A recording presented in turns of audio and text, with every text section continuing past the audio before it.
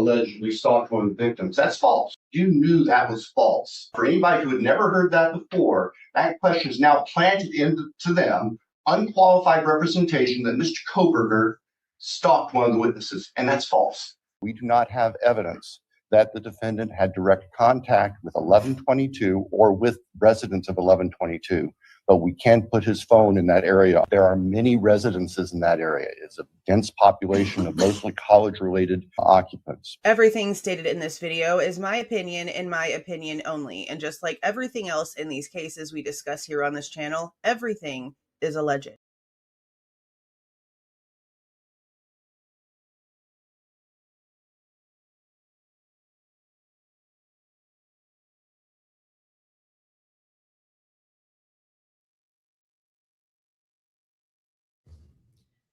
Hey guys, my dogs are freaking out right now because the grocery order just got here.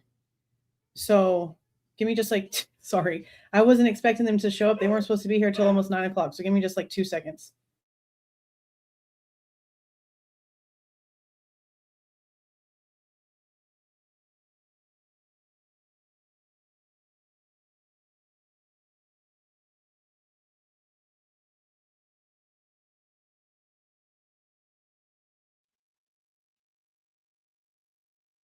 Well, I don't know how long they're going to whine. Can y'all hear them? Like, if y'all can't hear the dogs, then we can go ahead and continue. But I don't want y'all to hear them whining because they're probably going to start like super hella acting crazy here in about 2 seconds. Okay, I guess it's good. Okay, so we got Jack Sucor's interview from 11/17. Okay, good. So we ended up having to pay additional monies, which is how this has been going the entire time.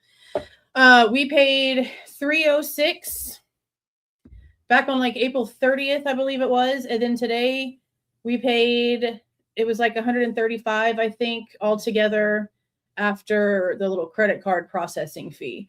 Now it was in 3 sections when I got it. So when we're going to do the live tonight, I'm going to post segment 1, or maybe I'll do it. I want to do it in the raw file the way that I did it before.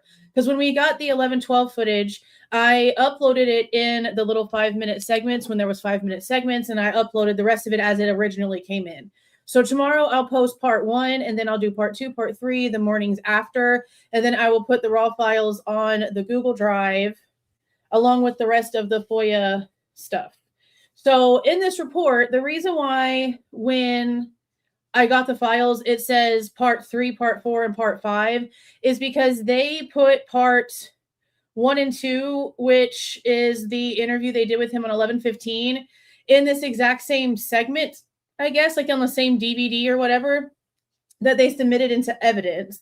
So between the 11/15 and the 11/17 interviews with Jack Sucor, there's 5 different segments. And I don't know why they're separated. She doesn't know why they're separated. She just knows she was given 3 different files to send me. So that's what she sent me. The first one was like 82 minutes. I think the second one was 39 minutes. The third one was 35 minutes. And so they all came together, and the total file is 2 hours and 37 minutes. So that's what we're going to be listening to tonight. Now, the reason why we did it this way, the reason why I decided to do it this way is because there's been so much discrepancy when it comes to this 11/17 call. And we were told by Olivia Goncalves over 3 years ago that the call was at 2:26 between Kaylee and Jack. And people want to argue, people that are even like pretending to be in the Goncalves camp argue because they don't pay attention to facts or what's actually said. So when this report came out, we were like, holy shit, do the math. That's 2:26. Then you do the 17 minutes, and then it starts with all of the back-to-back phone call times. It literally perfectly lines up.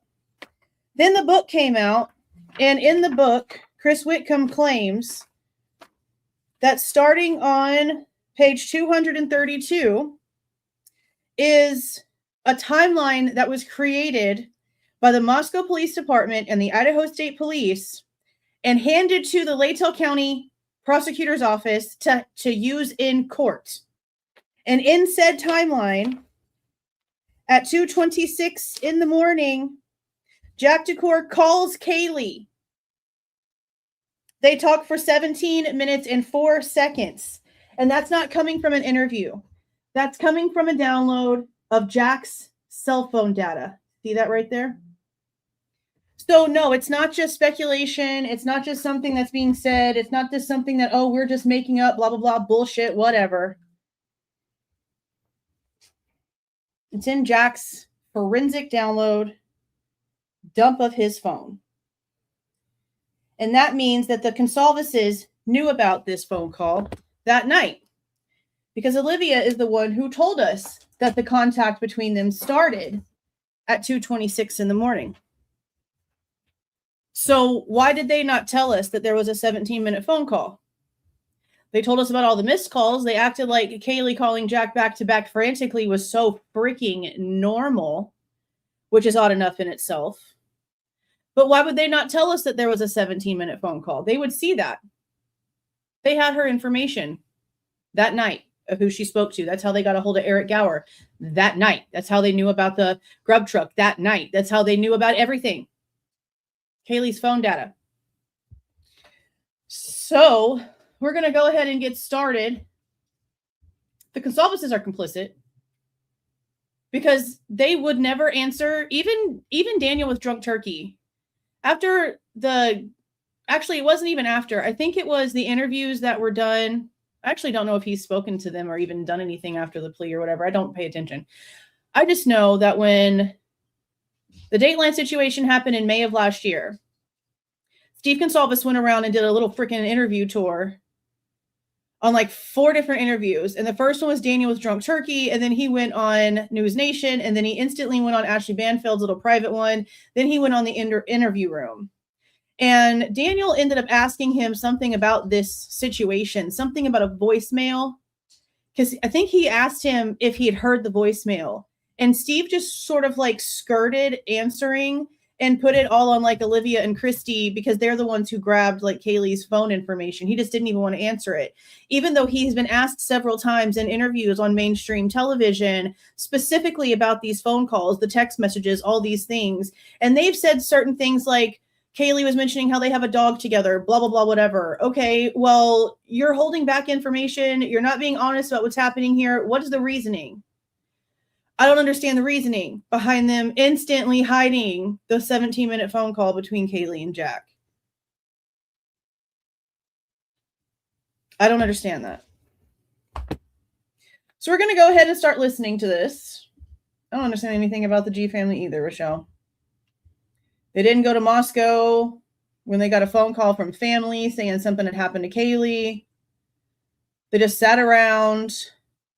They hid the fact that Steve Goncalves had went to the doctor in the wee early morning hours of that morning, the same morning that their daughter was murdered. And it was the first time in the entire relationship that they had been in, him and Christy, that he'd even been sick. Remember that shit coming out of Christy's mouth and shocking the hell out of literally everyone? Could not believe that we were hearing that he had been to a freaking hospital emergency room that morning. And it was the first time in their entire everything that he had been sick ever. Like that's crazy information. That is crazy freaking information. Okay, so I'm going to set this up like this. Maybe this is ugly. I don't really like this at all. I just know that there's nothing to watch, and I'm trying to get this to where it'll cooperate with me the best that it can so that I can see you guys, but also like still have this on the screen enough. It is Thursday, November 17th. No. Hold on. Pause. Okay. Let's just go ahead and get started, and I'll just mess with this as we go. Y'all ready? Because this is, again, 2 hours and 37 minutes, and I'm not going to be stopping a lot because I haven't listened to this. I don't have anything to debunk on this. We'll do it later. I want to hear this interview. So I am going to mention things whenever I feel the need to, but I don't know what's going to be going on. So let's just take a listen.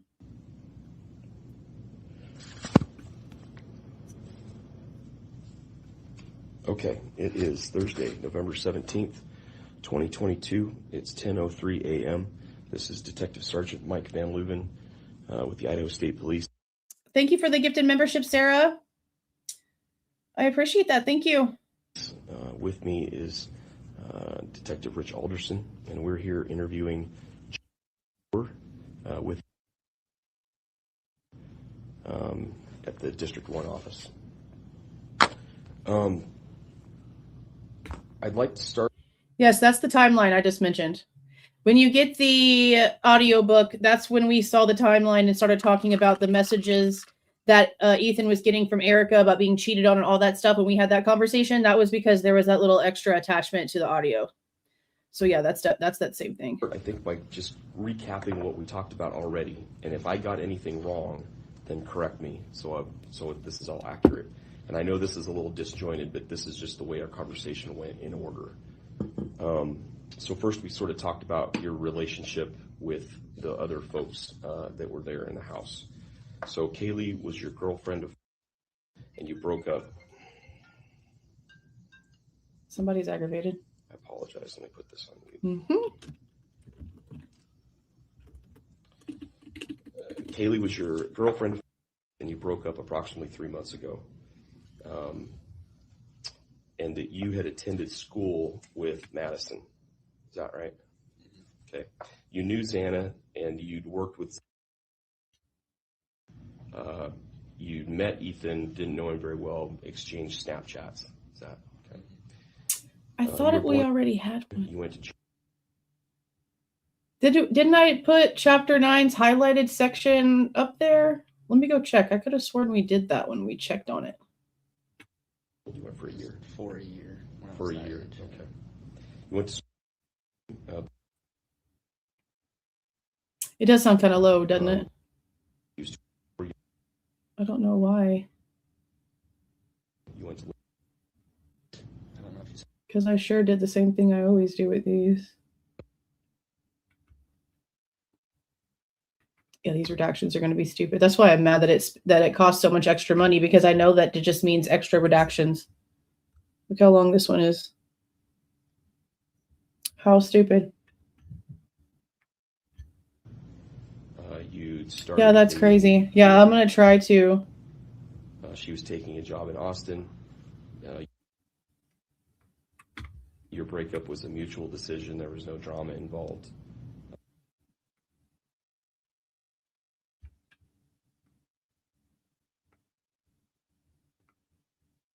Why are they choosing to mute this right here?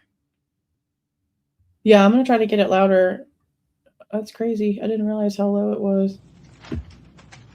I did the same thing I always do, just 100 to 200 and then download. Wow, how much of this is going to be redacted, bro? Like, honestly, how much of this is going to be redacted? Then we moved to the day that this happened, and you said you worked for the. You went to work on Saturday the 12th from about 2:20 p.m. and you got off at 10:30. You worked mostly in the kitchen. After that, you'd gone to the corner club and dropped off a pizza for your roommate. And then you went home after that. Your roommates, you live in a.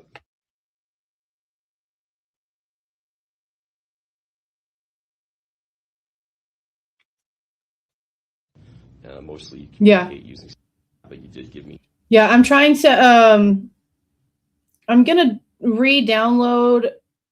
Like I put it back in my editor as it is, and then did the volume thing again, and I'm gonna re-download it now with like another extra boost to the volume. So we'll play this one until this one's done, and then we'll switch off at the timeline, and I'll make sure that I do something else to make it louder. I guess I have to run it through a couple of times to get it louder before I post the raw files. I didn't realize how freaking low this was. 3 of the 4 telephone numbers. But this is also a good point.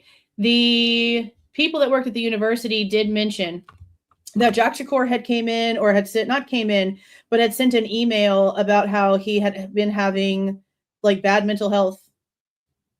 Like everything was pretty low for him. And that was before the crimes.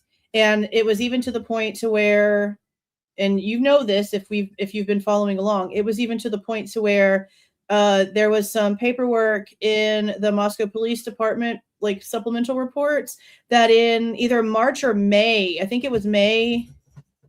Was it March or May? Whatever the hearing was, I think it was right after the grand hearing. But Brett Payne ended up like calling Jack Jakor and checking up on him and asking if he'd ever gotten any help like for his situation. And just like Jack denies the 17-minute phone call, he denies having a problem, even though the school handed the cops information about Jack having some problems before that because he was depressed. He was sad. Like this whole thing about them being mutual is interesting to me because I think that's just the rhetoric that everyone like wants people to believe so that they think that he doesn't have any sort of motive. But again, the whole point was that they were breaking up because she was supposed to be moving to Texas and they're going to be separate. There's no point. He's not going. She has her own plans. They're separate. They're going separate ways. And then here she is dating other guys to the point to where there's even like some emotions getting mixed in with one of them. So you have to look at the facts that were being told from the people surrounding these victims, their friends and Jack, everybody else to the actual facts here, because the Goncalveses have just put on this layer of Jack is just a friend. He loves her. Kaylee was just being a brat, not wanting to be with Jack. And that is Christy's word to Kaylee about Kaylee and the situation verbatim. And that's always bothered me, especially considering they didn't even get his damn fingerprints until right before the plea happened. How do you clear someone that you didn't even print? How do you clear someone that has literal motive, that has mental health issues that you're calling and checking on? How do you just clear that person without printing them first? Always found that very strange.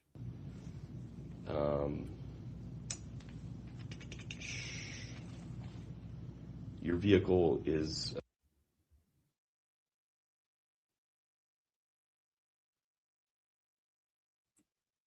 Came out of her mama's mouth.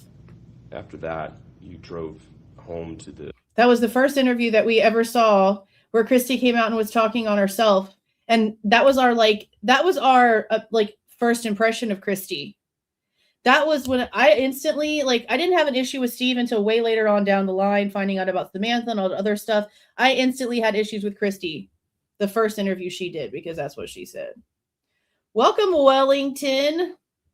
That's a cool username. Welcome, welcome, welcome. To where you stay, and nobody was downstairs, so you went upstairs. Your upstairs neighbors, all of your roommates are all. Is not one of the roommates. Wow. All these redactions. A friend. That's crazy.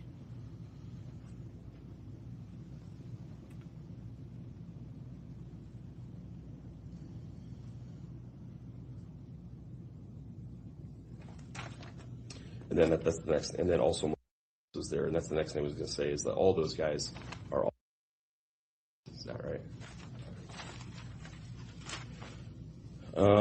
They said that they were going to go to the corner club. So you went downstairs, changed your sweatshirt. It's downloading. Got a beer, put some deodorant on, and you were waiting for your fraternity's sober driver to show up. And you don't remember who that person is, but you think that he was driving in. And you and Nate in that vehicle to the corner club. You arrived at the corner club approximately 11 p.m. The place was packed and there was a line outside, but your roommate and fraternity brother was working there. So I don't know why he didn't just have him reiterate the things that he's already said to him and then double checked what he already had written down instead of telling Jack what Jack's already said and asking Jack if it's okay. If the cop is saying it, I highly doubt that Jack would even mention if it was screwed up. It sounds like they're letting him hear the narrative that they have. I feel like this is the opposite of how they should have been doing this. He got you in. You got into a confrontation with a guy named who was because he was messing with one of your friends, pulling their hair or something like that. And stepped in and sort of told you to back off, and you and came to some sort of a peace and bought each other a shot at tequila. You saw Kaylee at the corner club. You don't know who she arrived with or who she left with. You don't know whether she got there first or you got there first. It was common to see Kaylee at the corner club. say one thing. Yep. As far as I know, just based off like the video from the grub truck and stuff, I believe that Kaylee and Maddie might have left the bar with just because they enter the camera, just them three together, and then he steps back as they go up to order, and then. It's so. And I want to talk more about him. Okay. That's definitely a topic of conversation today. But do you remember seeing at the Corner Club? I don't know. Did you know him enough that if he was there, you would have said, "Hey," I mean, could he have been there and you just wouldn't have noticed? I didn't even know his name until I recognized the kid in the video, and I sent that screenshot to a friend, and they said, "Yeah, I believe that's." And then I looked up his name, and I kind of put the faces to match, and that's how I got that. But I probably wouldn't have even noticed or like thought of anything if I did lay eyes on him there. Because you didn't know him? No, not really. Okay. So well, let's wait for that, because I want to talk about him. But let's finish this recap first. Girls that were friends of Kaylee's that you did remember seeing at the bar with her were coincidentally was a girlfriend of. Were those three all? Yeah. Okay. I asked what you talked about with Kaylee. You said hi, and you talked about the tussle you got in with, and that you left the Corner Club about 1 a.m. In total, you'd had before getting there. These redactions are so disgusting. Like, seriously. You went outside, and your sober driver, who was the freshman from your house, he'd gotten pulled over by the police. And you went outside, and your sober driver, who was the freshman, cops were there. So you held back with some of your friends and called for a ride to your chapter. Said that the freshman could be done for the night, and he drove himself and came and picked you up. And it was you and I'm not sure whether those were the ones that he picked up or those were the ones that you hung out with when you got back to your house. Those are the ones that I hung out with when I was back in my house. Do you remember who picked you when picked you up? Who was in the car? I'm fairly. Okay, so I just noticed something. I just clicked over on YouTube real quick because I wanted to go and like share the link to Facebook and whatnot. And as soon as I did, it says something about Pete TEB-02 sent flow state, like a little like gift thing. I don't see that back here on StreamYard. Like I don't have a notification at all for Pete doing, whoever Pete is doing anything over here. I only have Sarah and I have Wellington. So if I wouldn't have just looked over here, to see this little flow state thing, I would have never even known that somebody had done that. I wonder why in the world StreamYard doesn't give me that notification. See, y'all can see it. See, if I would not have just switched over, I would have never even seen that. I'm going to have to get my second monitor together because I'm obviously like missing some things. And I honestly don't know what the hell that even means. I don't know what the flow state thing is. I've never seen that before in my life. It looks like, I don't know. It says Pete TEB-02 sent flow state for 200 joules, and it says flow state. I don't even know what that is, guys. That's crazy. See, I've never seen that before. If I wouldn't have looked over here, I'd have never seen that. I'm going to have to fix this. That's crazy. How many people have sent me stuff that way and I never saw it and they just think that I'm ignoring them because StreamYard doesn't give me those notifications. That's annoying. Okay, let's go back. Certain that was, but That's I annoying. can't be sure about anyone else. Okay. So when you came back to the house and you hung out with your friends, See, I don't said see you had this urge high to five throw on up, you StreamYard, tried, but I you see it couldn't. when I look over You here. had a couple. I see a high five from Low 69 me, and then another one from Alice Face and a high five. That's crazy. I can't see that And so stuff. you went into your room and shut the door and you fell asleep. StreamYard, I need a different system. And that you Yeah, woke about that's 11:30. Calypso.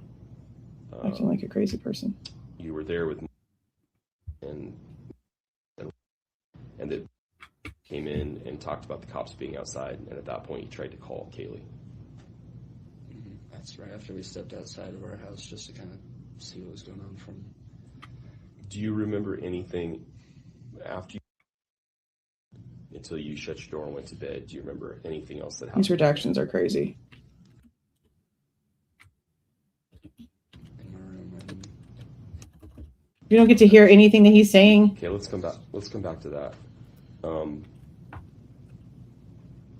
You said Kaylee moved into the house where she was at the beginning of the summer, and it was the first time that she'd ever lived there. yeah, Then you drew the sketch of the apartment that we talked about, and you identified the other roommates as. Or I don't know, but I'm not sure either. and that you remember that Kaylee's old told you that and were together when the event happened. So we talked about other people that were there. You walked down the street and you said, but you didn't know if it was a of Ethan's or not. But that you identified as, and you think that he was the one that called 911.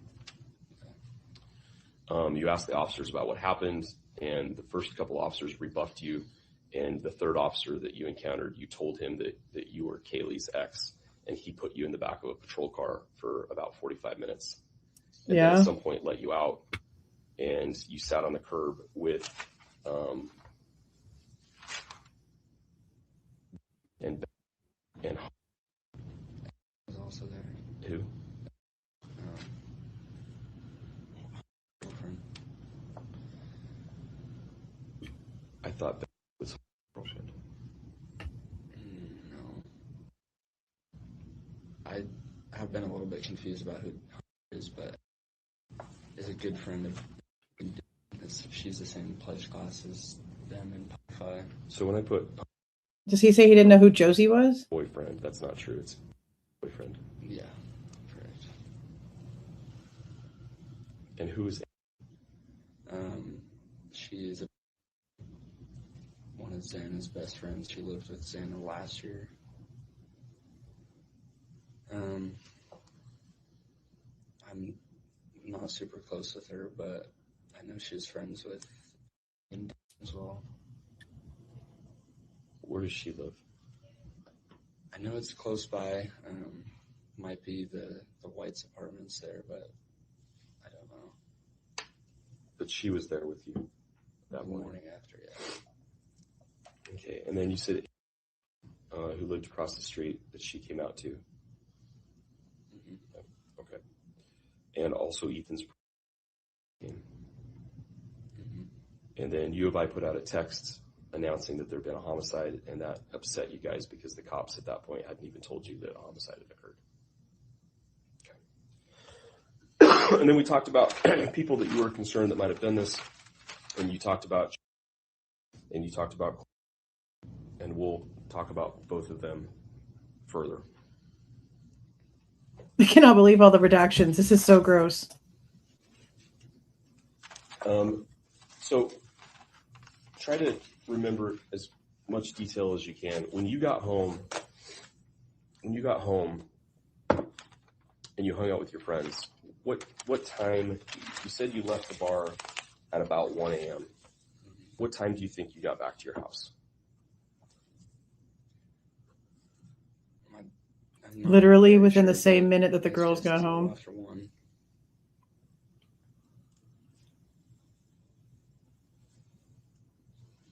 And who all was there exactly? I thought maybe he was trying. He said Connor. That was with you. Yeah, I'm downloading another version where I've tried to get it louder, but it's taking a minute to download because we're on stream. And what are you hanging out with them? So he got home literally within like the same minute, within a minute. So you see Eric Gower's car apparently pulling in and it's dropping off the girls. And as Eric Gower is going to leave and going to the stop sign, the vehicle with Peyton Rossi in it that's driving Jack Dukor and his other roommate, I think, right? Yeah, like his other roommate, pulls in.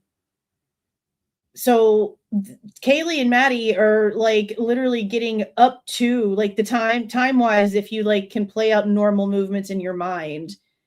They're like just getting to the front door as Jack Dukor is like pulling in, all within just a few seconds. So even though they left the corner club at different times and the girls ended up walking with Jack to the grub truck and all this other stuff ended up happening, they literally got home within 1 minute of each other. Crazy. Look like, were you sitting down on a couch watching TV or? Yeah, we kind of have 2 living rooms, one in the main floor, one in the basement, and my bedroom's on the main floor right next to that living room. And sat on these couches for a few minutes. I think it was probably about 10-15 minutes between the time I got home from when I went to bed. No, because that would be like around 2:15, and we know now that you were on the phone at 2:26 with Kaylee.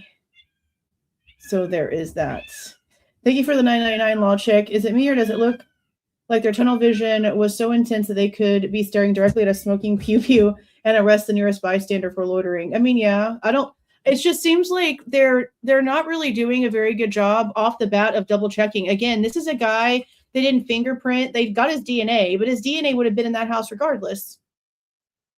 Especially on Kaylee, because they met up that day, that like they saw each other at the corner club.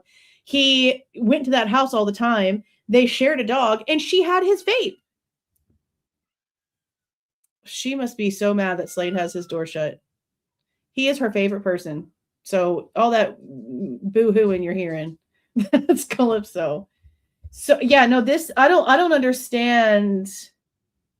I don't understand the hand holding here.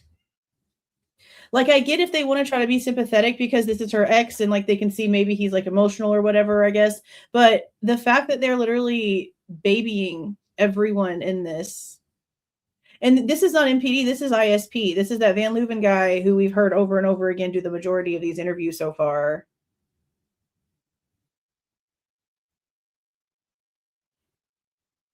And again, Jack gave the Goncalveses the 11-12 footage like that night. Like he was able to go and get access from the girls at the house and give it to them. Steve Goncalves tells that to Brad. He had the footage like day one.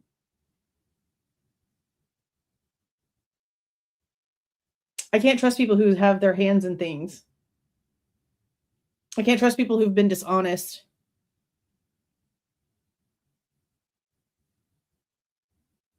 The 17-minute phone call is interesting. He can remember basically like everything else.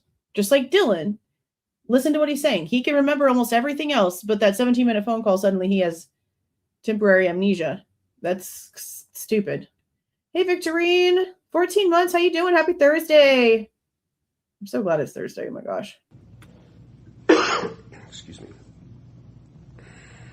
Okay, so you'd had some to drink.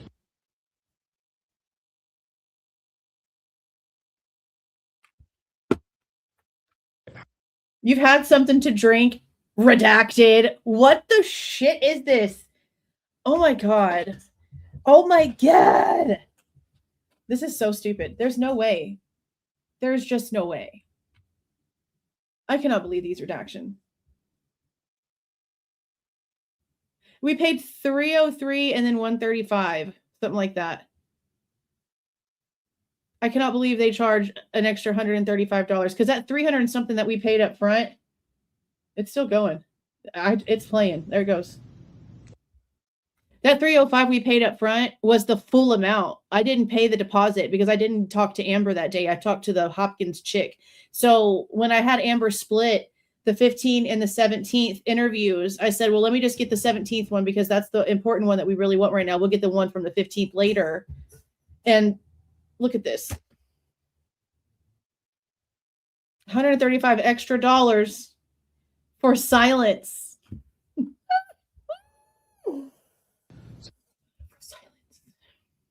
Oh my God, guys. Is it going to say something now? Unbelievable. I should have listened to this and got rid of all this shit, but I'm glad that we're hearing how dumb. The other copy still has more time to download. This is so pathetic. And then there's finally sound and no one's talking. Hey, Miss Lindy. How you doing? Oh my God, it's still quiet. Okay, so a little after 1, 10 to 15 minutes. So what time do you think that you finally went into your bedroom, shut the door, and went to bed? A little after 1, 10 to 15 minutes. That is so an hour off. That is a complete hour off of the timeline. He just took his word for it. Like, they're going to confront him in this interview with a 17-minute phone call because they have his download information. But at this point, he's just taking what he says and just going with it after 15,000 hours of silence. That's crazy. 1:20 would be my best guess. 1:20. No, sir, you were still at the club at 1:20. Did you have any contact with anybody else that you recall after that until you woke up the next morning? No. Do you remember Kaylee calling you or texting you? No, he said no memory of that. Okay, so last night they sent me printouts from Here it comes. your phone. You said you missed calls. Yeah, I had when I woke up, this was even after I found out about, like, after everything happened, I noticed my phone had, I think, 4 missed FaceTime calls from Kaylee and 3 missed calls from Maddie, along with, I think, 2 more missed calls from Kaylee, so 7 calls from Kaylee and 3 from Maddie. I'm sorry. Say that one more time. How many? 7 missed calls from Kaylee and 3 from Maddie. 4 of Kaylee's were a FaceTime. 7 from Kaylee and 3 from Maddie. Which So 4 she of the was- calls from Kaylee were FaceTime calls. So she was trying to call, and she was trying to FaceTime call, both phone and video call. And none of them from Maddie were FaceTime. They were all just normal calls. Yeah. Okay. Is that normal for y'all to communicate via FaceTime or phone, or what's the preferred method? Kaylee would call me off the hook quite often. Call me off the it's hook. Not normal for Maddie just to call me, especially 3 times in the middle of the night. But yeah, I mean, Kaylee has called me in the past when, like, she's like walking home and she's just like feels like she's being followed or something. She'll just like give me a call and just like want to have someone on the phone. Okay. Did you and Kaylee have any sort of an argument? Hey, Blue Bird. Thank you for Or being was here. there any dispute? Hey there, You Brandy. Thank you for caring about the truth and being here too. Yeah, that's what they said. But that's odd. I don't know. I feel like it's just something they're trying to say to make it seem normal to take the heat off of Jack, and I just don't trust anything. So I want to Yeah. these out. And there's 2. Yes. So that's like literally, literally the math. Okay. At 2:26 in the morning, there's a 17-minute and 4-second phone call. You take 26, get the little calculator out. You take 26 and you add 17, and that's 43. And the calls where they become no longer answered start at 2:43. So it's as if there was an argument. And maybe Jack hung up the phone. And then Kaylee started calling back to back to back to back to back because she had been drinking. They were maybe arguing, and she was not done talking. I've done that. I got something to say. We're going to keep on keeping on, broski, until you hear me. Been there. But that's the math. There was a 17-minute and 4-second phone call. Then back to back to back missed calls. The math maths. This is like the only freaking thing in this case where the math actually does math. Holy shit. Sets of records here. There's one, our phone calls coming in from Kaylee, and one, our text messages coming in from Kaylee. I want to read the damn messages. Oh my God, I want to read the messages so bad. So it'll prove everybody's point. Point your attention to this one, which is 11/13/2022 at 2:26 a.m. And there's a call that's it's 16.88 minutes, so almost 17 minutes in duration, which was an answered call. So I guess the 17 minute and 4 seconds in here is like the total time with the ringing, maybe, but that wouldn't make sense. No, it would make sense because Jack calls Kaylee. So if she doesn't answer for like the first 2 rings or so, like a normal call, then I guess that would make the 16.88 go to 17.04. Yeah, that makes sense. 6 a.m. And there's a call that's it's 16.88 minutes, so almost 17 minutes in duration, which was an answered call. Do you recall that call? No shit. Is it a call from her? Yeah.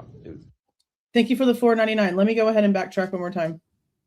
In 2022 at 2:26 a.m. And there's a call that's it's 16.88 minutes, so almost 17 minutes in duration, which was an answered call. Do you recall that call? I do not. She did. Is it a call from her? Yeah. It's What time was that? He just said yes, it was a call from her, but this phone thing says Jack called her. It's the very top one. It says it was at 2:26. It was an answered telephone call, and it went on for almost 17 minutes. So do you recall that phone call? I do not. So he's saying he doesn't. Okay. Home Dude just said yes when Jack said, is it a call from her? But the phone thing in here says Jack D calls Kaylee and they talk for blah, blah, blah, whatever. So either Home Dude just saying yeah because he's not paying attention, or there's some discrepancy somewhere. But this is the timeline that was apparently handed over to the freaking prosecutor's office. I've requested this specific timeline, so we'll see if I get it. Probably won't. They're probably going to consider it something else because it's for the courts. They're doing it by tenths. They're using like a clock in, clock out minute system, it seems like, when it comes to minutes, I guess.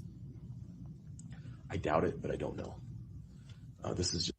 I'll go back and see what he said. It was an answered telephone call, and it went on for almost 17 minutes.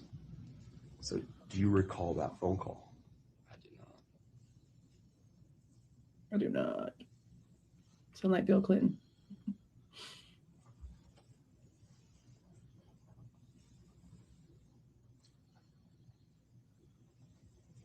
Is there audio from that? I doubt it, but I don't know. This is just, they just emailed. Is there audio from that? So does he somehow think his phone call was recorded for some reason? Is there audio from that? Is there audio from I doubt it, but I don't know. Oh, interesting. This is just, they just emailed this to me and said, ask him about this. So. Does it say if it was FaceTime or if it was a regular phone call? Can you tell? Yeah, it says, if you look here, it says, if it's a FaceTime, it says FaceTime. They need to just release the records. It's just phone. So it looks like it was a phone call that was answered. 2:26 went on for that many seconds.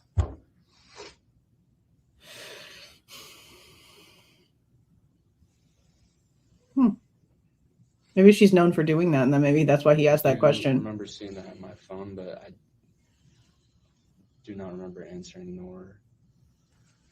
So let me ask you again.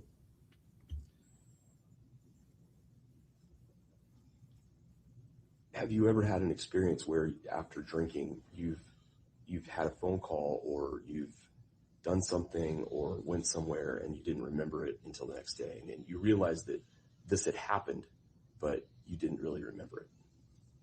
No, I've never had something. Basically, are you Dylan? That's what he's asking him. What the shit? Did you sleepwalk in your drunken stupor and murder your girlfriend and her roommate? Is basically what he just asked him in a very, I'm going to baby you and hold your hand type way is what just happened here. Holy wow. Okay. Have you ever had an experience where after drinking, Yeah. you've Puffy had a phone ones. call or Unibrows. done something or went somewhere and you didn't remember it until the next day, and then you realized that this had happened, but you didn't really remember it? No, I've never had something like that. So this phone call, that's what I'm trying to get at, is could you have answered the call and maybe didn't really have a conversation and just set the phone down, and it went on until Kaylee or somebody hung up or you hung up? I mean, how do we explain this, I guess is what I'm asking. How you just... Is he literally like giving him a way to, he's literally giving him a way to make an excuse. This is not the person that needs to be doing these interviews. This is why we need to hear the freaking FBI interviews with these people. Because there's no way. This is horrible. This is horrible. Conversation and just set the phone down, and it went on until Kaylee or somebody hung up or you hung up. I mean, how do we explain this, I guess is what I'm asking. How you just explained it is my best guess of what went happen. Or I thought it was like an alarm or something and just smashed my side button on my phone. For 17 minutes, an alarm. Again, he got home within the same minute that the girls got home, around 1:57. If he hung out in his room with his roommates for 15, 20 minutes, that's like the 2:15, 2:20 mark. The damn phone call is 6 minutes after that. Home dude was not asleep. He wasn't even that freaking out of it. Obviously. He can remember everything else. I cannot believe the leading here.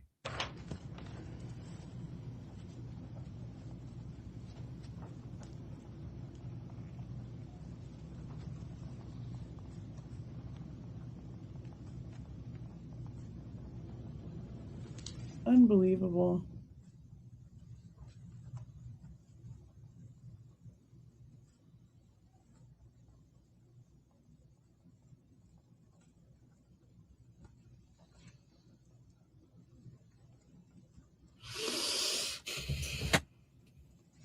That's another thing. She lived right there. Don't you think that if he would have answered the damn phone and then just like there was silence, that she wouldn't have marched her ass over there and banged on the door? I would have. I would have. And she's in her own freaking neighborhood. She just has to walk right there. Yeah, why wouldn't you have? There's no way that she would have just sat there on the damn line for 17 minutes listening to the freaking static without taking 45 seconds to march her butt to that front door and knock on it. There's no way. I cannot believe the bullshit. It's like she had to drive across town. All she had to do was walk. Dumb. This is stupid. The second group here are text messages. I want to see these so bad. So bad.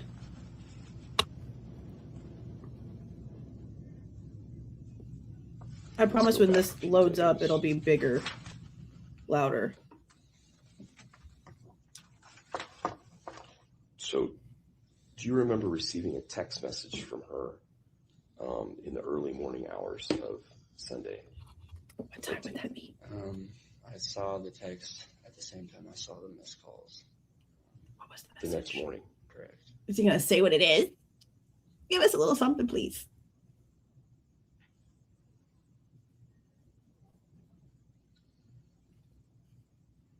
I'd have marched my butt over there with my dog. This shows. And what was the subject matter contents of that text that you recall? Do you not have them? And she told me I can come get it.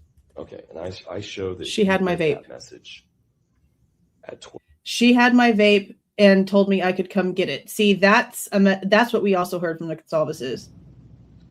I hate how quiet this is. Okay, so this shows. And what was the subject matter contents of that text that you recall? She had my vape, and she told me I can come get it. Okay, and I show that you read that message at 12:44 p.m. on the 13th, so just after noon the next day. Is that? That's when I saw the phone calls too.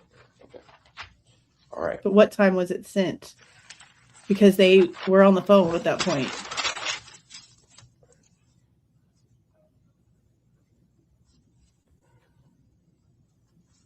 Yes. The vape was there, apparently. Mm-hmm. And why would you take it with you if you know that there's messages telling you that it's there and you went over there and did something stupid? Why would you not? Why would you take it? You would leave it. Okay. Let's go back. Anything else you want to cover? Okay. Mm-hmm. Right there. Yeah, right there. Thanks for being in here. Thanks for caring about this case. And I'm going to continue focusing on you a little bit here. Mm-hmm. It was on the bed, wasn't it, guys? Like, I'll go pull up some documents and check, but I'm pretty sure we heard that it was like with her, wasn't it? I want to say it was with her. I'm gonna verify though, but I'm pretty sure that's what I remember. Yeah. Yeah. Yep. On the bed. Yep. So if you know that you have messages or a conversation about a vape of yours being there, and you know that that's going to be something that people can say, oh, then he had a reason to go. If you did go, why would you take it? You know what I mean? Just saying.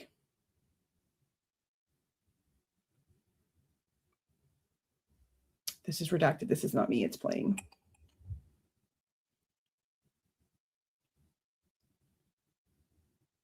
In the bed. Yeah. That's what I thought.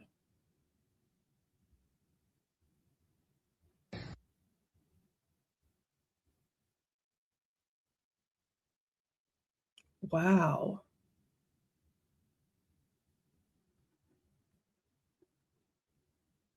No, that's the problem.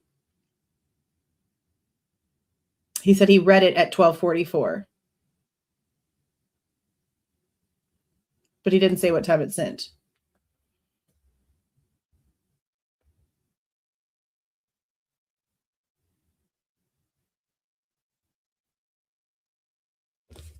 I know it's playing, right? Like, I don't have it. It's going. Wow. Okay. This is crazy. What did he even ask before it did that?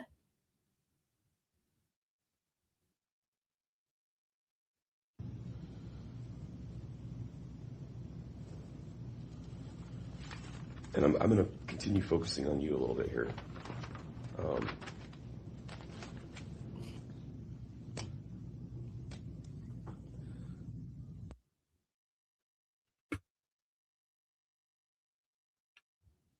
I'm going to continue focusing on you a little bit here. Silence. Holy shit.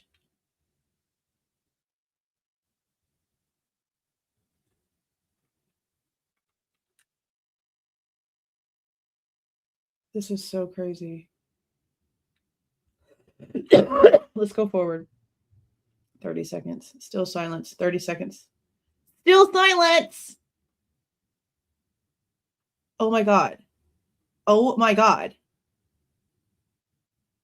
That's like 3 minutes worth of silence now that we've skipped over. Bruh. Do you have any knives? Do you have any possible that you? Now I need to see. We'll do it just as fast. God, that's a lot. All right, let's see where the last time the sound was.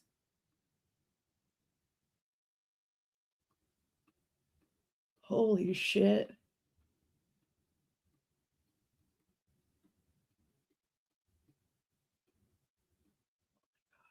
Where is it?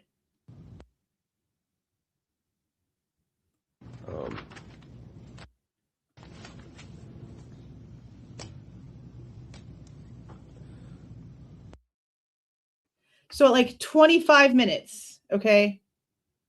25 minutes, and now we're going to skip ahead, and the skip ahead button is for 30 seconds. So let's see how many times we have to press it before we actually hear anything. 1, 2, 3, 4, 5, 6, 7, 8, 9, 10, 11, 12, 13, 14, 15, 16. Do you Over 8 minutes of freaking silence.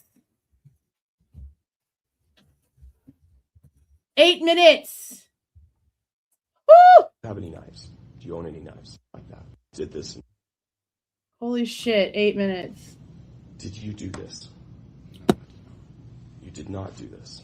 Did you do this? Yeah, Is it he just possible that you asked did him this? straight up. Did you do this? No, I did not. You did not do this. I did not do this. Is it possible that you did this and you don't remember because you were drunk? When you woke up the next day, were there any signs on your body? Was there blood on your body, blood on your clothes, anything like that? Okay.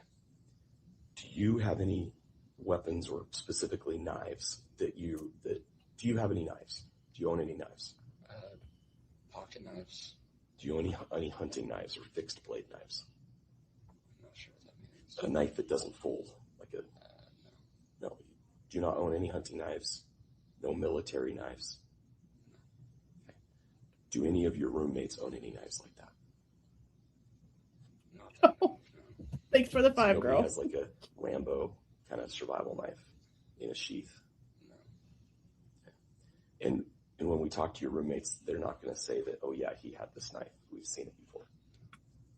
Holy shit, Molly.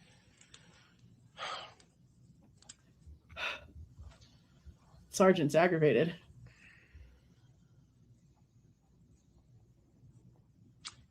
Were you aware of anyone in the home that owned a hunting knife or fixed blade knife, or their weapons in the home?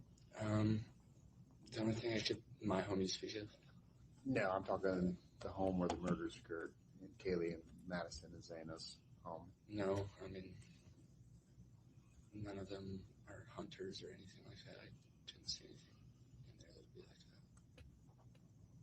This whispering is so bad. Somebody couldn't have come in and seen, like, oh, here's a knife. Like, they wouldn't have had any weapons laying around the I house, mean, did they? I can't Dan shoot a Leuven. knife, but Right. Van Leuven and somebody else. Let me look. Okay.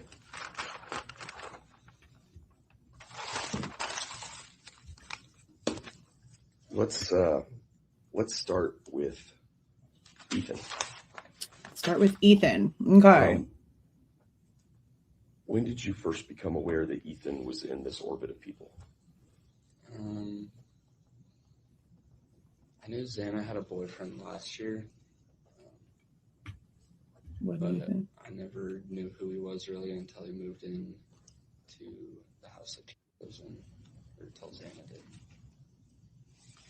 But he wasn't living there, right? He was still living his. Yeah. But he was coming over a lot. I think he stayed there most nights.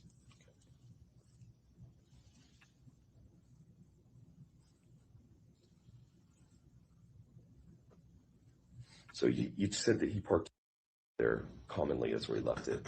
When did that start? When the school year started, because Xana lived in the house for the last month or so.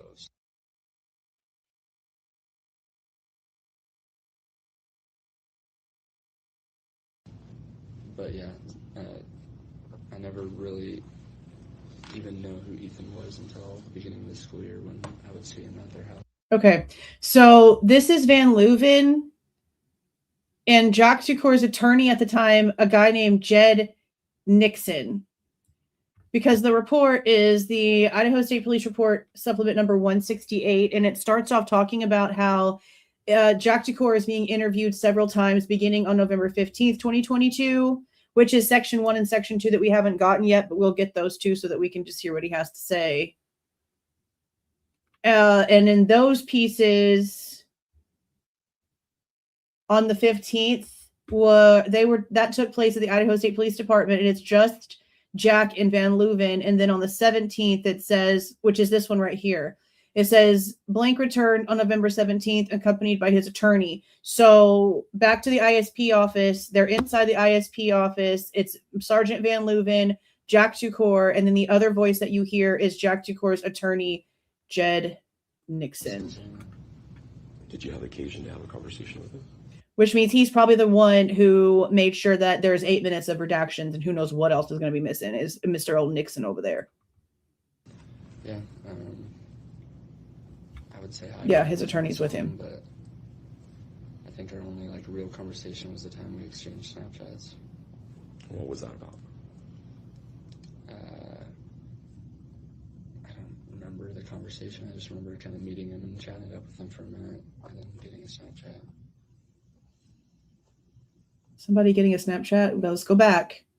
Saw him, but I think our only like real conversation was the time we exchanged Snapchats. What was that about? I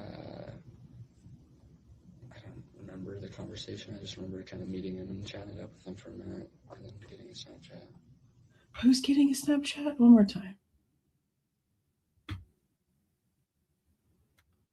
don't understand. What are you talking about? But yeah, I never really even know who Ethan was until the beginning of the school year when I would see him at their house at Xana. Did you have occasion to have a conversation with him? Yeah, I would say hi to him every time I saw him, but I think our only like real conversation was the time we exchanged Snapchats. What was that about? Him and Ethan?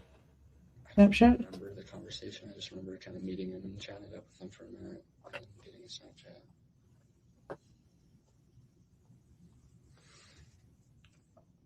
What kind of impression did you get of him as a person? Seemed like a really nice. I don't have any requests to get in. I changed the settings where I have to approve it. Like, I'm going to approve all of them, but because of certain things going on and information just being used in certain places, things that we have discussed here, I am going to accept all of them. So it should be the master should let you have full access to the entire file. That's why the one that I have shared is the main folder file for the Idaho v. Kohberger folder itself. It's not for like each individual one. It should give you access to the entire thing. So there's the link for that one. But all I do is go in and approve it. I just want to make sure that I can like keep track of stuff better. But everything should be working fine.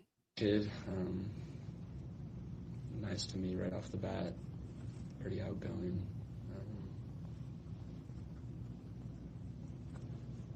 Yeah, similar personality to Xana.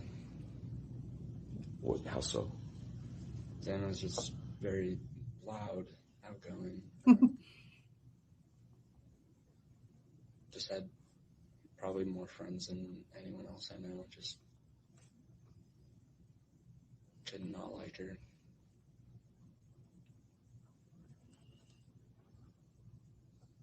And you refer to him as a kid. I just find that interesting because you're a very young man yourself. Was Yeah. he was that an indication of just like his attitude, or just because he's not a small guy, as I understand? He was. Yeah. No, he's not. I mean, he is a freshman, and I don't know if that's why I said that, but Yeah. Okay. I'm no just curious. specific Hmm. reason. That makes sense. Does it? Did you ever know him to have any problems with other people? No. With any problems with? I've never heard of anything, no.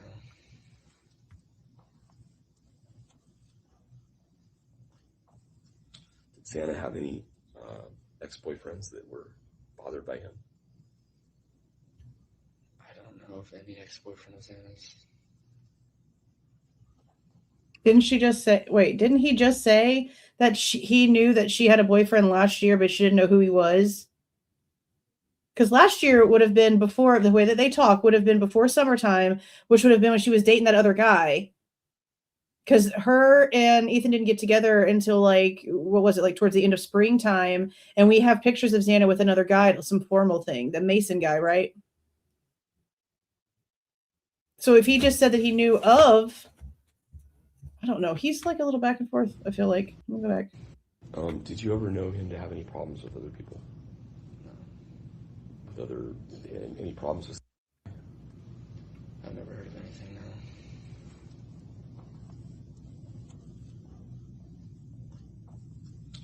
Xana have any ex-boyfriends that were bothered by him? I don't know if any ex-boyfriend of Xana's.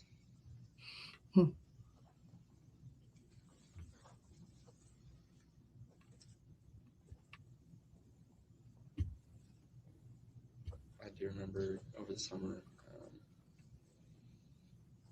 Xana invited Kaylee and I to go on his boat. I think. So they hung out over the summer. Is that this? Him and Ethan. So, yeah. I don't know. Further north. At the lake. Did Kaylee go on that trip? I don't think she ended up going there. So it was just Xana, Ethan, and Jack hanging out then without Kaylee? Is how I'm understanding that?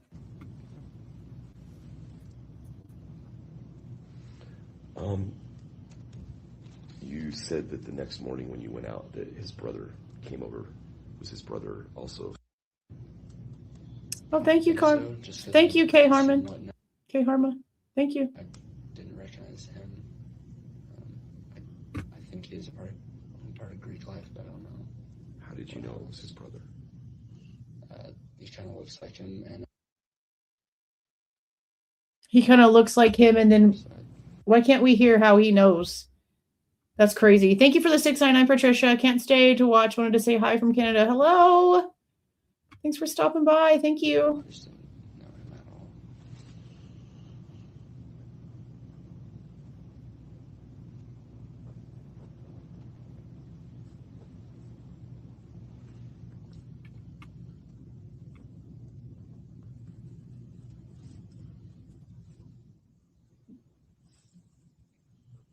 I can't believe how much they're taking away. You can think of.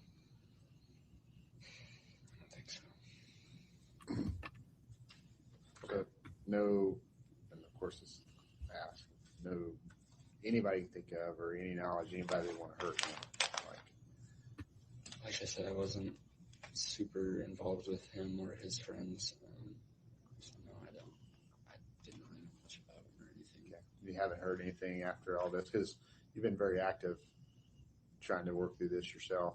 Have you heard any rumblings or have you heard anything from anybody else of somebody that didn't like him? No, I haven't. Okay, let's talk about Xana. Okay, let's talk about Xana. How long have you known her? I've known of her since high school. I remember picking Kaylee up from a house party at her house in high school once. High school? So Jack knew Xana in high school? That's like new. That's new information to me. I remember picking Kaylee up from a house party at her house in high school once. I feel like I didn't know that. I didn't know that.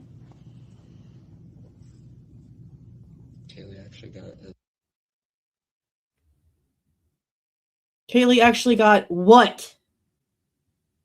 Regarding Xana. Why can't we hear that? Are you a police officer? Yeah, you're. I don't do college jobs. I didn't go to normal. I thought she went to Kaylee got- Arizona too. Yeah. But I don't know when they moved. After leaving the party, and I think someone was hiding around the corner and saw that Kaylee left the party and pulled me over. Oh, they pulled you over and she was in the car with you. Okay. What the frick is being said here? God, why did they let him talk so low into this damn mic? You can't even hear him. Are you a police officer? Yeah, you're. I don't do college. Yeah, that doesn't really make a lot of sense now, does it? He's asking about Xana.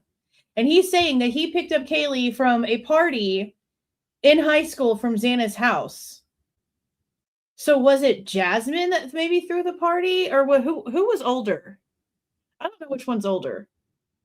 But I thought everything about them was in Arizona. So that is a bit odd. I'm very confused, right? She did go to high school in Idaho? Okay, so then she was near Coeur d'Alene in high school. So maybe it was a party that Jasmine was having, since they're a little bit older. Interesting. I did not know that they knew each other prior to college. That's definitely new information for me.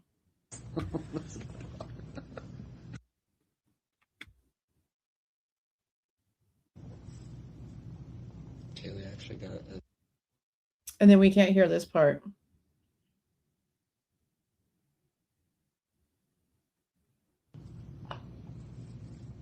Are you a police officer? Yeah, you're a cop. I don't do college. I didn't go to normal college. Kaylee got it. Yeah.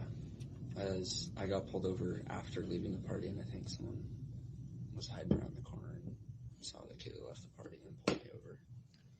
Oh, they pulled you over and she was in the car with you. Okay. I don't understand what they're asking. Maybe this was a high school thing. Where was her house that you? Where was this at?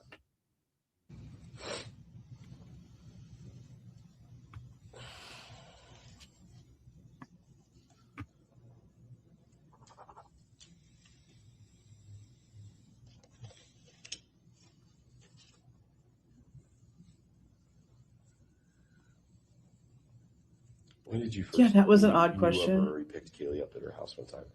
When did you first, start Okay. seeing her or talking to her, Huh. having contact with her?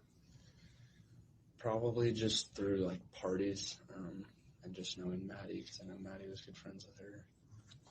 In high school or college? College. I can't remember like the first time ever meeting her, but we knew of each other for a while. Then really only like we're friends really. And once Kaylee and Xana moved in together. Had Xana been a roommate of Kaylee's before this year? And Kaylee hadn't lived in that house before until this year. The only one who had lived there last year is Maddie. Maddie had lived in that house last year. Yeah. She's like the only one, I think, really.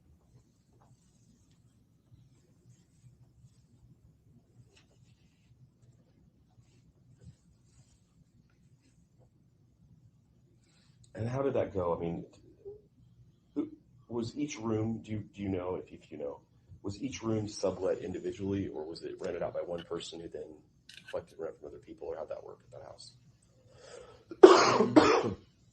I know it's through, which is the same property management Team Idaho. I read through. I actually remember talking to Kaylee about this over summer because she wanted to.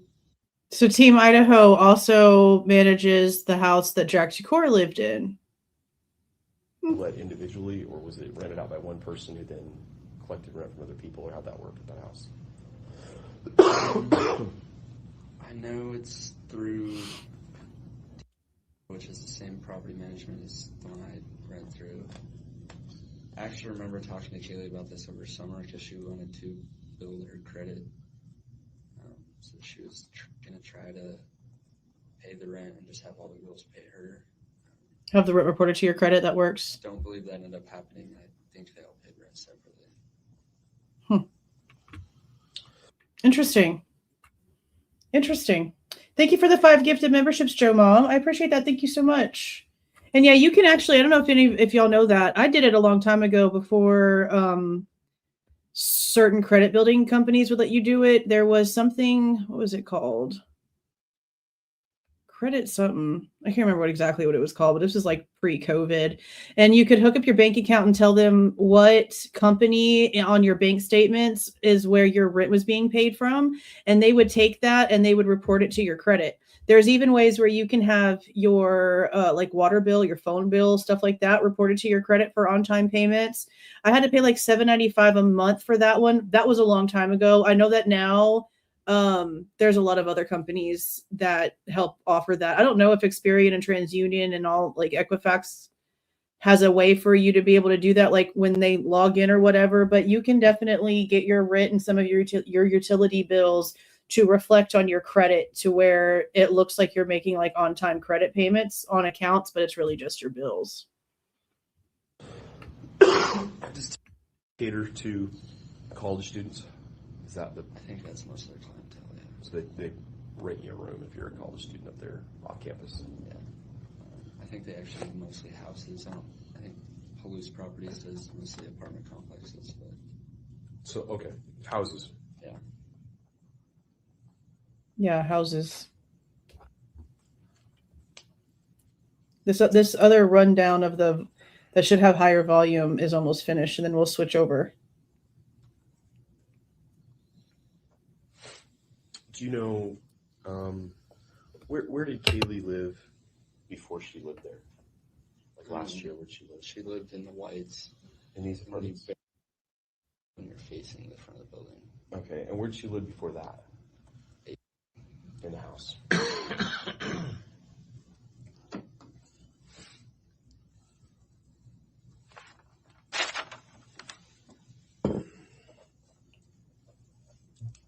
Just no answer? Did he not answer the question? You're facing the front of the building. Okay, and where'd she live before that? In the house.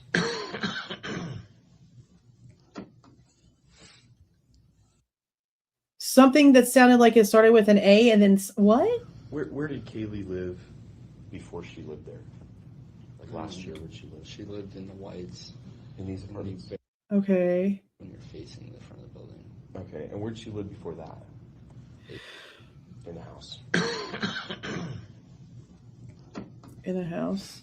A5. Okay, yeah, in the sorority house.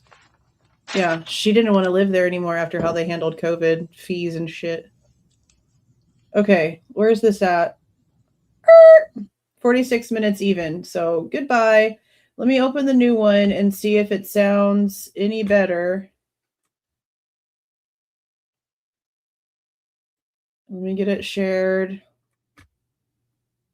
And we'll get it started. It sounds louder. Y'all haven't heard it yet, but to me it sounds louder. Let me get it where it needs to go. 46. Okay. This sounds better already, just from like me barely even being able to hear it. Oh no. So it should be better. Now Van Leuven might sound a little bit louder than he needs to.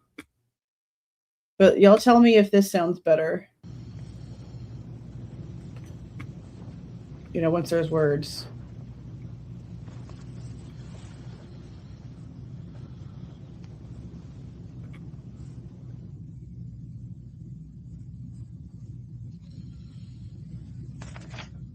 Who do you think Kaylee's best friend is? Maddie. It's still pretty low.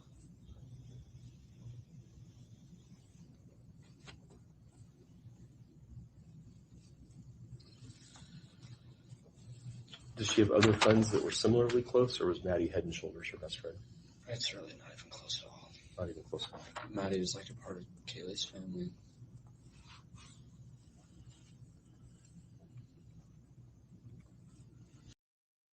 Oh shit. I pressed the wrong thing. Hold on, guys.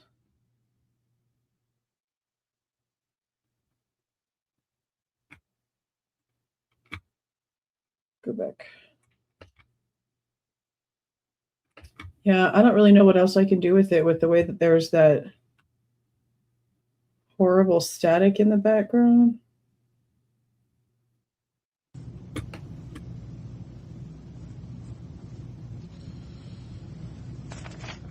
Who do you think Kaylee's best friend is? Maddie.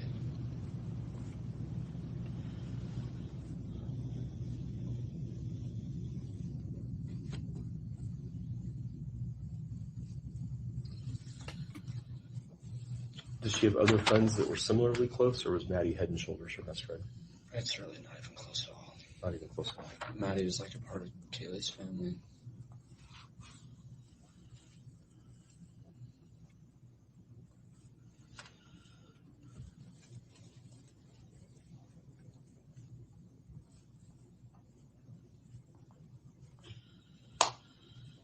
what was Maddie's take on you and Kaylee? What was Maddie's take on you and Kaylee breaking up and it goes freaking silent?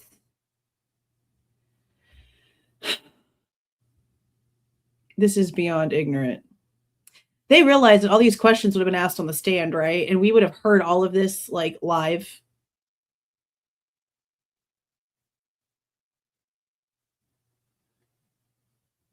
Why are we not allowed to hear Maddie's opinion on the breakup? That's crazy. That's crazy.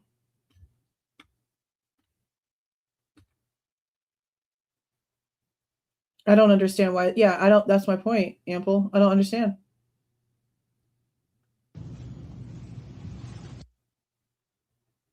Like, we've gotten like zero information from this shit. Like, this is so bad. I'm going to mess with this a lot because I'm bored with all this damn silence. So I'm just going to mess with how this looks on the screen over and over and over and over and over. This is so bad.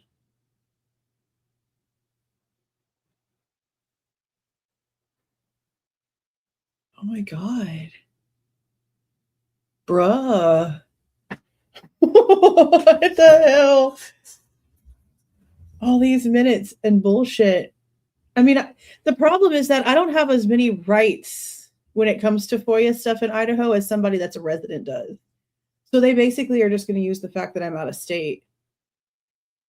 And what's crazy, and it's still playing. I'm just going to run my mouth as it's still playing. What's crazy is that I've asked them I'm going to have to re-ask, but I've asked her, is there not like a ledger that says, you know, you're not going to obviously tell me what's being redacted, but there should be something that gives you like a list. Because how does the city attorney know what to check for if the city attorney is not told what redaction should have been made? How does the redactor know what to redact if there's not a list being put together by the detective and the people that are looking at it to see what needs to be redacted? There has to be some sort of Excel spreadsheet or word list or email or something that they use. And I'm just told no.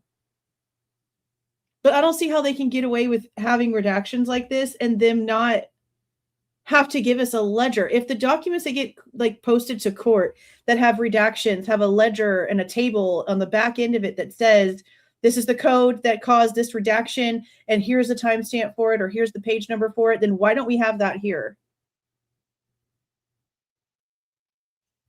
This is so stupid. They can get away with it because they're not giving me a bit-by-bit timeline. That's why they can do it. Let's see what she told me about the breakdown for this. This is still going, y'all. Oh my God.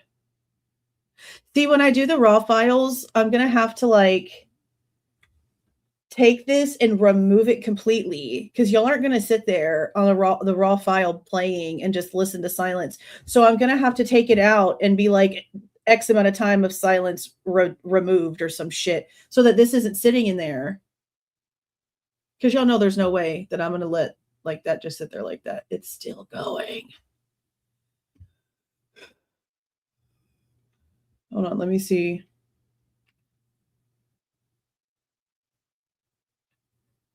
The breakdown she gave me. Do I have a breakdown of this shit?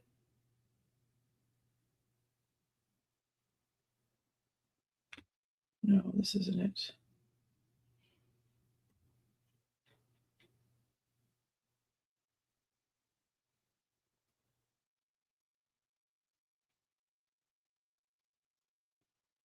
It is still playing. Holy shit, that's wild as hell.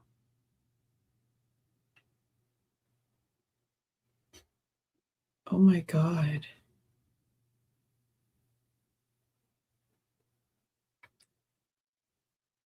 It's still going, y'all. Okay, let me read this because if I switch it over and it starts playing, you won't hear it. So it says,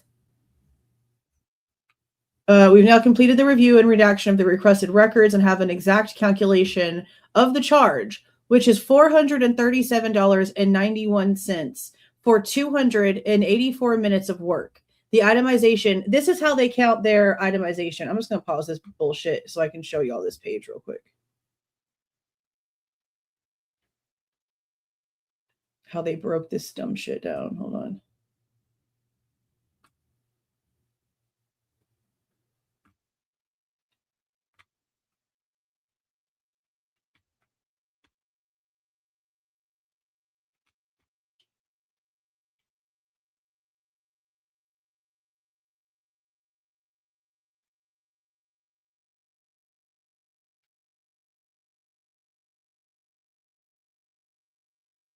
Can y'all see that, or do I have to move stuff?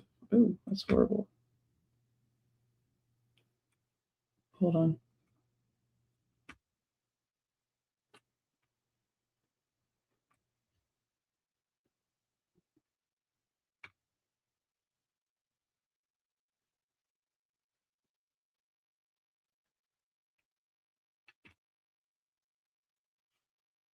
Yeah, so they originally told me it was going to be 193 minutes of staff time, and that's when we paid the $305.86 on April 30th.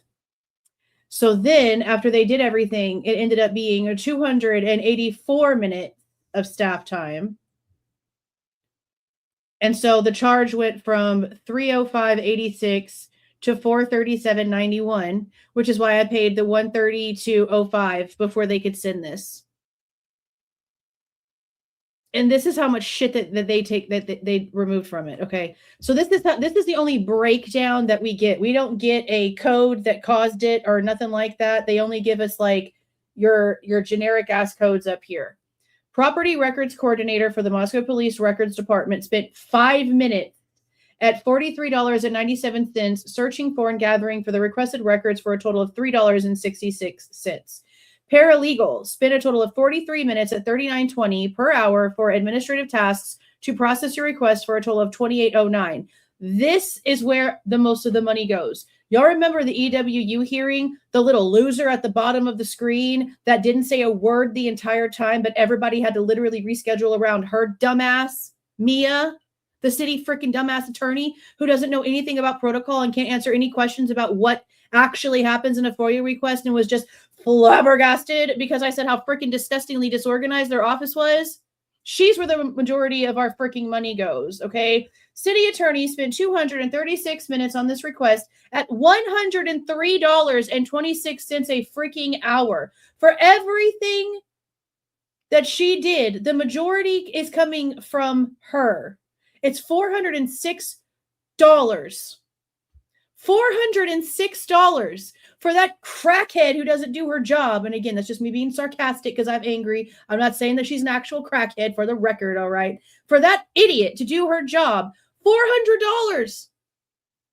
$400. And she, again, cannot answer protocol questions. She can't say who's last touched for what. She can't tell me anything when it comes to a damn thing in that office. And y'all saw how useless she was in the EWU hearing. That's where the majority of our freaking money is going. Love it. Love it. Horrible. Horrible. Obviously, I just need to be a damn city attorney because what? You don't have to do your job. And you know damn well that she's sitting there just letting that shit play in the background while she's playing games or on social media or some dumb shit on her phone. You know she's not sitting there watching that shit. You really think she sat there and sat through 13 hours of that 1112 King Road footage? Hell no, she didn't. She let that shit play in the background and went on about her damn lunch break. Come on. $400. Girl. How dumb.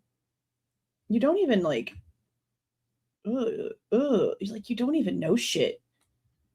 You don't even know shit. Like, I have the misfortune of talking to you on the phone. You literally know nothing. Oh my God.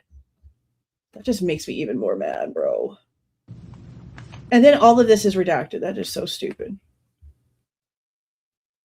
So dumb.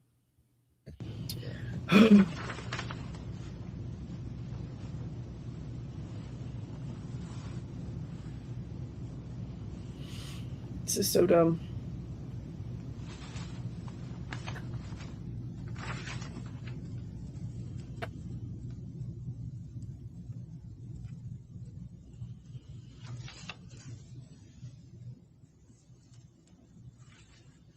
Then on the 11th, Friday, she sends you a message, says, call me Okay. at 10:05 p.m. That was And then the next day at 3 in the afternoon, that was around the formal time, wasn't it? Around the time of the formal Friday night? she says, we share a dog. Can you please answer the phone? Why aren't you? What was that? These are the messages that Steve Goncalves was talking about. What time was that? And then on the 11th, Friday, she sends you a message, says, call me at 10:05 p.m.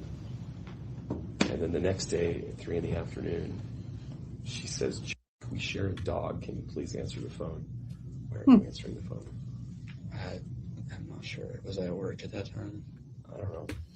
I did work Friday night, but I didn't know if that's when you said that one. Why were you not answering the phone? Because they were broken up. He doesn't have to answer the phone. I'll just make that clear as day. They were not in a relationship. He didn't have to. Yeah, they share a dog, but he doesn't have to answer the phone. Yeah. And then the next day at 3 in the afternoon, she says, we share a dog. Can you please answer the phone? Why aren't you answering the phone? I'm not sure. Was I at work at that time? I don't know. That was like around the time that they were at the White's party.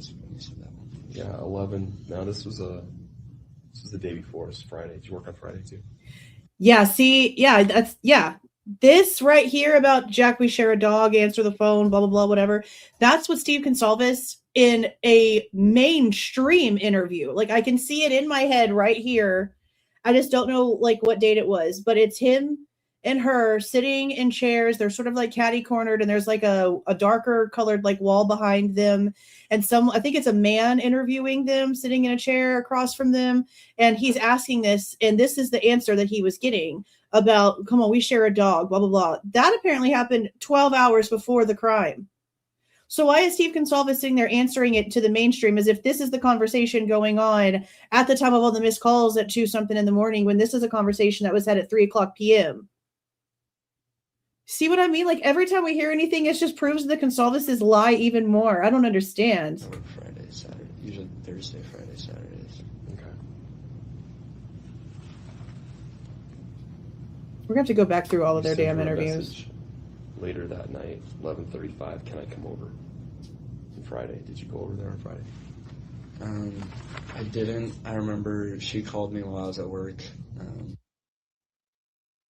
So Friday night was the formal. She was with Home Dude. She was with the guy that she was dating that night. And he wanted to come over Friday night. And I picked up because I was just slowed down at that point. And she said, what are you doing? And I said, I'm at work. She said, you should come over. And I said, okay, I think I'll be off in about 20 minutes. So she said, you should come over. I'm very confused on this timeline because this was like the formal on Friday night. You sent her a message later that night, 11:35. You sent her a message. Can I come over? On Friday. Did you go over there on Friday? I didn't. I remember she called me while I was at work. And I picked up because I was just slowed down at that point. And she said, what are you doing? And I said, I'm at work. She said, you should come over. And I said, okay, I think I'll be off in about 20 minutes. And I got off work, I drove home, and that's when I texted her and asked if I can come over. Friday. And then she said no. I believe that I called her. She just said it's not a good. Can I come over? No. And then she's going to say it's not a good time because she was with another man. This is leading you into what we've already been talking about how they were supposed to be breaking up because she was moving on to Texas and moving away from that area. And here she is in a relationship sort of with another guy, not really a relationship officially, but there was emotions happening. They were dating, blah, blah, blah, whatever. And this is that clashing right here. Her calling saying, hey, you should come over, but him not being able to yet. And by the time he's able to come over, it's not a good time because she's with another guy. And I picked up because I was just slowed down at that point. And she said, what are you doing? And I said, I'm at work. She said, you should come over. And I said, okay, I think I'll be off in about 20 minutes. and I got off work. I drove home, and that's when I texted her and asked if I can come over. That's right. And then At 11:30 she something said at night? no. And I believe that I called her. She just said it's not a good idea. Not a good idea. I hadn't come over really since we broke up. That's not what everybody else freaking said. Everybody else and their mama said that y'all been hanging out just fine, totally mutual, totally okay, still coming over to the house and everything after the breakup. He just said that they hadn't really hung out at all since they broke up.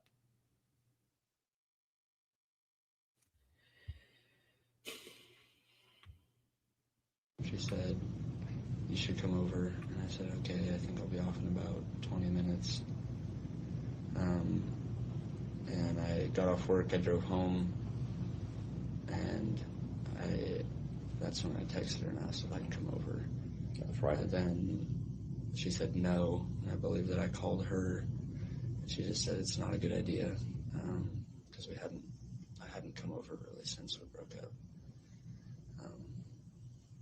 We just kind of been talking a lot the last week, and yeah, she I guess changed her mind. I don't know if she's just seen if I would come over if she asked or what. But Seeing if I would come over if she And asked. then it looks like 4 o'clock on the 12th. There's a lot here, guys. Oh, God. I don't know if she's just seen if I would come over if she asked or what. But And then it looks like 4 o'clock on the 12th. So this must have been while you were at work. I got my time. They were at the party. Send her a text. It was like the end of the party before everybody sort of split up, I think. 4 o'clock. Respond to that. No, what was happening? Yes. Send her that text Christy before was. work. We have to remember Christy's first impression out here in the media was calling Kaylee a brat verbatim about not being with Jack. So yes, very much. It was very much being encouraged by Christy, especially. I don't know really about Steve because he sort of like rolled his eyes and like gave Jack a bunch of eyeballs at the memorial and stuff, but definitely Christy. Definitely Christy. Did she respond to that? No, what was happening that made you send her that text while you were at work? What text? What was it? Something got sent? Hold on. I would come over if she asked or what. But And then it looks like 4 o'clock on the 12th. So this must have been while you were at work. If I got my times right. You send her a text. Do you recall? So she calls him and says, hey, you should come over. He says, I can't, I'm at work right now. He gets home at 11 something, calls or texts her and is like, no, texts her and says, hey, can I come over? And then she says, no, it's not a good time. She calls him and they continue to talk about how it's not a good time, meaning she was at the formal or already back at the house. I think at that point they were already back at the house. Remember, they only sit at the formal for like 30, 45 minutes, according to Dylan, until they got rides back to King Road. And that's where people came over and they had that little party on Friday night. So she was already with the guy that she's dating. They're going to the party or they're already back at their house and the party's starting there. And she doesn't want him coming over now because she's with the guy that she's dating. So then whatever ends up happening with that situation, now it's 4 o'clock the next day and he's sending Kaylee a message and they're asking him very specifically about this message, but we're not allowed to hear what the freaking text message says. Again, don't they realize this shit was going to be asked in court? They would have produced all of these records in court. So this must have been while you were at work. If I got my times right. You send her a text. Do you recall that? Crazy. Did she respond to that? No, what was happening that made you send her that text while you were at work? What was happening? What was happening to make you send that text while you were at work? What was it, bro? I would love to hear it. What are you feeling right now?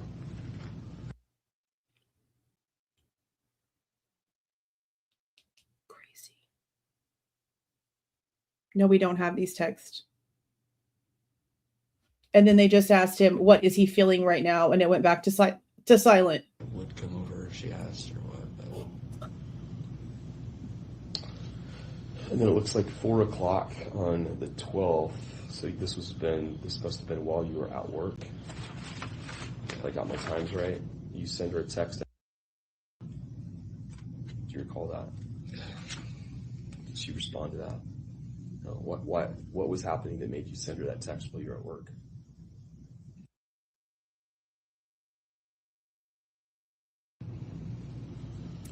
Yeah. What are you feeling right now? And then silence. And then what are you feeling right now? And then silence. So what? Was it a message to Kaylee about him knowing that she was with that Mason guy or whatever that night? Like, this sounds like definitely them digging for an angry ex-boyfriend motive.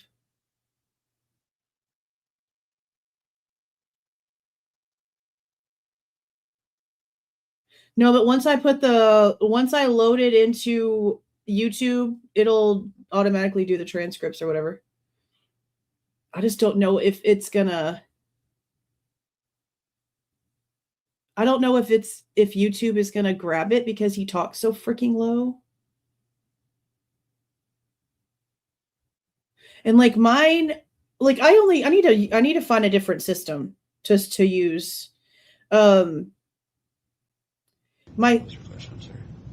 No, I'm not trying to interrupt you at all. My son has looked at like DaVinci for editing, but the captions on the one that I use are bad, so I don't know if it would pick up everything either. I just can't believe these redactions. What was your question? I'm sorry. No, I'm not trying to interrupt you at all. My question was, where do you think she was in your relationship? Do you think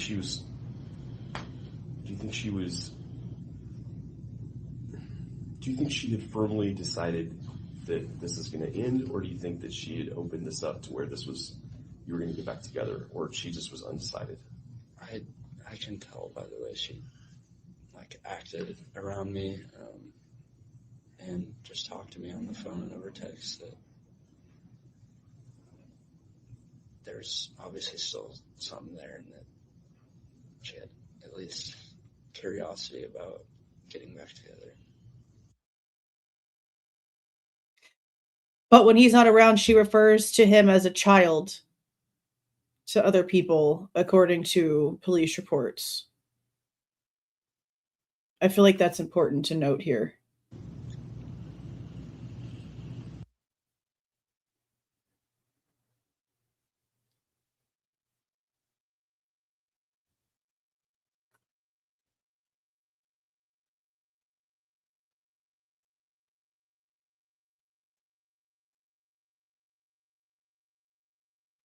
She was either playing him or he's delusional. One of the two.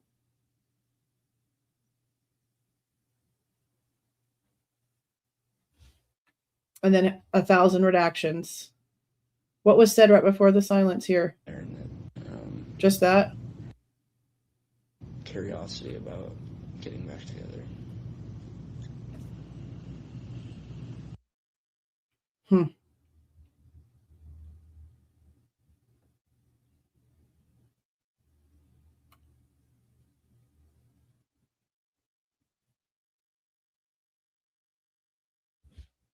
I can't believe the silence here.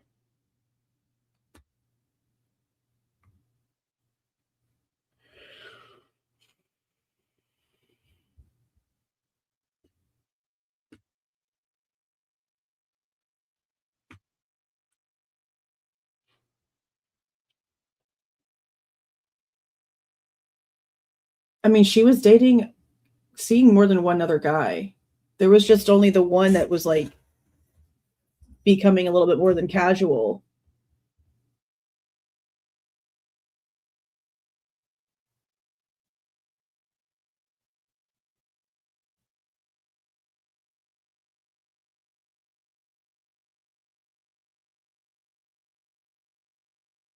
These redactions is crazy. Still happening.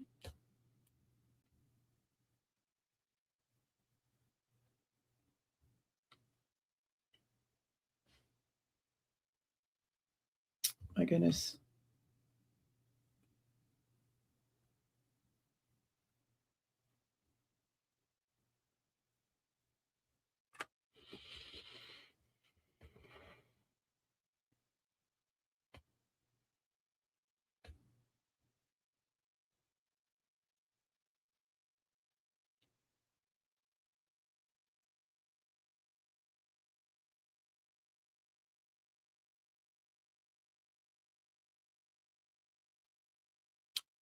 Okay. This is a little excessive.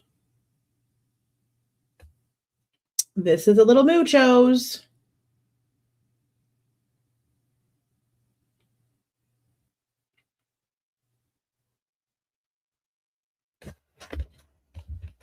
Hello.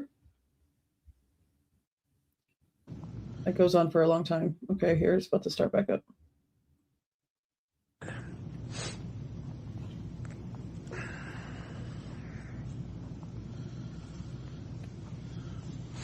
So you said earlier, you said Kaylee has a bright future ahead of her, or a big future. I think you said. What does that mean? Why do you say that? She had just purchased. Sorry.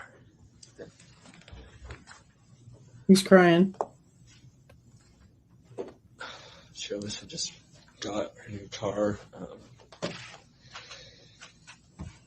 She had a 6-figure job lined up right out of school. She was planning, she had an apartment lined up in Austin. She was going to take our dog and, I don't know, basically just kind of start a whole life by herself. Mm-hmm. Yeah, I guess that's it. That sounds terrible. What? Like, I understand, like, her moving away sounds terrible to Jack or whatever, but to say that it sounds terrible that she had just bought a Range Rover and she was moving to Austin with a 6-figure freaking job ahead of her does not sound terrible, sir. That sounds amazing that she was able to actually do that at such a freaking young age. Oh my God, I can't believe he just said it that way. Like, I get his sentiment, but that was not the way to say that at all. I don't know, basically just kind of start a whole life by herself.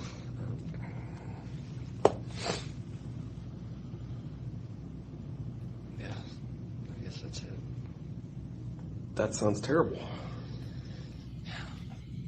And that's why I said that we are being told that they were broken up because she was moving, and he's seeing her hang out with these other dudes. He knows she's sleeping with these other guys, going to dances and formals and having them over, being with the other guy at your house or at the party with the other guys. The reason why I can't come over now, like, we already know what those arguments were. Let's be serious. Come on, be serious.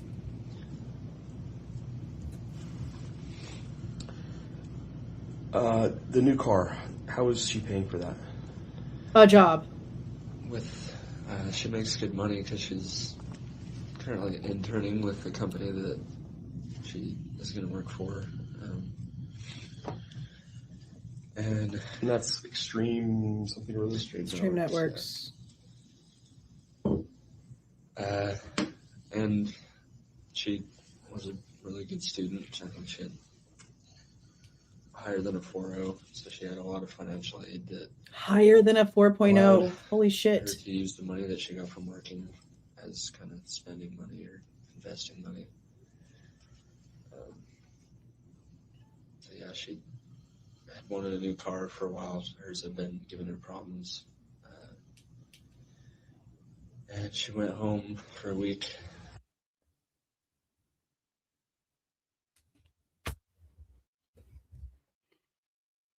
One of the portions we have the most questions for. And now they just went silent. God. Thank you for the $4.99, Katie. A little behind on the lives. I've been watching your book reviews as I read on chapter 6, but I appreciate you, Jules. So much content lately. I know there's so much going on. And it's been so difficult trying to catch up as it is. And there's still stuff that we have to go over from the past. We're trying, bro. And she went home for a week. I don't know if she ended up financially helping her or not, but they spent all week. Last week, Kaylee texted me and called me 100 times about asking my opinion on what car she should get, because I had helped her do her car shopping from her previous car. I'm sure that can be confusing for an ex. Were you happy for her, or were you frustrated that she seemed to be moving on? I was happy for her.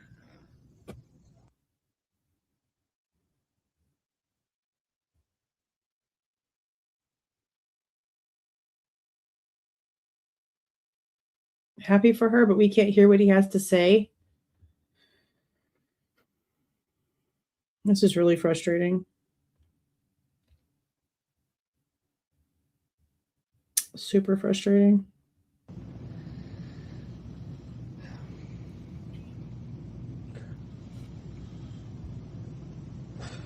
Yeah, he's not happy for her. You can tell by how he's acting about it.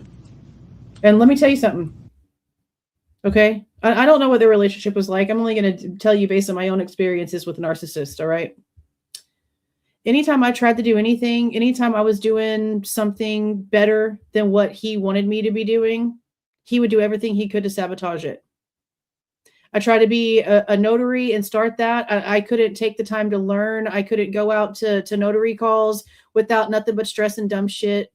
I tried to coupon to do something, and he didn't want me doing that either. It was always some accusations. Anytime I was trying to do anything to better anything, he would even admit I did better with him, not in our life. And everything that I've been able to accomplish since Xana and everything with him is everything I tried to do with him for 8 years that I accomplished by myself in 6 months. Because narcissistic men do not want women to do better than them. They will do everything they can to make sure that they don't, while telling you that they love you. That's how it works. So I don't know if there was some sort of weird possession here. I have no idea. But to sit there and the cops' reaction to, like I just said, her moving on, moving to Texas, doing her own thing, making all that money, doing so well for herself so young, being as freaking smart as she apparently was, that's not terrible. It's terrible to Jack because it means he gets left behind and he can't control her anymore. He doesn't like the fact that she can move on and have all this money. Why is it so terrible that she's making 6 figures, Jack? Why are you even mentioning that? He wasn't happy for her. You can tell. You can tell. Her taking the dog, is that something you agreed to? That part too. That's something people go crazy for. A dog. She was the one who wanted a dog, but at the time she lived in the White's apartments, and they're not allowed to have any dogs there, so I kind of raised the dog in my house last year. And I told her, she bought the dog with all her money. I told her, like, I'm more than happy to have this dog in my house. Come see it whenever. I'll bring it over to your place. So it wasn't a dog they got together. That's a freaking lie. They didn't get a dog together. He volunteered to help her keep the dog because where she lived when she got Murphy did not allow animals. This was not, we have a dog together. Y'all heard that, right? So the Goncalveses can kiss my fat ass on that shit too. This was not a dog they got together and some emotional connection and like they adopted a dog together. Oh my God, no. Yeah, she was the one who wanted a dog, but at the time she lived in the White's apartments, and they're not allowed to have any dogs there, so I kind of raised the dog in my house last year, and I told her, she bought the dog with all her money. I told her, like, I'm more than happy to have this dog in my house. Come see it whenever. I'll bring it over to your place. It just can't really be there at all times. Were you in the same house you're in now? Okay. Yeah, that was not a dog that they got together and made the decision to adopt Murphy or buy Murphy or wherever they freaking got Murphy. That was not a partnership. We're in a relationship. We love each other. We're too young for an animal. We're too young for a kid, but let's go ahead and adopt a dog. That is not what happened here. Steve. Y'all knew that. Y'all knew Kaylee's housing situation. Y'all knew that the damn dog was only going over to Jack's house because she didn't have a choice. Why did y'all come out and lie? They put this sentiment on Murphy when it came to Jack. Why? This takes away all the emotional connection that people thought there was between Jack and Murphy before the murders. Now it's different, obviously, because he's got Murphy. Like, that's now his freaking dog. But that's not how it started. I cannot believe the crap that they lied about. That is crazy. That is crazy as hell. Y'all crazy as hell. So, I mean, she wanted him, and I didn't. She had spent the last, I didn't. You heard that? She wanted him, and I didn't. You heard that? dog in the house. Come see it whenever. I'll bring it over to your place. I just can't really be there at all times. Were you in the same house you're in now? Mm-hmm. Okay. And so, I mean, she wanted him, and I didn't. She had spent the She last wanted him, and I didn't. 4 months with him, and he was living with her. I wasn't going to argue it. She bought it. When she bought the dog, or when we were buying the dog, I told her I'll help her with anything besides financially. I'll help her with anything besides financially. Basically, I ain't paying child support. He can visit on the weekends, but I'm not paying child support. When she bought the dog, or when we were buying the dog, I told her I'll help her with anything besides financially. And then it mutes.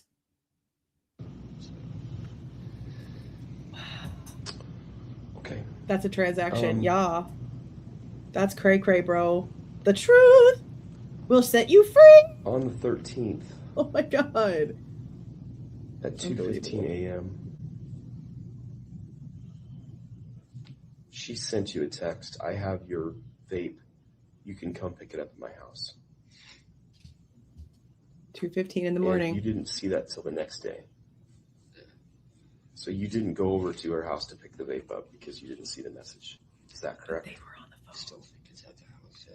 The vape. But see, that's also some dumb shit because 2:15 text message doesn't mean shit when you know that they're on a 17-minute phone call just a few minutes later at 2:26. Come on, Copper. Come on, Copper. She sent you a text. I have your vape. You can come pick it up at my house. And you didn't see that. I can't till believe the next day. truth about Murphy. Holy shit. So you didn't go over to her house to pick the vape up. Because you offices didn't are see so the message. pathetic. My Is that God. correct? I still think it's at the house, yeah. The vape. What'd the vape look like? It's just like black Remember the brand? baton. Can you spell that for me? Baton. BATON. Can't even tell you the brand of vapes I buy. I just go by flavor. Okay.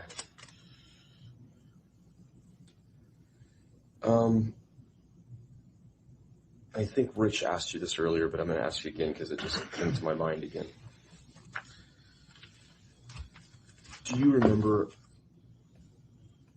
if any of the people that were living in the house with her or any of the rest of them, if any of them had any sort of a large knife that was distinctive? No, I don't.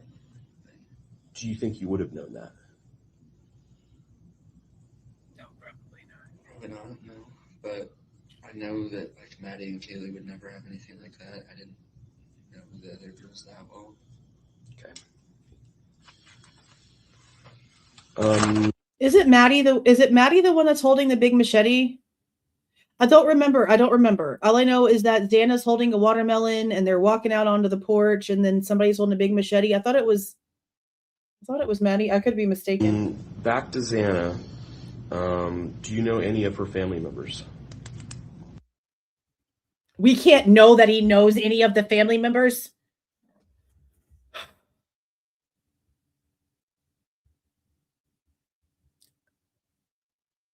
This is ridiculous.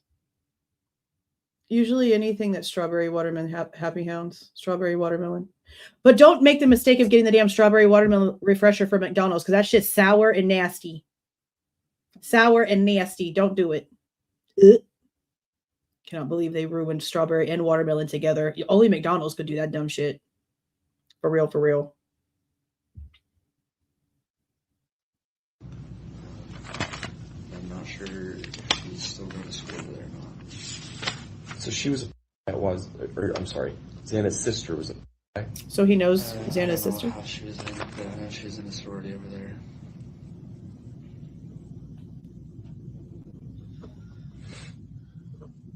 Okay, so about Xana, you don't recall Xana having a boyfriend other than Ethan? Not that I know.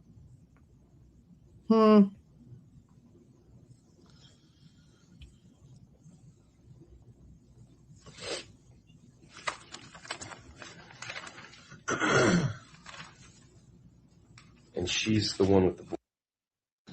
Yeah. So She's I the noticed one with the some what? social media postings, I don't know what he said.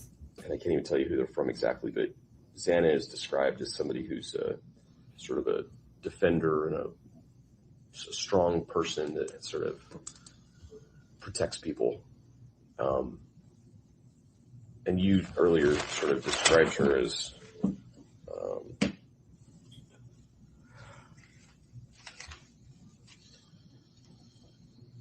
As what? what were your words? Loud and outgoing. Okay. Did she ever have problems with people? No, I can't think of a single one. Like I said, she's very likable. Like, I don't even know of anyone she didn't get along with. I think she did kind of move out of the house she was living in last year. I'm pretty sure she lived with They going back to Xana? and I think that Xana kind of liked partying more than them, but that's the only possible conflict I could think of.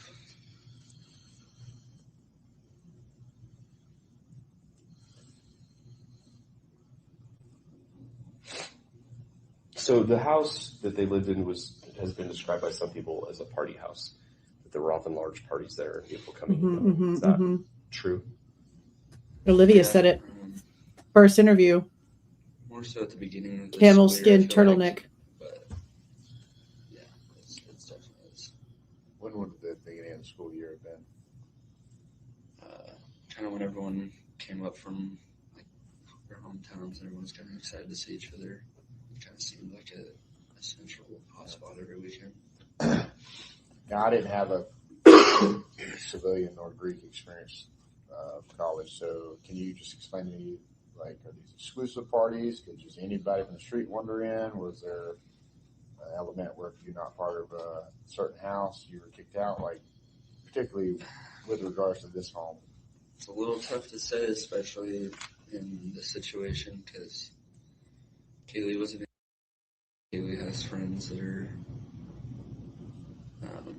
a different group of people than, and so there's definitely like a mixed crowd coming in. But if there's someone that no one recognized, they would be kicked out. Would they have? Look like? I mean, in Moscow, it's a very common thing. Like, there's a lot of people who are not part of Greek life that try to get into parties and stuff. So usually, Yeah. a girl will ask a guy to ask someone to leave. I've never heard anything more than like come on, dude, like let me stay. It's usually not a big deal. So they're usually allowed to stay, or they're usually No, like I mean, if no one knows them, they're usually not welcome. But I mean, it takes them to know one person, I guess, to be able to be there. So the chances of an unknown person being able to come to these parties and learn the home would be not likely. That's bullshit. We have the body cam of one of the noise complaints, and apparently, according to what happened in the body cam, not a single person that was a resident of 1122 was present at the time of the police being there. So how the hell can you sit there and say that somebody wouldn't be able to, that's a stranger, walk through that house and do whatever the hell they wanted to, if that's the case? I definitely feel like to say that that's an impossibility is ignorant, especially based off everything that we've already heard so far. I think it could happen. I talked about this with the Moscow PD that because of the way they just have so many friends and it is a party house, I don't think if one of the girls saw a guy walking through the house on a Saturday night that they didn't know, I don't think they would think anything of it. At 4 o'clock in the morning when no one else is there, Just please. some random dude just walked through their house. How stupid. The girls that live there have got. What reason, what motive would Jack have to be able to act like, oh, some random guy walking through the house when no one else is there, no one is saying that there's a party happening, no one else is apparently awake doing anything according to everything else we're hearing, right? Like, Dylan wants everyone to believe that no one else was awake but her and the mysterious Xana or Kaylee that was playing with Murphy, because she doesn't even know. No one freaking knows. So of course Jack's gonna say, yeah, I don't really think that they'd really think it's very strange. Why would you say that, Jack? You should be angry. Shouldn't you be pissed that you're listening to Home Chick tell the cop all this information and no one's telling you a damn thing, but you're eavesdropping and hearing all of it? But also, mind you, during all of this, there was no conversation between him and the Goncalveses, even though he was listening to all of it. It wasn't until later, when he goes the next day to their house, that he then tells Steve that he could hear Dylan say all the things that she said, which is the reason why at the memorial, Steve went up to Dylan and Bethany. Bethany took the hell off, and Steve tried to ask Dylan what she knew, and she said, I don't know, was asleep, didn't hear or see anything. Steve has known from day one that Dylan is a liar. From Jack, hearing everything and telling it to the Goncalveses, but again, not till the next day. They even say, when they interview, that they were trying to get a hold of Jack during this time. His phone is with him in the back of that cop car. He was choosing not to answer the phone. As over, I think that they would assume it's someone that they're with. I don't know as far as like the door code if people were given that or not. I did know it. You did know it? I knew it, obviously. I mean, you do know it. So the access point, the kitchen, we don't have the map that you drew, but the slider from the kitchen on the second floor, how there's a code to get into that, or was it just a manual? The back door was just a flip. Yeah. Slide. Was that commonly locked? Flip Commonly inside. locked? Flip and slide. I think it was locked most of the time. I know Kaylee always locks her doors. So to get in the front door, there's a keypad? Mm-hmm. A digital keypad or a mechanical keypad or what? It's like, yeah, digital. Like there's 8 buttons. And that's locked. Yeah, it's always locked unless you type the password in. Okay, so I'm envisioning who's getting into this house at 3 a.m. Presumably the doors are locked. What time was that? Huh? What was that? What time was that, Van Leuven? What'd you say? Unless you type the password in. Okay, so I'm envisioning who's getting into this house at 3 a.m. So now we're hearing them revert back to their original time frame in this interview. Because remember, the original time frame was between 3 and 4 o'clock in the morning. Presumably the doors are locked. They didn't find any signs of forced entry. They didn't find any broken locks or broken glass or any of that. So either somebody let them in, or they knew the code to get in, or and mind you, open, right? That's again just a handful of minutes after the last call to Jack Jakor. This is also a handful of minutes after Maddie was apparently trying to get a hold of Bethany to see if Bethany knew where Murphy was, all that stuff. Right. So in your experience with this place, how many times have you been to this house since the beginning of the school year? 1,000 million. I don't know. 15.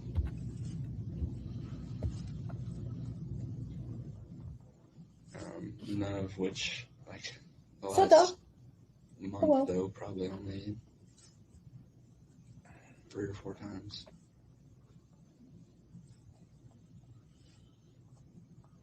Right. Kind of for exchanging. Let's talk about that for like a whole second. Where'd the comment go? Right here. Look. Let's talk about that inconsistency for a minute now. How come everybody else in the entire area doesn't normally lock their doors? Because nothing ever happens in Moscow. So locking the doors just doesn't happen. We don't really even worry about it. But when it comes to the 1122 King Road house, they are adamant that everybody in there was so serious about keeping all the doors locked.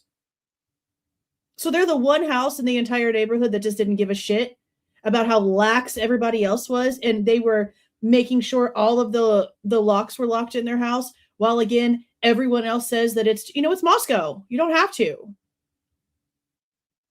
That don't make no damn sense. That don't make no damn sense. The dog or the dog's items.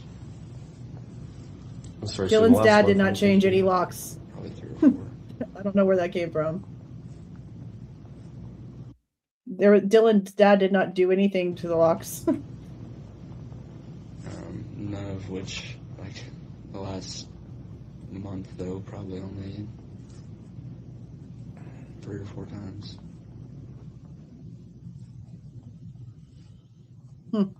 Just kind of for exchanging the dog or the dog's items. I'm sorry, so in the last month, how many times have you been there? 3 or 4. Xana's dad didn't do anything with the locks either. So that was a discrepancy. That's not the case. Apparently what had happened is that parents' weekend with Jeff with Xana, Bethany's dad was there. The girls left to go to get Starbucks, came back, and the front door was like loose from the hinges, meaning where the door hits the house, where the door is connected to the house on the frame, not the lock itself. Maybe there was something done with the lock. As far as we understand, nothing with the lock was changed. It was the hinges, and it was Jeff that ended up like tightening up the hinges of the door.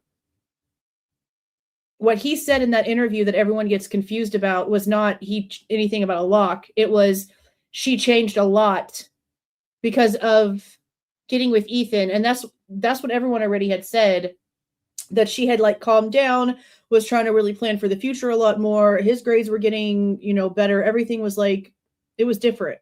He said that he was glad she got the opportunity to feel and experience like living with her boyfriend. So she at least got to experience that.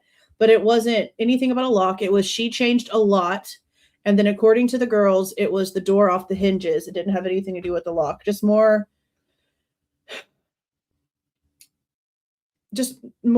discrepancies, stuff that gets heard incorrectly and then repeated over and over again. And it just kind of like takes it on a life of its own type deal.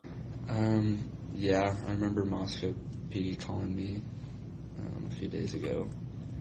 And I couldn't remember it like off the top of my head, but I just like remember typing it in, if that makes sense. What is the code? I don't know.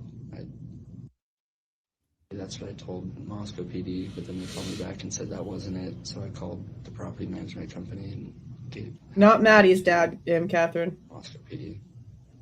Maddie was not there that weekend. For Parents' Weekend, when this happened, Maddie was flown out to Boise to hang out with her boyfriend. Maddie's father was not there that weekend. I remember typing it in, if that makes sense. What is the code? I don't know. That's what I told Moscow PD, but then they called me back and said that wasn't it. So I called the property management company and had them give it to Moscow PD. You called the property management company to have them give the code to Moscow PD? Yeah. Why didn't Moscow PD call the property management company?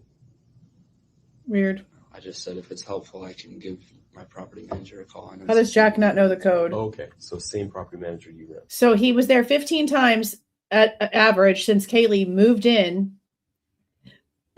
Was over there 3 or 4 times prior, for like the month prior to all this.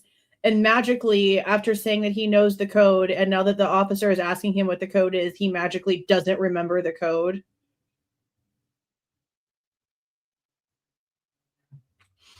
Okay. Okay, got it. Okay. So it's a sequence of buttons that you remember pushing, not necessarily the number of the buttons. Yeah. Is that fair? Yeah. So your brain kind of has like what people have on their phone. They do like a little, so your numbers you don't remember, but you can just, you kind of know how the pattern goes in your brain. And kind of back to what you were saying as far as how someone got in their home. I could see it likely as them letting someone in, only because if those calls were to me or before the incident happened, I don't understand why they wouldn't have called police rather than me, unless it was just them calling me to say, like, hey, this guy's acting weird, like, or he's like being aggressive or something.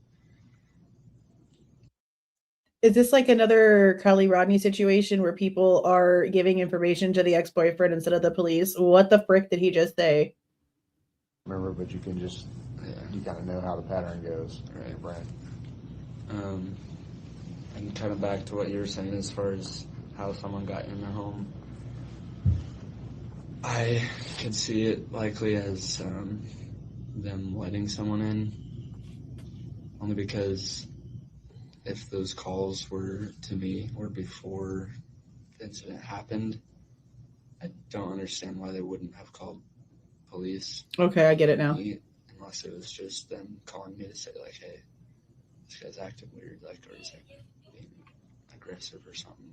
Okay, so what he's saying is he doesn't understand why. He's trying to say he doesn't know why he was getting calls back to back from them, because if there was something happening at that point in time, he thinks that they would have called the police instead, unless they were just calling him to be like, hey, this guy's acting weird, is what he just said. I can't stand how low he's freaking talking. If that makes sense. Yeah, so the text to you about come pick up my vape, that's at 2:15 a.m. They are last seen on video at the grub truck, I think, at 1:45.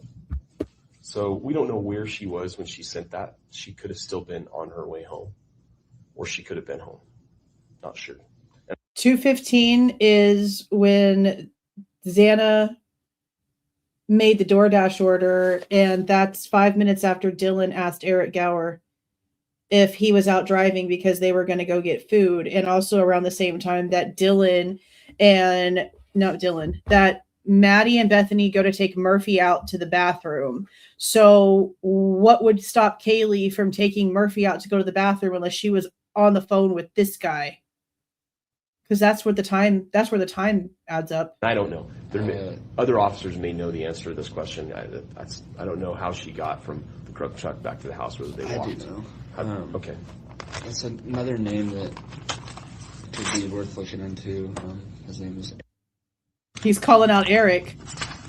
That might be worth looking into. Not certain. He drives for Uber. I think he's like in his mid-30s. But there's just like a few college girls that he likes to give free rides to. So he doesn't like go through the Uber app. He just kind of takes calls on command. Has Kaylee ever used him as a driver? Multiple times. I know he's been doing it for years, where older have kind of passed on his number to her. I've always thought it was weird. I've told Kaylee that. I've asked her to stop using him for rides. She just says, like, no, he's like a really sweet guy. He's just lonely. But he didn't charge her for Uber rides? I'm freaking sorry. He just said that he asked Kaylee to stop using Eric Gower because he didn't like how creepy he was, basically. We already know that people really thought that he was a little bit creepy. And she said he's a really nice guy. He's just lonely. Honey, baby, he was married. Home dude had no freaking business being lonely. He definitely had no damn business telling nobody he was giving rides to that he was lonely. The frick. On his number to her. I've always thought it was weird. I've told Kaylee that. I've asked her to stop using him for rides. We've got to watch Eric Gower's footage this weekend. But she just says, like, no, he's like a really sweet guy. He's just lonely. But he didn't charge her for Uber rides? He never does. Never Do you does. expect reciprocation in some way? No. He's saying Kaylee never pays Eric for rides. Uber rides? He never does. Does he expect reciprocation in some way? No. Seems odd. I don't know if I'm understanding what you're saying. Yes, So, you do. Most people don't do stuff for free. That gets old quick. So I would assume if a guy Jack knows what's being That's asked why here. I was always Right. So you thought, has he done that with other girls? Had he given them rides and consummated that with some kind of physical intimacy Consummated. later, or- doubt it, just based off the girls who I know gave him. What's he look like? Yes, his wife and baby were out of town that weekend. 2 days ago. Is he physically fit and attractive, or is he sort of a older, not so attractive guy? Not my type. He's average. Not fit, but he's not. He's Is he normal. the kind of guy that somebody like Kaylee would want to have a relationship with? No. Because why? No. Just a little like nerdy. How do you know this much about his personality? How old did you say? 30s? I would guess in his 30s. Yeah. I've gotten a ride from him once with Kaylee. This is when we were dating. She said, "Hey, the ride's here," and we're leaving the club, and we hopped in. I just figured it was an Uber until he talked about it. in Moscow. Is that him or a different one? Eric says he's the only driver in that town. It doesn't look like him. I could pull up his Instagram. Does he give free rides to anybody besides cute? He knows his Instagram already? Holy shit. So Jack was like stalking Eric on social media. He must have had some sort of jealousy situation going on in the way that he envisioned Kaylee and Eric's relationship, because he wouldn't know all of this information. And I feel like this about a guy that was just a ride guy that he was only in the car with Kaylee one time. And he knows his social media. That's what I said. He's been creeping on Eric, but I wonder, and I can bet you anything, it was before the murders took place. Bet you anything. Woo! It's an interesting interview. We need to get the rest of it. We need to get the 11:15 section. Damn. Does he give free rides to anybody besides cute girls? That's not that I know of. I don't think anyone asks. But I do know, like... So this has been going on long enough that this is a multi-year thing where older girls at the house say, "Hey, here's this guy's number." Do they go through Uber or do they just call him directly because they have his number? Or text him. You said he would go off there and turn off his Uber thing? I know he didn't do it like through the Uber app. He would be logged into Uber or Lyft. Sometimes people are logged into both, and they just flip-flop back and forth with whichever one gets a ride first and whatever. You can do that. According to what we've been told, the second that Eric would get a call, a text, or whatever from these little college girls, he would instantly get off the app. He would activate off, log off, clock off, whatever you do to resign off for the freaking time, and then go do this ride off the clock. Mm-hmm. So I think he would just kind of pause his Uber driving. You said he would go down to Lewiston? Yeah, Kaylee's told me a story about how her To friends Lewiston? were at a bar in Lewiston at like 1 a.m. and they gave him a call, and he drove through the blizzard down the Lewiston grade down to Lewiston, and then picked him up and brought him back to Moscow. Through the blizzard all the way down to Lewiston and back to Moscow. That's some like partner shit. I don't know no Uber driver who'd drive through a blizzard for some maybe not getting paid money. What? That's just cool. So I think he would just kind of pause his Uber driving. You said he would go down to Lewiston? How far is that? Told me a story about how her friends were at a bar in Lewiston at like 1 a.m. and they gave him a call, and he drove through the blizzard down the Lewiston grade down to Lewiston, and then picked him up and brought him back to Moscow. Which just kind of seems bizarre for someone to do that. I'm not trying to... So it's 40 minutes one way. Can you imagine how long that ride would take in a blizzard? Regardless if you're used to driving in the snow or not, you have to take precautions. So can you imagine how much time that round trip drive would take in a blizzard? at 1 o'clock in the morning. Off the clock. That's some boyfriend shit. That's crazy.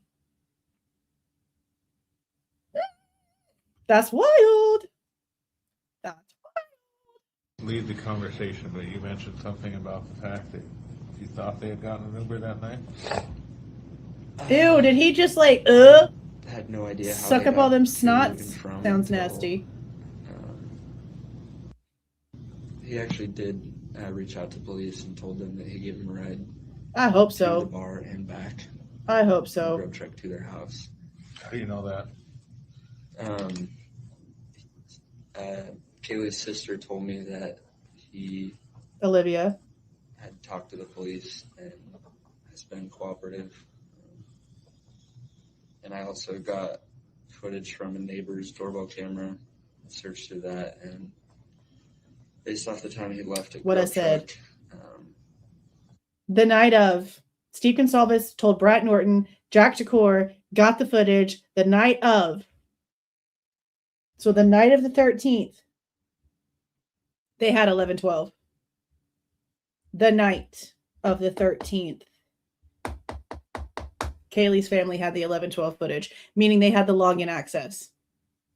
Just like everybody else in their mamas did until the 19th of November. At this point in time, the 17th, they still don't have a copy.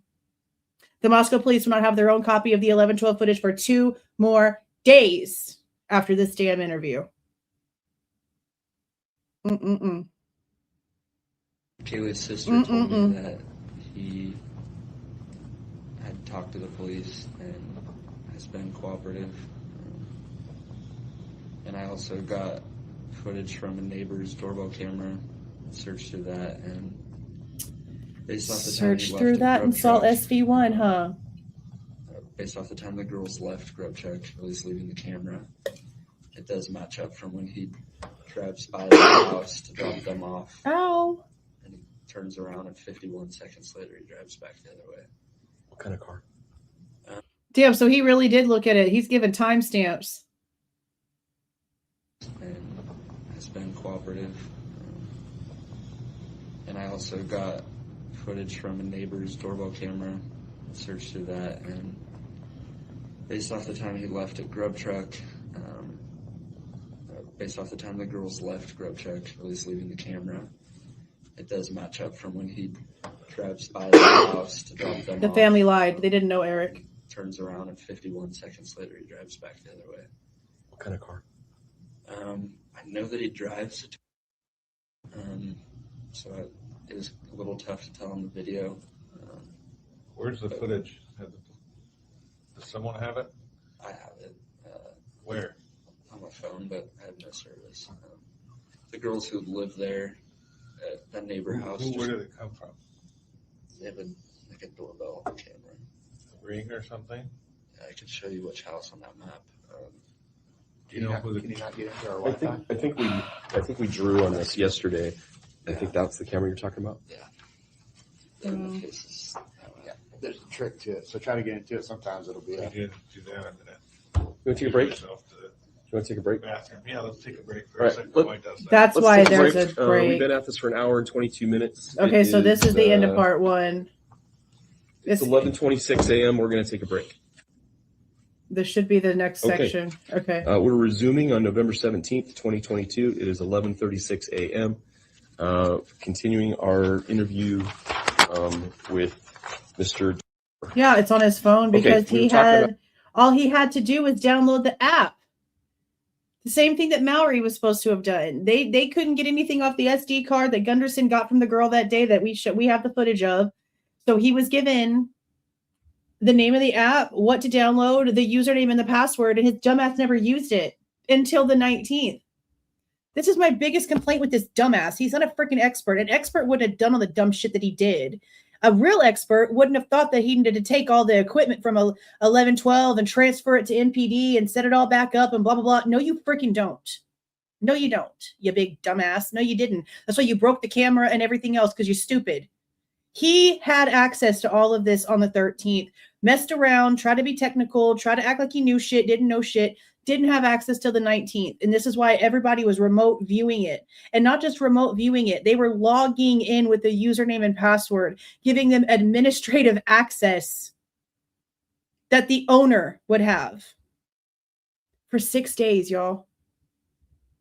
For 6 days. They heard about SV1 for the first time, unless he says something in this interview. They heard about SV1 the first time in the report that Maori wrote for the 19th, for whenever they removed the camera and someone was remote viewing it, and it got disrupted as the camera was removed. And that person that contacted MPD to be like, hey, you interrupted me watching this shit. By the way, did you see that car that came in and left at 4 o'clock or whatever? That's where SV1 came from. Because at this point, look, 3 o'clock, that's a timeline. They didn't change the timeline until after they got the footage. That's important. Oh, we were talking about house access, and then we skipped to anything else about you've got him. You said you've got video on your phone that you got from the neighbor's Ring camera or some sort of a camera like that. Unbelievable. That shows him coming and dropping them off at what time? It shows the car turning down the street. I have screenshots. Because remember, the Goncalves has also lied, at least from what we've been able to establish so far. Because again, I've asked for the 712 Queen Road cameras, very specifically in a FOIA, and I'm being told that they don't exist. I think they probably do. I really do think that they do. But when it comes to the 1112 camera, Steve Goncalves lied to everybody and said that this camera very specifically shows the girls getting dropped off and going inside the house. No, it freaking doesn't. It doesn't show a damn thing because the house on the camera is 1119 and a section of Jack's at the top. 1122 is behind it. So not only did they have it, but then they elaborated what it actually showed. And truth is, you can't really tell that that's Eric's car. Like, it looks like it's the shape of Eric's car. You can tell the shape of it. You can tell that it's a dark vehicle. You can't see who's driving. You can't hear anything. That's a section of time where there's no freaking sound. So you can't hear car doors. You can't hear walking in the parking area. You can't hear the girls talking. You can't hear anything. Unless they can. Because again, this damn timeline has sound on the 1112 camera before the scream, which is at 2:27, which is 2 minutes after the sound comes back on. I hate this damn case so freaking much. Who's the neighbor? Went to high school with her. So did Kaylee and Maddie. I've been friends with Tori. Not nearly as close as with Maddie, but for about the same time as I've been friends with Maddie. How do you spell Tori?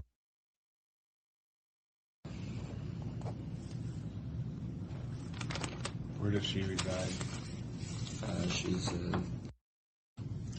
Where does she live on here?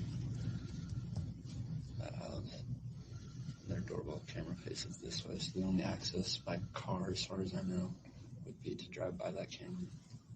Does she have roommates? Yeah, my phone just died. Oh, My phone just died, but of course yeah, it she does did. have roommates. You have a charger? Yeah, I'm sure I can find one. Is that a normal iPhone? Yeah. Female roommates? Any males? 3 female roommates, maybe 2. I'm not sure.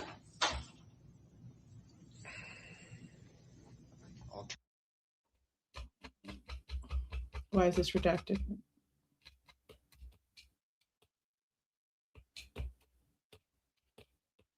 Why is this redacted? Does that refresh my memory? This is talking about the girls at 1112. How many people live there? Because he knows one of them. He was friends with one of them. Yeah. Which is, I think, the girl that actually has the footage. Do you remember, was it Ring or was it another brand? It's It's not Ring. It's Nest something? Home Nest? Nest Home? I don't remember. Home. Yeah, Home E something. Pro, like Home Pro. IE, as all is one word. Home iPro, I think. Pro. Something like that. She just gave me the password, like username and password to her See? account. I freaking told you. Through my phone. That's administrative access. That is administrative ownership access. That's what was going around for everybody, was the username and freaking password. And hey, just download this app. That's how the police got it. Mallory finally, 6 days later, downloaded the app to his work phone and was able to access it.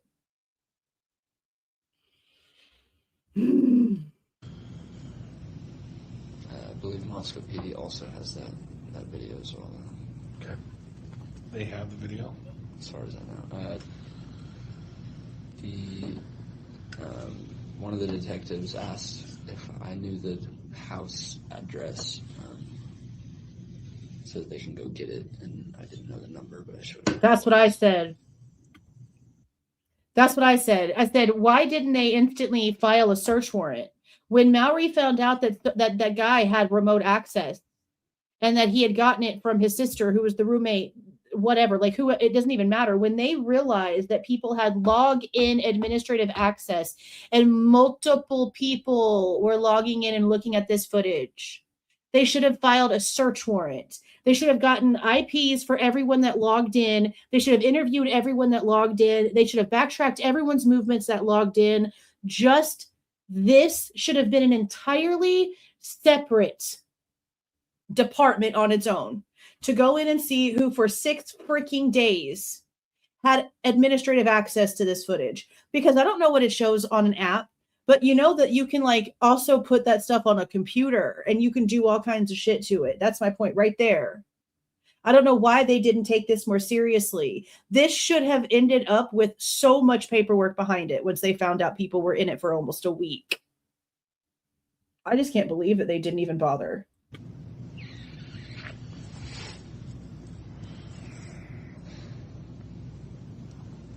Do you remember approximately when he came and dropped him off? Was it after 2? No, I think it was about 1:56. That's what I want to say. It's in the 150s. And Steve had it from the beginning because that's how he was telling Brett Norton that the sounds didn't match on Linda Lane. His car comes in and then it leaves, you said 50 seconds later. Yes, that's what I said. And this is... That's what I said. But I also have issues because this damn timeline, and Dollinger is not answering me. Dollinger is not answering me. He has not responded back to me. None of that shit. Like a true little biatch. Beta little biatch. Should never have been appointed chief of freaking police. This is why we have problems. Because in this stupid ass timeline, in this damn piece of shit book, so freaking aggravating. Barking can be heard on the 1112 King recording at 2:17 in the morning, 10 minutes before the scream, 8 minutes before we freaking get audio. And then again at 2:22, at 2:17, the barking. And then right before that, 1 minute before that at 2:16, calling for Murphy and whistling can be heard. 2:16. That's 1 minute after the damn DoorDash order.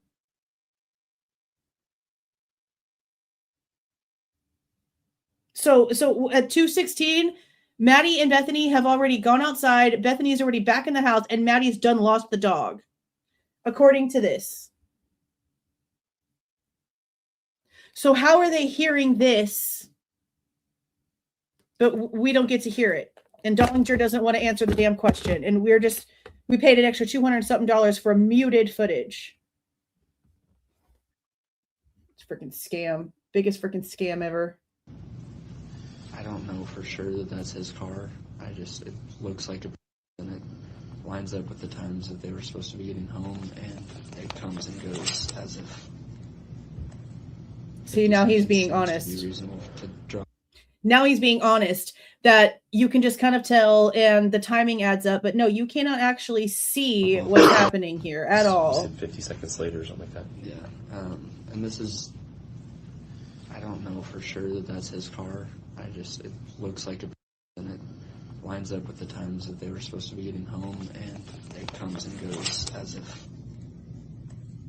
50 seconds seems to be reasonable to drop off and turn around and then drop back in.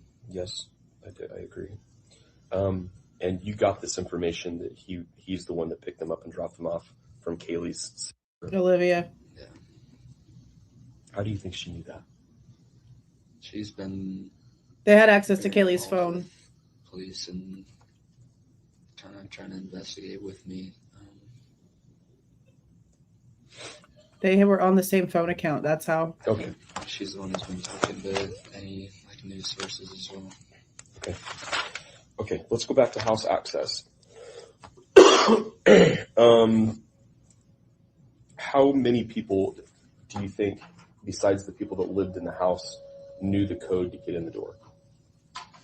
Yeah, Cajun, I can see you. It's really tough to say. I'm not sure. I just know that there's a whole group of friends that I don't even really know at all that do hang out there. Who are they? And whose friends are they? I think mainly like and Xana's friends because they're like not able to go to the bars or anything, so I know they're having people over all the time.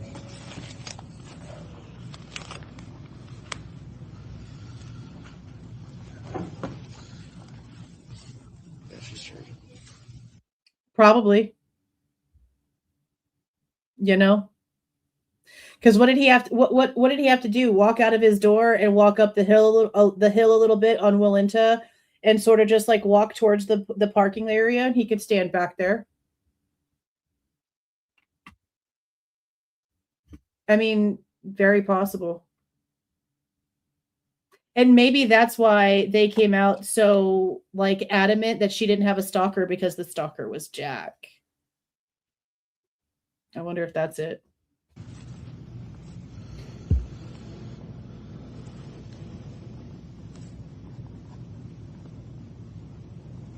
I understand that in Xana were at a on-campus or a party at a private residence. I'm not going to say that. They were at a party somewhere that wasn't a bar earlier that night. Are you aware of that? I learned that, I think, yesterday. From the press conference? No. It's from Kaylee's family. Do you know where they were? No, I don't. Of the people that you said were hanging around, friends of Xana's, because they weren't old enough to go to the bars yet, were there any guys associated with them that you saw there regularly? I do think there's Sigma Chi's there quite often, like some friends. But yeah, I mean, Let me take a break here for a few minutes. Zelda's waking up, and I need to go ahead and put her out there. And we have a delivery showing up, so I need to go outside for like 2 or 3 minutes. So let's just take like a few minute break here, potty break, I guess. It's been almost 2 hours. It's been over 2 hours and 45 minutes. So give me like 3 minutes, and then I will be right back. We're gonna take a break for a second.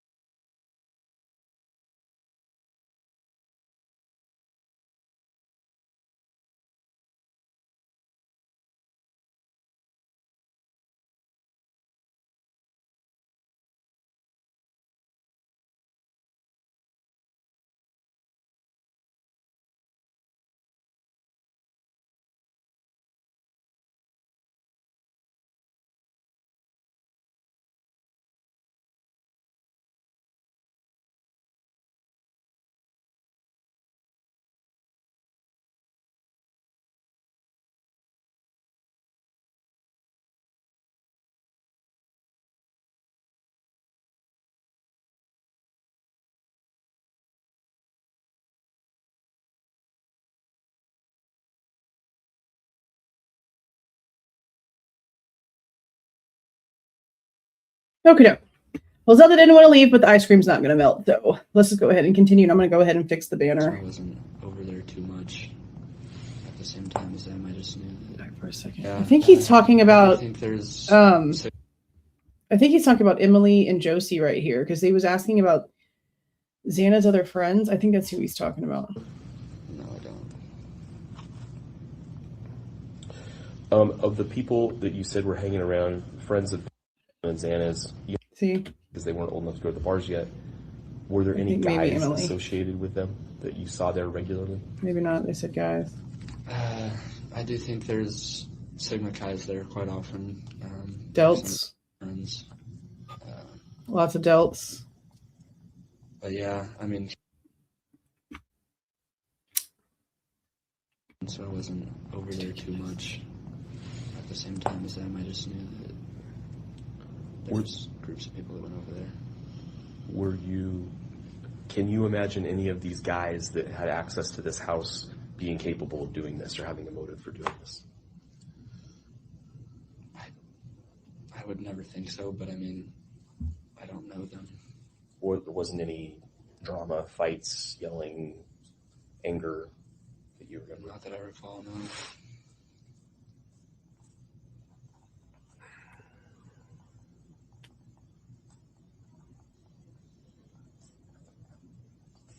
If there was, do you think that's something that Kaylee would have shared with you if you weren't around? Yeah, she told me all her drama. So, yeah. She told You me said she all told her you drama. Was there anything else going on with her and other people that we should know now about? you want to move. No, I just mean like. Nope. Just, I'm going to let it play, but I'm going to let her out. in her life, it's kind of just me and Maddie, I think, were the main people she just went to talk to. If you'd ask Maddie, who would Maddie say was her best friend? Maddie would say that Kayla's her best friend as well. Who would you say is your best friend?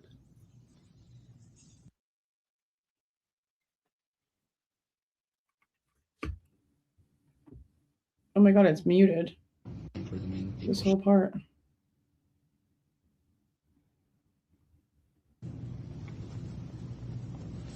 Who's your best friend or among your handful of best friends that are with you at school?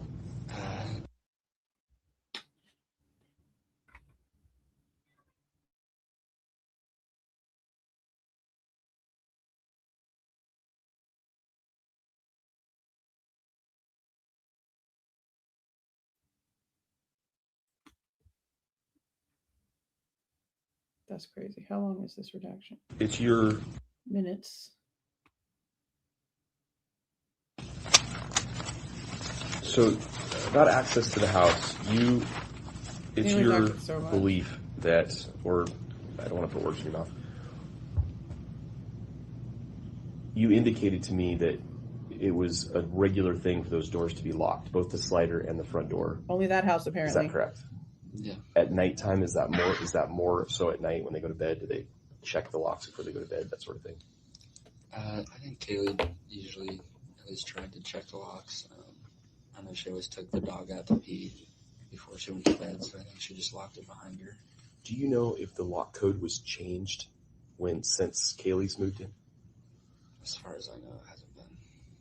So you think the lock code could be the same as it was a year ago? Probably. Possibly. I know I have the same 4 roommates. That's not true. I have one new roommate that wasn't there last year that is here this year, and we didn't change the door code or anything, so maybe since Maddie stayed there over summer, they didn't feel like they needed to change the code. Okay. Not over summer, but Maddie stayed there. Was the only one who was there last year. Okay. That would have been like the reason to change it, though. There's only one person there from last year, so it should have been changed if the landlord actually was doing their job. Sounds like it wasn't. And I they want to weren't. talk about, but before we talk about, let's talk about Maddie a little bit. Maddie, tell me about how you know her, how long you've known her. It's pretty obvious how all he that. knows her. I'm just saying. So I had a few classes with them in freshman, sophomore year of high school. And I broke up with a girlfriend of mine in high school. And then I kind of started talking with Kaylee soon after that. And that's when I got pretty close to Maddie too, because they were best friends at the time. What year of high school? It was I broke up with my other girlfriend right at the end of my sophomore year, so it'd be like the summer before going into my junior year. I knew them and I was friends with them just through school, but that's when I really started like hanging out with them.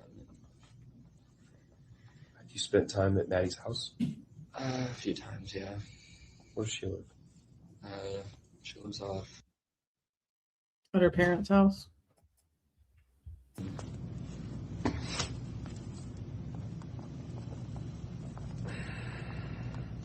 Tell me about her family. Damn redactions, bro.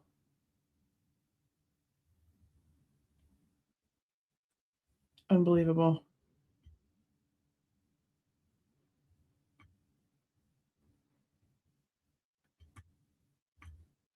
What in the world?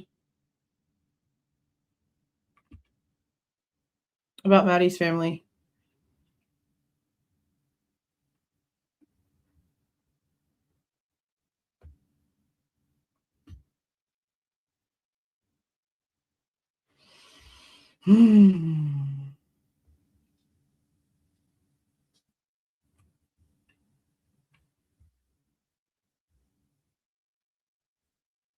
Half now. Passport. I'm about to just start skipping through all of the redactions. That's crazy. You want to know more about her past boyfriends? Yeah, Past boyfriends, Maddie's. she's been dating him for about a year. I think it's been at least Jake. a year and a half now.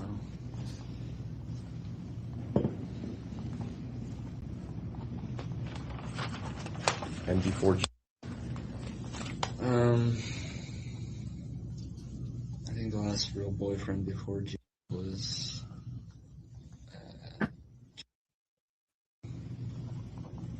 can you spell it?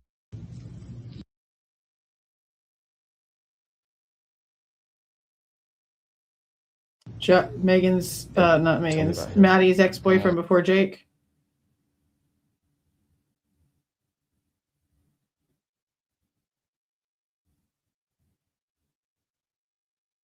I don't know why they're redacting this stuff.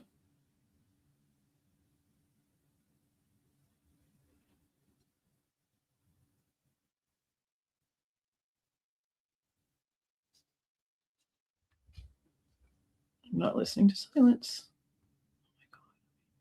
Do you think that he has Ridiculous. you ever seen him in Moscow since the rush? once, like 2 years ago.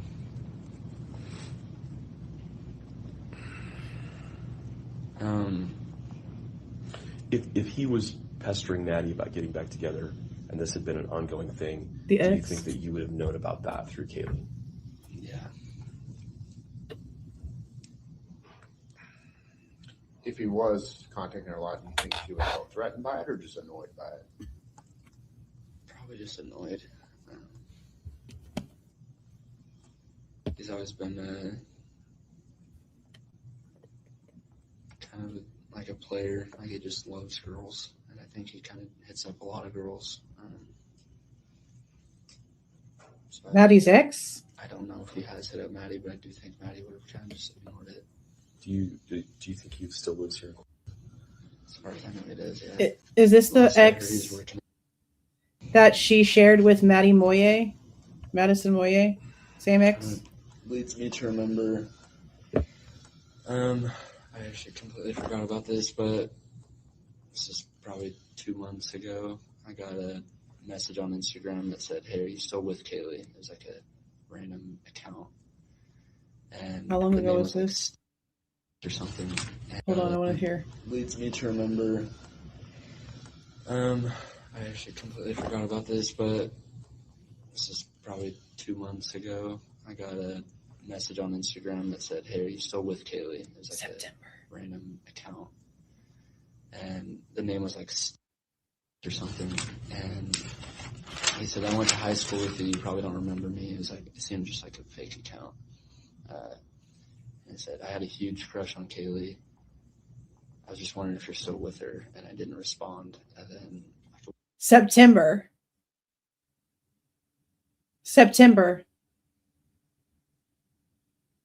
That's 2 months before November. That's the lunch Kaylee had where 5 girls remember Kaylee talking about having a stalker. Let's keep that in mind. I actually completely forgot about this, but this is probably 2 months ago. I got a message on Instagram that said, hey, are you still with Kaylee? It was like a random account. That's weird. Why would you not just ask Kaylee? And the name was like or something. And I want to know the name of this account. he said, I went to high school with you. You probably don't remember me. It was like, it seemed just like a fake account. And he said, I had a huge crush on Kaylee. I was just wondering if you're still with her, and I didn't respond. And then like a week later, I got a message. You probably need to, it's obvious that you're either behind or you've missed some stuff. Jack didn't give a shit about Murphy. They didn't get that dog together the way that we were told this entire time. So if you are just now joining in and you're hearing me say this in real time, you missed it and you need to go back because that's not the case at all. The same account that said, I will pay you for her nudes. And this is after they'd broken up. I will pay you for her nudes. Is what this has to be what Kaylee must have been telling those girls about in September. I actually completely forgot about this, but this is probably 2 months ago. I got a message on Instagram that said, hey, are you still with Kaylee? It was like a random account. And the name was like or something. And he said, I went to high school with you. You probably don't remember me. It was like, it seemed just like a fake account. And he said, I had a huge crush on Kaylee. I was just wondering if you're still with her, and I didn't respond. And then like a week later, I got a message from the same account that said, I will pay you for her nudes. And this is after they'd broken up. Does this have anything to do with? Is this completely unrelated? Kaylee suspected that it could have been Joe. I don't really know why she would think. Kaylee suspected it could have been somebody with the first name Jay. Who? Jack's the one talking about it, so it can't be Jack. Who? What? When? Where? Why? Let's go back. And he said, I went to high school. Are you still with Kaylee? I actually completely forgot about this, but this is probably 2 months ago. I got a message on Instagram that said, hey, are you still with Kaylee? It was like a random account. And the name was like or something. And SN? he said, I went to high school with you. You probably don't remember me. It was like, it seemed just like a fake account. And he said, I had a huge crush on Kaylee. I was just wondering if you're still with her, and I didn't respond. And then like a week later, I got a message from the same account that said, I will pay you for her nudes. And this is after they'd broken up. Does this have anything to do with? Is this completely unrelated? Kaylee suspected that it could have been Joe. So the cops just said the name. Would Jack have said this name if the damn stupid ass police officer wouldn't have just said that name? Why would he say the name? What a dumbass. This cop is so stupid. Does this have anything to do with? Is this completely unrelated? Kaylee suspected that it could have been Joe. I don't really know why she would. The only other Jack that we know is what, Showalter? Could that be why he keeps in all of his interviews saying that he didn't know Kaylee?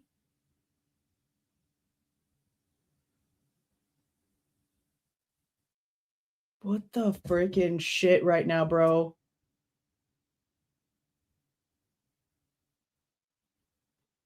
This is wild.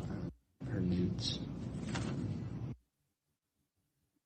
with you. You probably don't remember me. It seemed just like a fake account. And I said I had a huge crush on Kaylee. I was just wondering if you were still with her, and I didn't respond. I freaking got all about damn Katovich.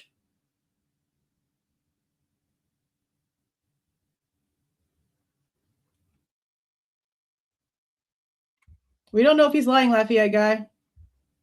They would have this in a subpoena. And like a week later, I got a message from the same account that said, "I will pay you for her nudes." That part's what he's probably lying about. Does this have anything to do with? Is this completely unrelated? Kaylee suspected that it could have been Jack. It sounds like really Jack. Know why she would think that, but that's what made me think of it. It could be Jake, but it sounds like. Is that information still on your phone? Yeah. Is that Instagram? Yeah. What? Oh my god. What was the name that you said that was on the Instagram account? Something or something else. That's SN. I disconnected from the Wi-Fi once again.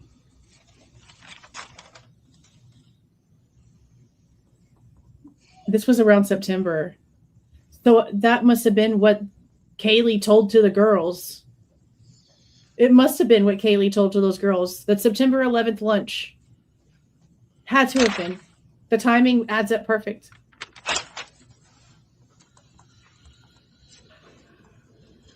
I need to clip that section. That's crazy as hell. You shared this with Kaylee? Yeah, I told Kaylee, and she was a little weirded out about it. Yeah. I guess so. Well, let's talk about nudes really quick. Oh, God. Oh, my God, and it's muted. Oh, my God. This is cray-cray. It wouldn't be unusual for him to have pictures of Kaylee. They were together for forever. So what the guy's probably thinking is that Jack still has pictures. If the guy's creepy ass story is true, which obviously it's probably not. It's just some weird creepo. Some weird creepo. But he probably just figured. Unless they were trying to bait Jack into committing a freaking federal crime, because like sending or selling or anything with your exes, anything like that is a federal crime. Just like, what? That's crazy, bro. Let's talk about nudes, and it gets silent for minutes. And does that have anything to do with anything? I don't know how else to ask the question. No. Okay. I don't think so. Does what have anything to do with anything? What did they just talk about after saying let's talk about nudes? Oh my God, what is happening? Do you think Maddie could have had something like that would have triggered Like what? somebody like? Are they talking about what we think that they're talking about?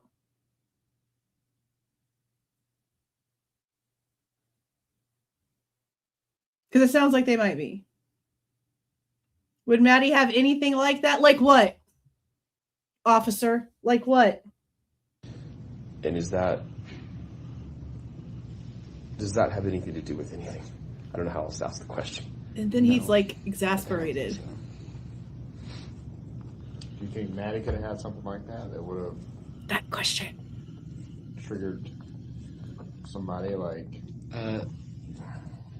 I don't remember what it was, but when I told Kaylee about this guy messaging me, I think her suspicion of it being was raised because Maddie had someone ask her or something similar, someone message her on some sort of app.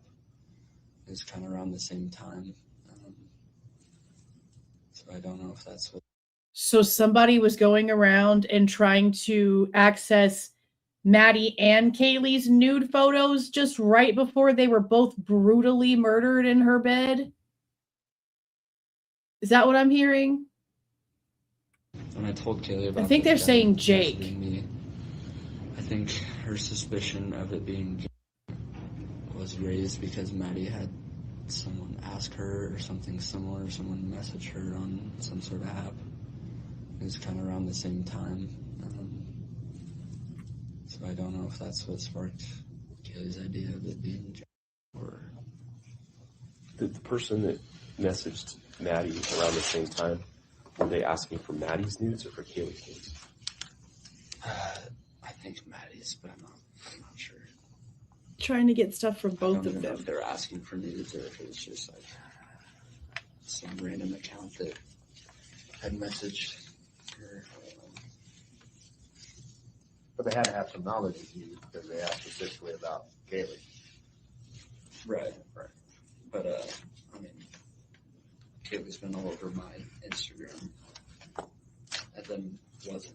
So I think that's kind of how we broke up. So, Did you respond to that message at all?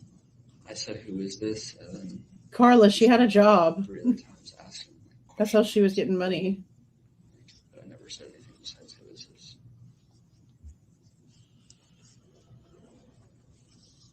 That's crazy.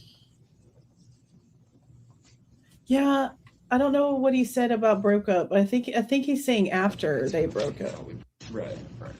But, I mean, Kaylee's been all over my Instagram and then wasn't. So I think that's kind of how we broke up. So, She was like all over my Instagram and then wasn't. I think what he meant to say is that's why the guy figured out how we broke up, is what I think he meant to say there, because nothing else actually makes any logical sense. But they had to have some knowledge of you because they asked specifically about Kaylee. Right.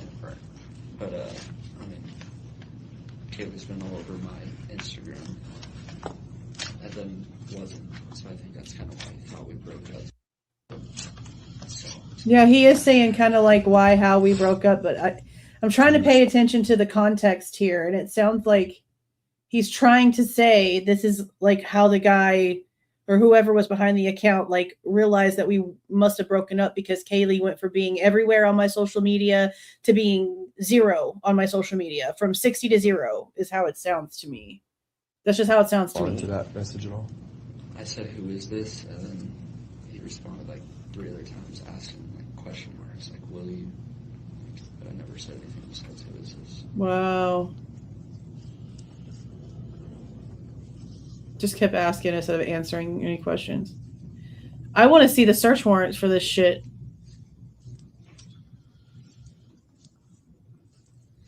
Okay. Anything else about Maddie? Other boyfriends, or did she have any people that had given her trouble in college or stalked her or anything, or trouble with guys at parties or anything like that comes to mind? You said was Maddie's boyfriend that received something? Yeah, Maddie's boyfriend yesterday. Did you say Maddie's boyfriend got something? Other boyfriends, or did she have any people that had given her trouble in college or stalked her or anything, or trouble with guys at parties or anything like that comes to mind? You said was Maddie's boyfriend that received something? Yeah, Maddie's boyfriend yesterday got a message on Twitter from seems like he told me it was just like a fluke account.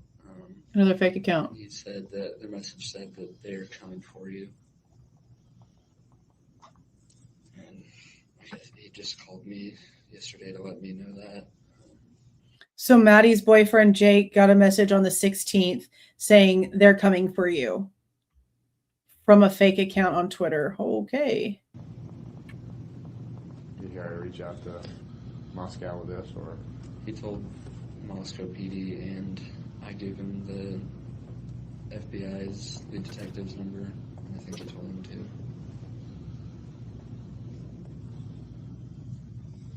Do you think that message was sent by someone that was referring to police coming for him because he was Maddie's ex-boyfriend or Maddie's boyfriend? I have not thought of it that way. I don't think so. What did you think the message inferred? I think obviously heard about this, and I think it was an attack at him or a threat at him. Just because he was her boyfriend? Yeah, I don't know. I don't know if it's some twisted person just trying to mess with people, or if it's something related to what actually happened. I don't know. Okay. Where does Jack live? He graduated last year, and he lives in with the roommates.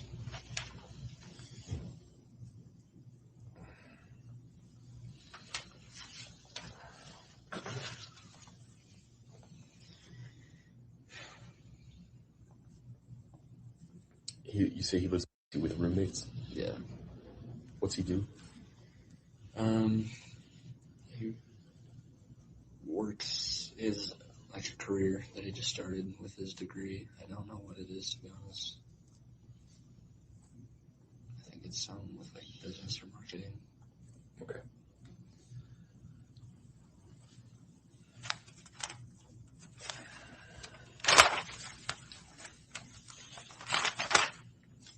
Do you know? Yeah, and if the damn Goncalveses knew that some freaking freaking weirdo on some fake account was apparently asking for Kaylee and Madison's freaking nude photos from people, why in the actual shit would we be discrediting the fact that some weird stuff was happening? And they could pretend all day long that they, knew about a stalker or whatever. We have all of their media literally discrediting a stalker before the police were discrediting a stalker. And conveniently, the man who just died, Mark Furman, in Kootenai County, by the way, just saying, location matters a little. He's the one who brought the stalking thing to the media. He's the one who came out here and said it. And people were in the comments saying that he was one of the people that the Goncalveses hired to be a private investigator. I don't remember that being a thing. I could have sworn that was a female because that's why the Facebook page and stuff was created.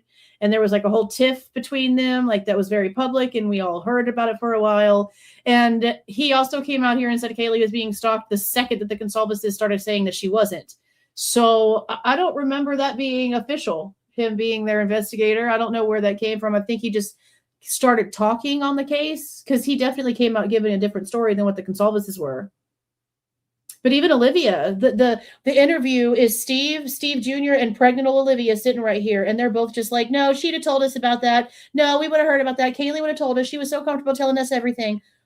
So you're telling me that she either told you and you're sitting here lying and acting like y'all didn't know for some freaking weird ass reason. Or she doesn't trust you. She's not comfortable telling you shit and she didn't tell you anything. Because that's possible too. It's one of the two. It's one of the two.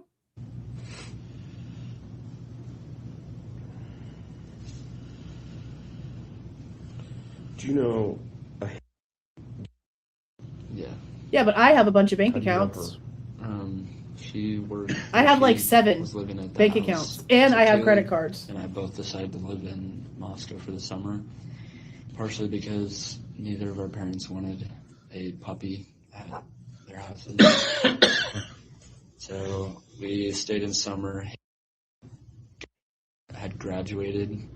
She's from, and she stayed in the house that she had lived in during the school year for another like 2 months over summer.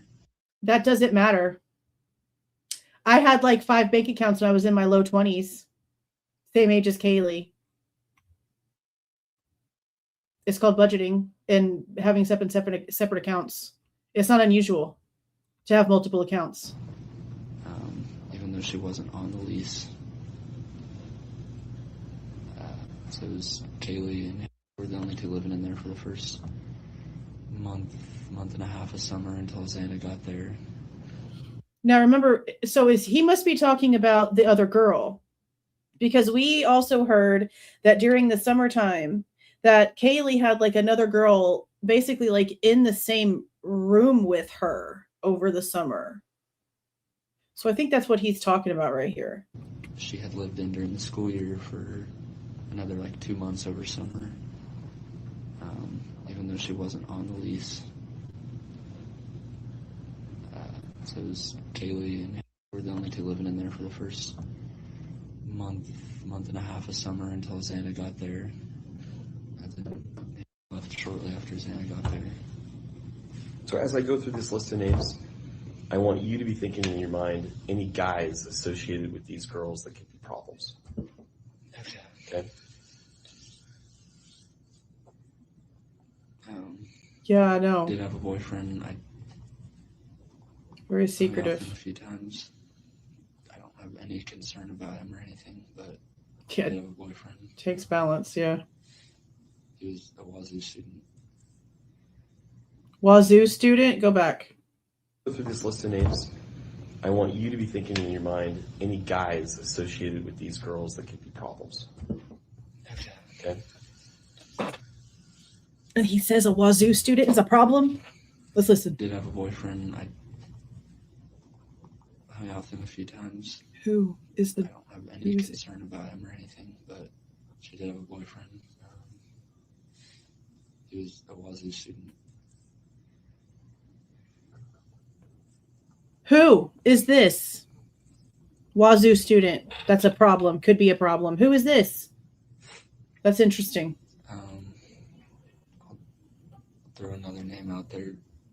I just know he hit up Kaylee multiple times while Kaylee and I were dating, just saying like hey and stuff, and never really gave into anything, but his name was Kaylee. I remember even once was like, dude, I have a boyfriend, stop. And after that I had messaged again and said hey, and it's usually when he's drunk, but How do you spell the last name? Sorry. I think it's pronounced Rungi. Rungi? He has said a last name. And it's usually when he's drunk, but How do you spell the last name? Sorry. I think it's pronounced Rungi. Rungi. They just said it. Well, they just said a last name. Like that? So who is that? I've heard that name. He had messaged Kaylee while you two are still dating.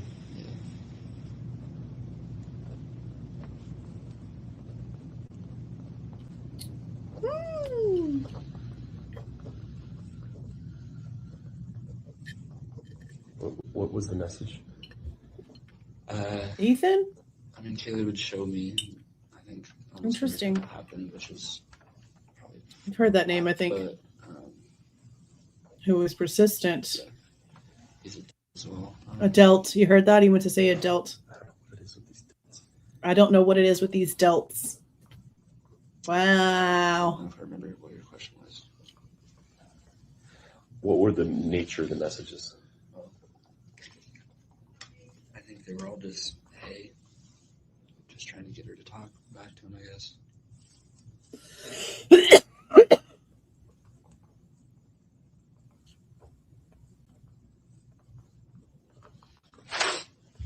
Okay, how about Right one. Yeah.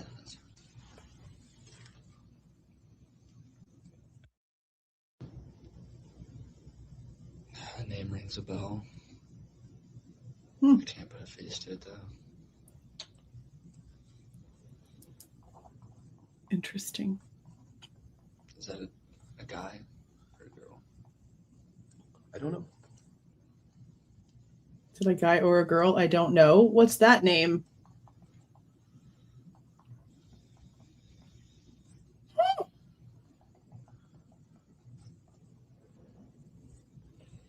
How about Was that Adam? I was a good friend of Maddie and Kaylee. More so Maddie, probably, because she was.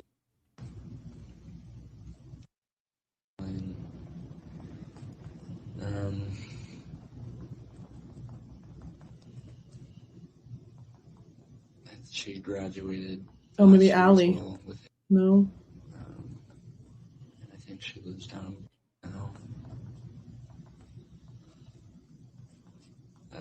I've hung out out there multiple times just with Kaylee and Maddie. Ava, maybe? Hasn't had any boyfriends as far as I know all through college. Allie? I'm not sure. It was definitely an A name, a female A name.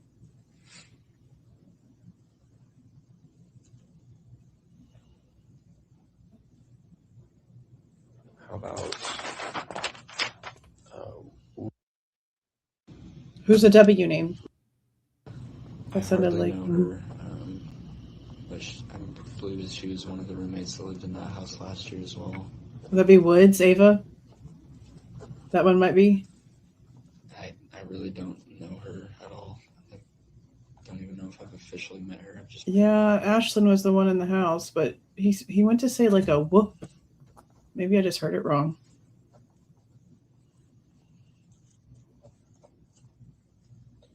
how about I was one of the roommates that lived there last year. I've definitely met her, talked to her a few times. One of my buddy has kind of talked with her. They never dated or anything, but Oh, you can hear the pencil. yeah, I don't know much about her.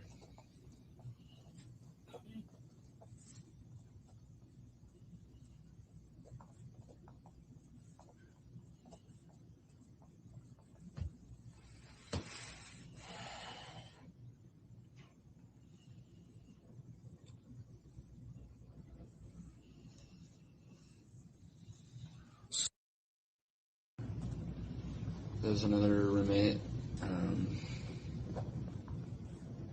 She lived in the room that Kaylee was in. she lived in the room that Kaylee was in? Yeah. That's what we were just talking about over the summer. This could be of some of interest. Kaylee moved from the room that Xana lived in currently. Probably about 2 months ago. We heard something about this. I helped Kaylee move everything upstairs and like redecorate her room up on the 3rd floor. See, that's important. I feel like this information is extremely important. I remember hearing something about this in the beginning, but I wasn't really sure if it was true. I didn't know if we had a real timeline for it, when the rooms were switched around. Considering the rooms that were attacked, this is extremely important. Moved from the room that Xana lived in currently. Probably about 2 months ago. I helped Kaylee move everything upstairs and like redecorate her room up on the 3rd floor. I say that because I don't know if this person hadn't been in the house in a while and walked into one room expecting someone else, then couldn't have like a witness. And thought about that. So what if the person might have thought that Kaylee was in Xana's room? Because we don't know like who was actually attacked first. They haven't given us an answer to that. They're all assuming. They want everyone to believe that it was the 3rd floor because that's what Dylan put out there. But they have literally no proof of that. They're not giving us time of death. They're acting like it's almost impossible to figure out and giving us all kinds of excuses. We do not know the order of death. We don't. So I think that's important to consider, the room switch, because of how Xana was on the ground, the way she was, completely different than everyone else. And Kaylee was severely beaten to the point of disfigurement. 2 months prior to the crimes, it was the room switch. Expecting someone else, then couldn't have like a witness. And thought about that.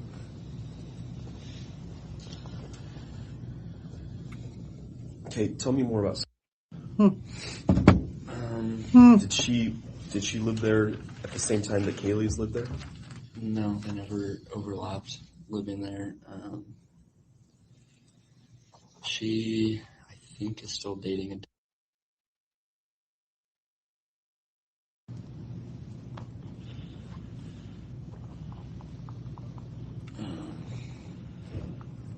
and Kaylee and Maddie were in the same pledge class, and they were, as far as Maddie's best friend in her house outside of Kaylee is probably she was also older and graduated though. I'm sorry. Just give me a minute here. Never overlapped living there. She's dating, and then Maddie was in pledge class. Right. Yeah. I think, no, Maddie was. Sorry.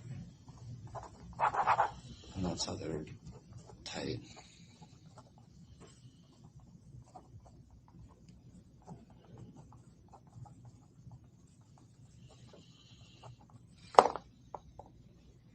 Aggressive with that pencil. Sorry. Go ahead. Boyfriend is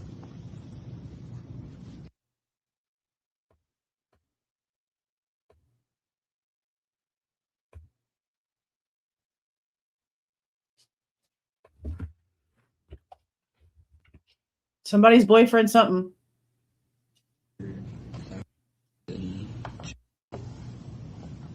are kind of known to fight often and yell at each other without hiding from anyone. What? Maybe He's talking about somebody else's relationship here.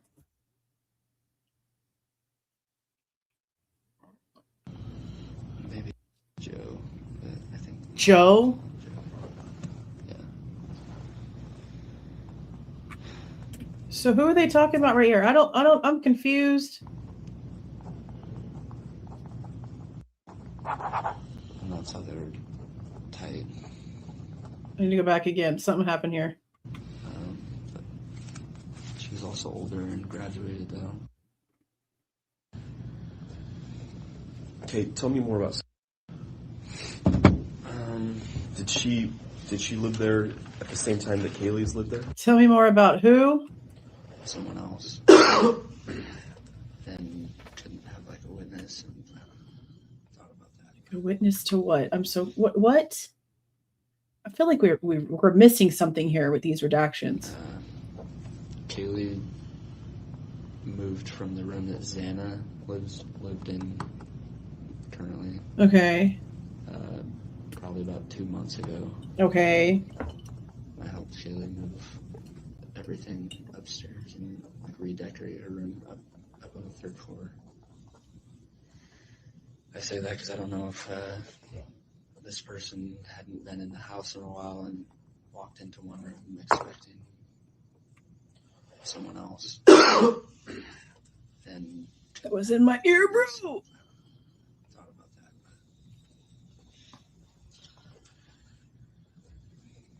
Okay, tell me more about. That sounds like an S name. Thank you for the 5, Tara. Yeah, we've been needing to listen to this one for a while. I can't believe the stuff in here. I can't believe the stuff in here. Oh my God. Thank you so much for the 5. Thank you for being in here. Did she? I want to hear this name. Okay, tell me more about. Okay. Who? What girl has the S name?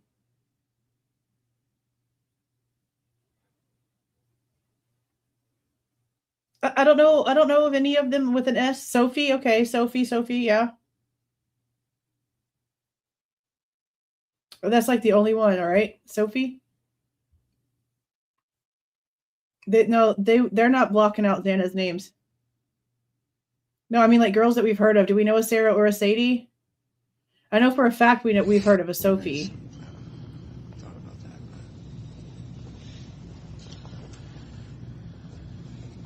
that. Okay, tell me more about. Sophie. Did she live there at the same time that Kaylee's lived there? No, they never overlapped. living there.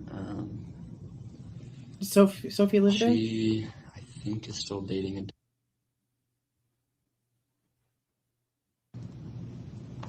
Oh, yeah. That's a chick? and Kaylee and Maddie were in the same pledge class, and they were, as far as Maddie's best friend in her house outside of Kaylee, is probably but she was also older and graduated though. I'm sorry. Just give me a minute here. Never overlapped looking there. She's dating, and then Maddie was in pledge class. Right. Yeah. I think, no, Maddie was. Sorry. And that's how they were tight. Thank you, Tara. Thank you for the 5 gifted memberships. Congrats to those who got those. Thank you. So, yeah. Sophie. Because she used to live there. And it sounds like the guy's name that they're going to mention is Joe. I do know that. Sorry. Go ahead. Boyfriend, his.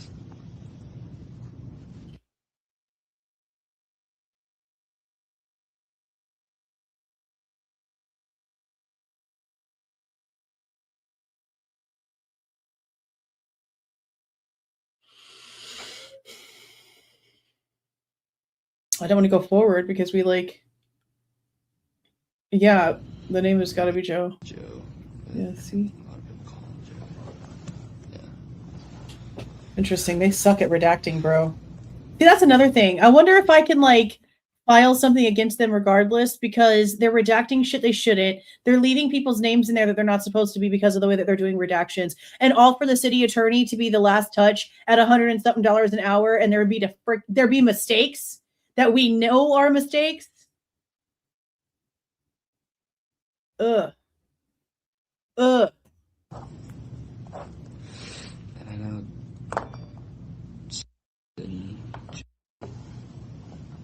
are kind of known to fight often and yell at each other without hiding from anyone. What? They're known for fighting and yelling at each other about hiding from what? And I know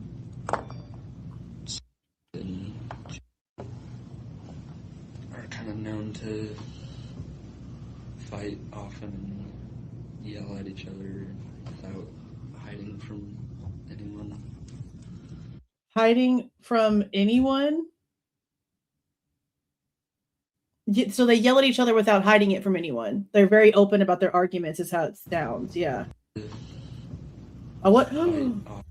Is that the DV couple from that night that the chick was telling what's the obsession about to make up for the scream? Is that who that is? Oh, I'm so tired of these stupid stories, bro. Yell at each other without hiding from anyone. Public fights, yeah.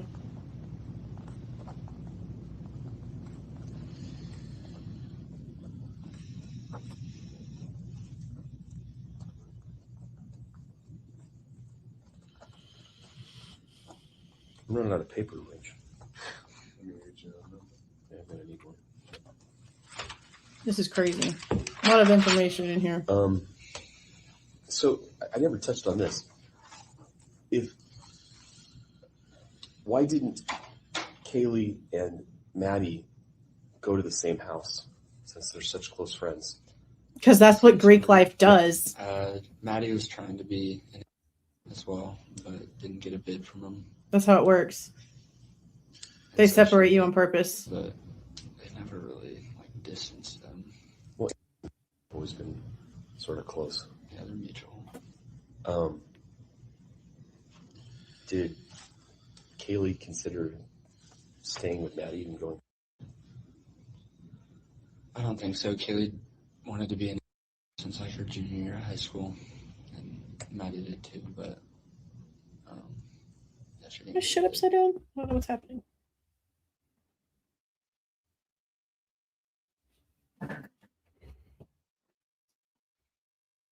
And then more muteness.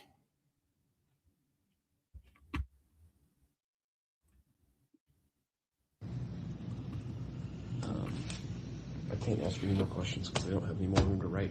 So Rich gets back. That's ridiculous considering that you're recording the freaking interview. Dumb.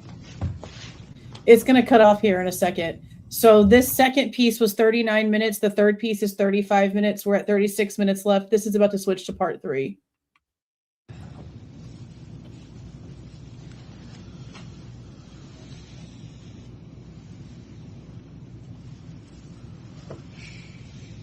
You have all these drawers. What the hell do you put them? You don't have to That's a good question. All these drawers and no supplies. Nothing.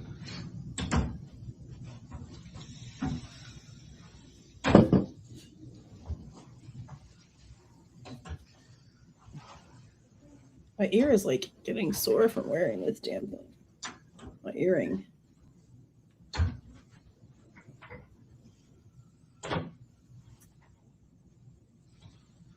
Just wasting time. Waste of time.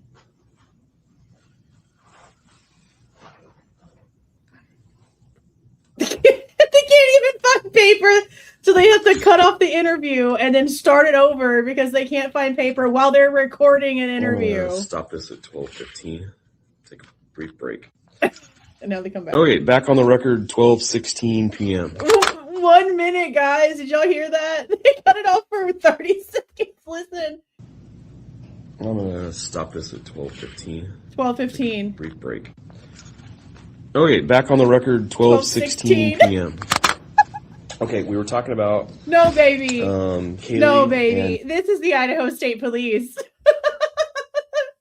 Telling you, the entire state. It's every department. It's the courthouse. There's not a single department that touched this case that we haven't gotten to laugh at.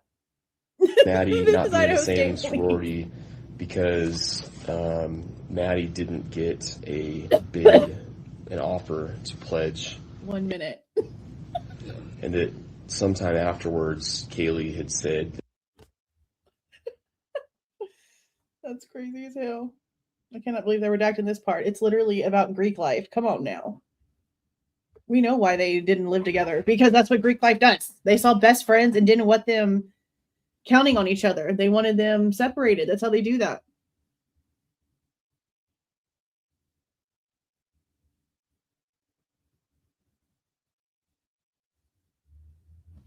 Come on now. All these, come on. I'm so tired of it. "Who's a what's relationship with Shh. Who's a name? Sean? what's relationship with So it sounds like an S. What is S's relationship with sh is what it sounds like. who's a what's relationship with I assume Might be they know each Showalter. other through, but I don't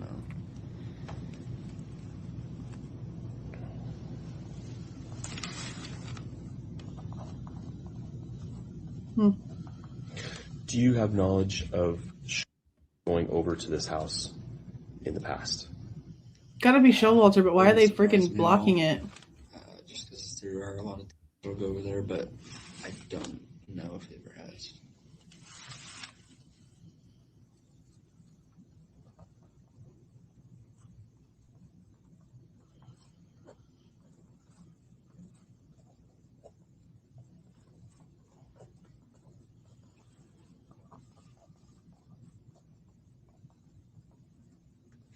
Okay, let's see. I've got more people on my list here. I'm sure you do. It doesn't ring a bell. No idea what he said.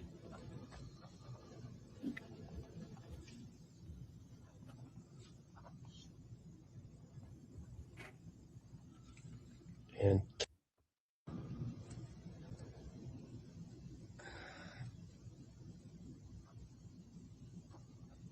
That's not the same I mentioned earlier, is it? no, I mentioned earlier. Okay, yeah. So I don't know. Two different J names.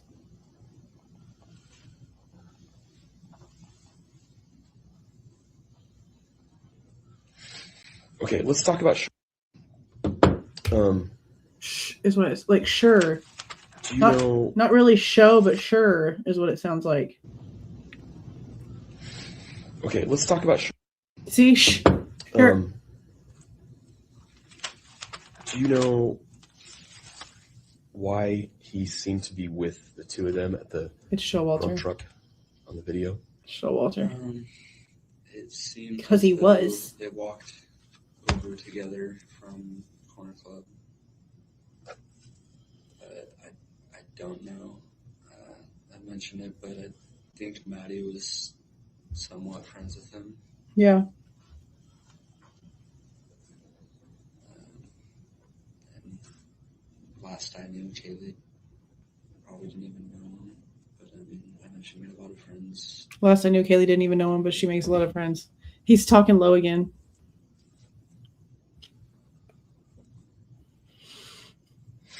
So after they get their food, as we talked about before, and as we've all seen in the video, they walk away, and the guy he's standing next to sort of gestures to him and says they're walking away, and he lifts his arm up like, "Where are you going?" Yeah. And he takes off after him. And then you see him in the video. It looks like he kind of gestures with his left arm the direction they went. Like, I don't know what, he makes some sort of gesture. I don't know whether he said something to him or not. And then it looks to me in the video, he sort of goes this way down the street, and they sort of left the frame to the left. So do you have any insights into any of that at this point? Yeah, as far as I know, they left the camera's view, got into an Uber car. Eric's car. And then he took off as if he was going to go back to campus on foot. Mm-hmm. Is how I see it. Because I know where a Grove truck normally parks, and we're always on the same side of the street, so I know that corner that he turned around after leaving. Do you think that she knew where they lived? Yeah. Do you think that would have been common enough knowledge because of parties and everything else and Delts coming and going? It's very likely. She also told me that he lives close by. I don't know. The Showalter lives which close by. location, yeah. Yeah. I don't know which direction or location. Is Jay in a fraternity? He was a Delta, but he graduated last year. And so the contact you've been having with him, this is him down in. So he's How are you been talking to him? Is that contacting on the phone, or is it Showalter? messaging or what? A few texts, but So he's How are been. you- 2 days. What's he think?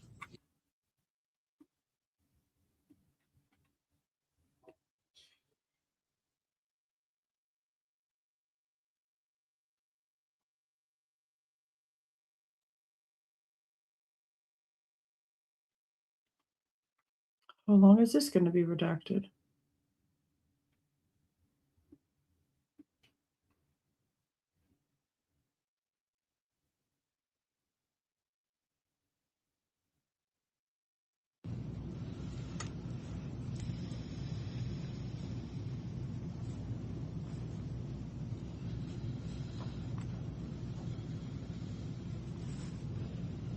Breathing.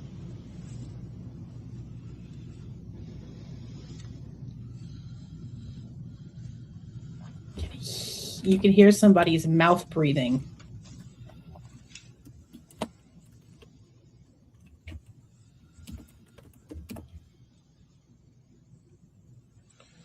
Do you know who friends are, other than just generally? I don't know. It kind of seemed like he didn't have a group that he really belonged with. They're still talking about Showalter. The bar and stuff, but I don't know. Why do you think that Maddie and Kaylee were with him coming from the corner club? I don't know. It kind of seemed to me, just based off like body language and stuff like that in the video, that they were trying to get rid of him without being mean. So I could just see him like talking to them at the club, and they're like, "Hey, we're gonna leave. Hey, we're gonna go to Grub Truck," and then I could see him saying, "I'll come with you," or just walked out with him. Yeah.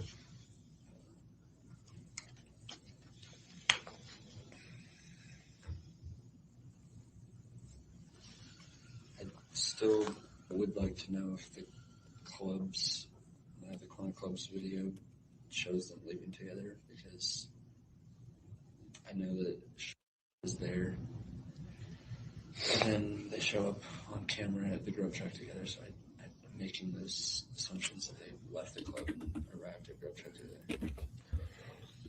I apologize if I've already asked you this, but did you know before all this? I mean, if you had seen him, would you like, oh, that's his name, and he's a... No. I would recognize his face for sure, but I wouldn't have been able to put a name on it. Maybe his first name. So, Yeah, I think so. looks like he's or something. He's also a... Yeah. Do you think that was at the corner club with, or do you have any knowledge about that at all?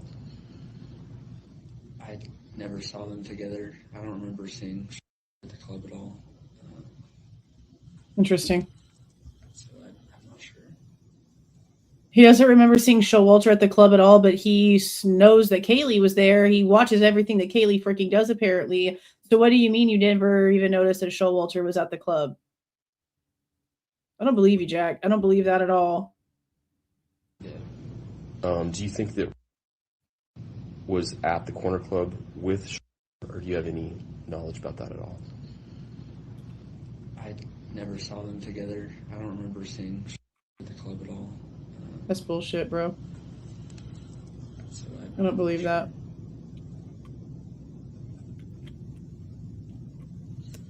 don't even know if they're friends.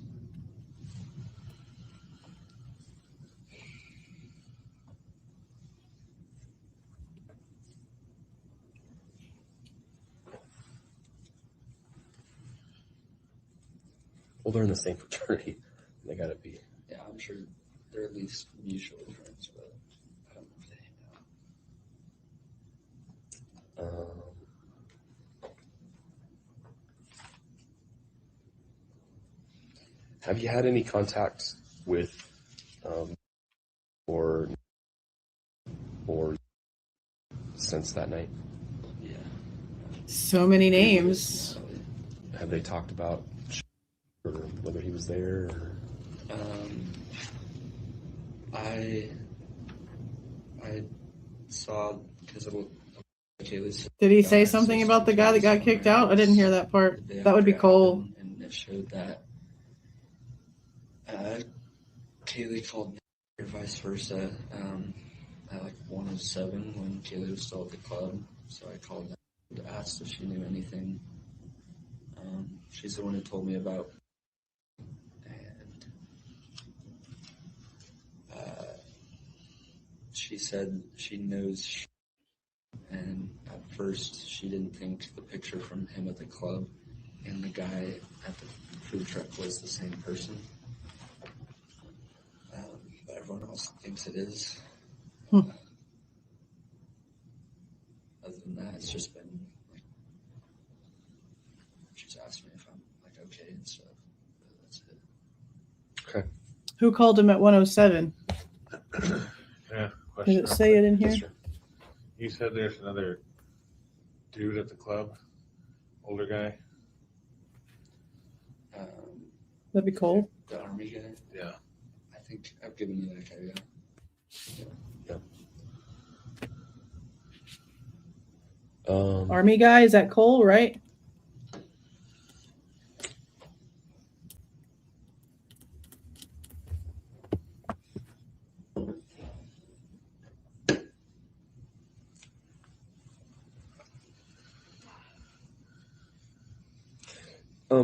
me go back to when you went down there and down the street.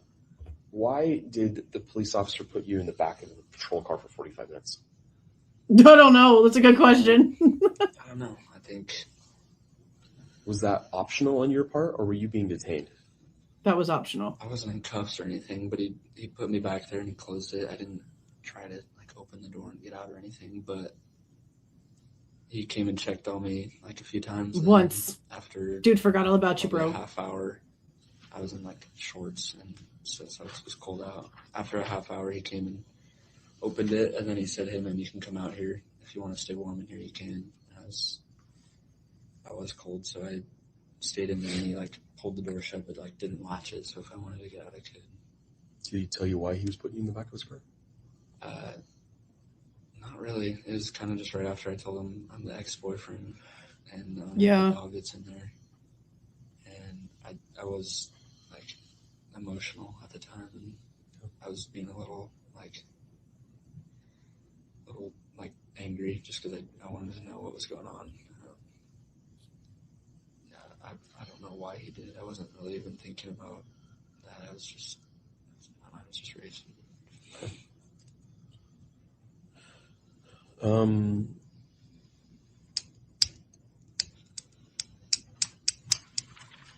So when we first were talking, you said that you had 3 or 4 names. When I asked you who do you think would be capable of this or might have done this, and you said, well, I have 3 or 4 names. And we got to, was there somebody besides the 2 of them? Was that Chestnut? The Uber driver. And the 4th one was, who I know. He had just, in the video, spoken with, had a conversation with him. Joe Vito? I didn't really pick up what it was or anything, but... The guy talking to Jack? I wasn't really saying that guy as a suspect. I was just saying him as he might know something. That's Do you know crazy. who the heavyset guy was that's on the video? There's I Joe. don't know who it is. So Do you know the guy with the long hair and the is he? So he's not talking about Joe talking to Jack Showalter, because now they're addressing Joe as the heavyset guy as a separate entity. So he's talking about another person. I was just saying him as he might know something. Do you know who the heavyset guy was that's on the video? I don't know who it is. No. Do you know who the guy with the long hair and the funky shirt is on the video? That's really? Actually identified him. Oops, it's full. Identified him to me. Somebody else identified him to Jack? He has long hair in the video. I don't know him. I don't even know if I've ever seen him, so I don't know. This was issued about a year ago. Does that seem like the same guy to you? It could be. I know in the video he has like facial hair, long hair. Like long hair, like Yeah. ponytail, long hair in back. I'm gonna have to go look at hair. the That's him. grub truck footage to see what he's talking about. Long haired guy. Do you recognize? Oh, the sweater guy. Isn't that a Dutch Bros this sweater? guy? Like the coffee place Kaylee worked? Is that? I'm asking you if you recognize him. It kind of looks like the profile picture, but if it's not him, then no. Okay.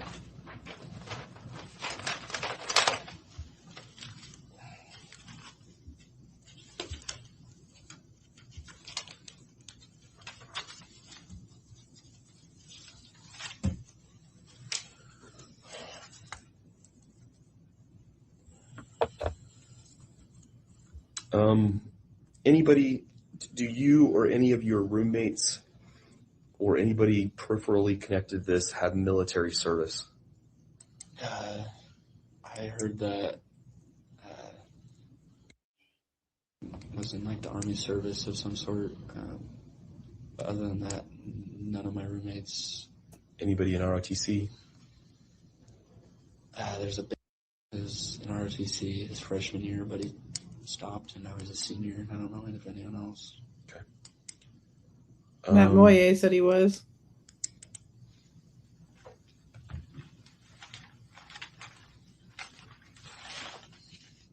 Going back to the bar,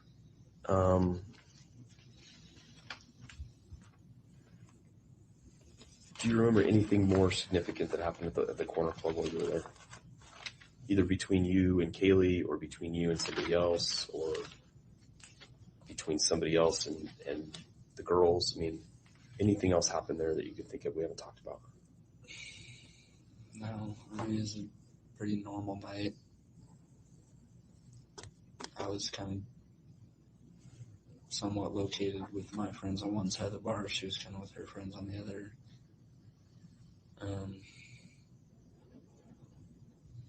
Yeah, nothing out of the blue. Where's your dog? I have him now. You have the dog. Yeah. Why do you think? Do you have any insight on why?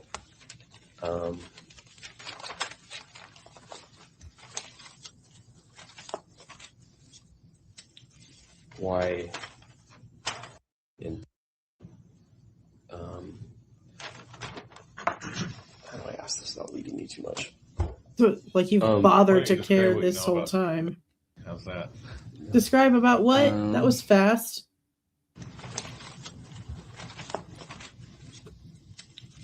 Why? In how do I ask this without leading me too much? Why don't you describe what you know about? How's that? That's definitely a first and last And And name. how do you know it? It?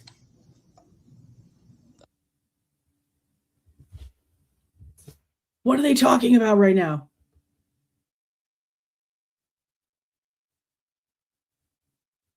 What do you know about blank blank and how do you know it?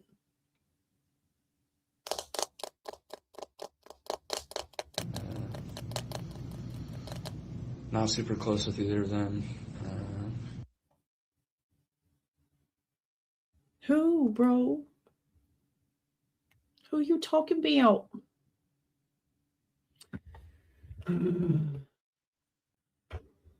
But I really didn't know. Like, met once or twice. Even though I'd walked through their house sometimes and walked past them, I never really knew them very well. Walk through their house? What? Like that means that you're actually like walking through the front door, through the back door, like walking through. That's a very specific word. But I really didn't know. Like, met once or twice. Even though I'd walked through their house sometimes and walked past them, I never really knew them. It must be a Greek house. I feel like it's a Greek house. As far as them the night of, Maybe. I've heard a few different versions. Who did you hear it from? I heard a little bit of talking, like a few hours after everyone found out. I heard from Kaylee's sister. I don't know how she knows, but Olivia. that's how I found out that she was sleeping in the basement. When you were sitting on They're the talking about was it on the Dylan. curb when the police were there the next On the day, street. We're on the talking street, about Dylan. did you have a conversation with either of these girls about what had happened? Not a conversation with them now. Did they make any statements that you recall about what had happened? I can't remember who it was, but someone spoke up about being mad that the university got a text before Emily. even knew. Emily was mad about the message.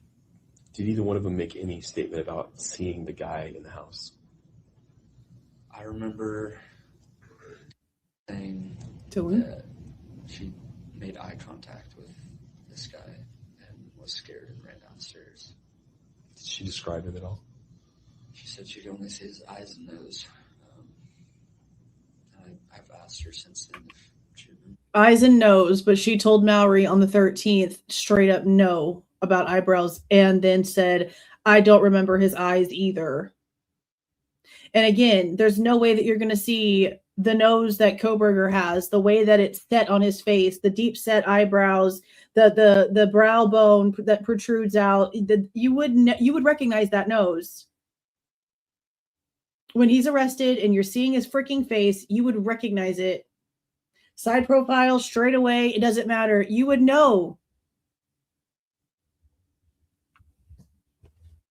Everything, whatever she's like recognizing, what she doesn't recognize, what she remembers, what she doesn't remember, it changes every 13 seconds. Downstairs. Did she describe him at all? She said she could only see his eyes and nose. And I've asked her since then if she remembers what he was wearing or anything like that. And she says she wishes she was, but she said she was out of it. So out of it, but she couldn't shut the hell up the next morning. Literally had to be the loudest, had to cry to where it was freaking echoing throughout the entire neighborhood, putting on a show with not a single tear coming down her freaking face. But sure could do this without skipping a beat, There was no recollection issues, no memory issues, none of that bullshit at the scene. Not till her attorney got a hold of her. Stupid shit. All the lies.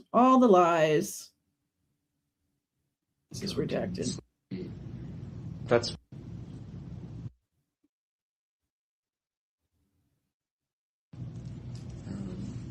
I've also heard that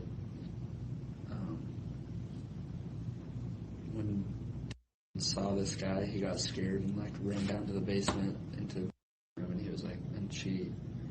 That's from Kaylee's sister, right? Yeah, and she told about it, and it was like already drunk and sleeping kind of, and she just said, "Hey, you're just." You have to re-listen to that. It almost, I know that's not what he's saying, but the way that he's taught, he had to have taken something. He's not speaking correctly. It sounds like he just said the guy that Dylan saw got scared. Like he's saying he ran downstairs instead of she ran downstairs. He's got to not be sober at this point. This sounds pill-induced. My opinion, the way he's talking. When he saw this guy, he got scared and See? ran down to the. He got scared. I've also heard that when he saw this guy, he got scared and like ran down to the basement into the room, and he was like, and she. Two. See? That's from He said he twice, and then on the second one, he corrected himself. That's interesting.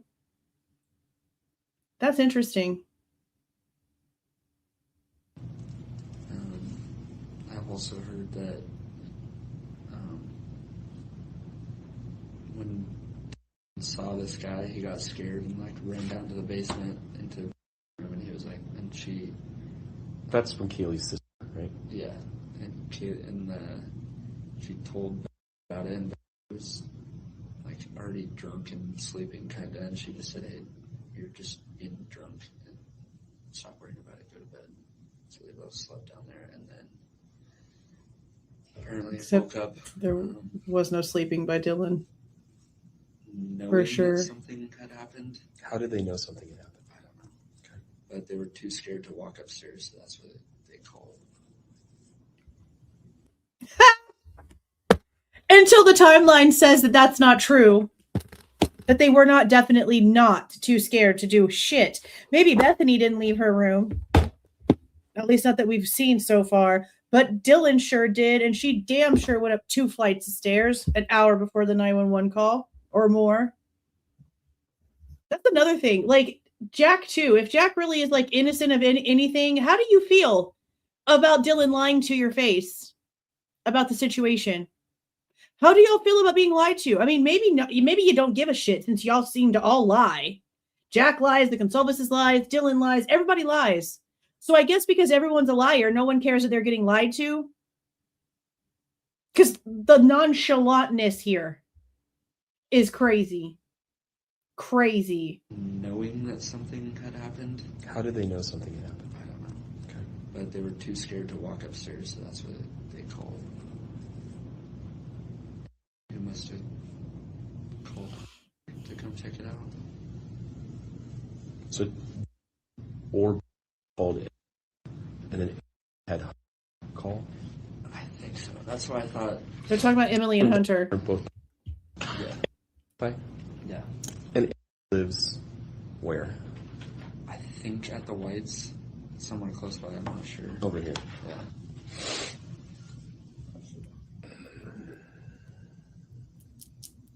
But well, but so if the murderer was dealing with Kaylee and Maddie, like, it seems like maybe Xana or Ethan would have heard it, or vice versa. Like, That's what I so it said. would be uncommon for either one of those pairs to be so inebriated they wouldn't have. Right. I mean, I don't know the answer to that. on the video, it looks like Kaylee and Maddie have had quite a bit to drink, especially Maddie. I mean, she's stumbling around pretty visibly on the video. And I know them and drunk them, and Maddie did seem a little more intoxicated, but she sure went out with the dog. To any point where she couldn't have fought back or called someone or yelled or anything like that. Yeah, especially over 2 hours later. And Maddie too, even though she was seemed a little more so. But I know them. They drink. They know how to handle themselves. Like, He's whispering, bro.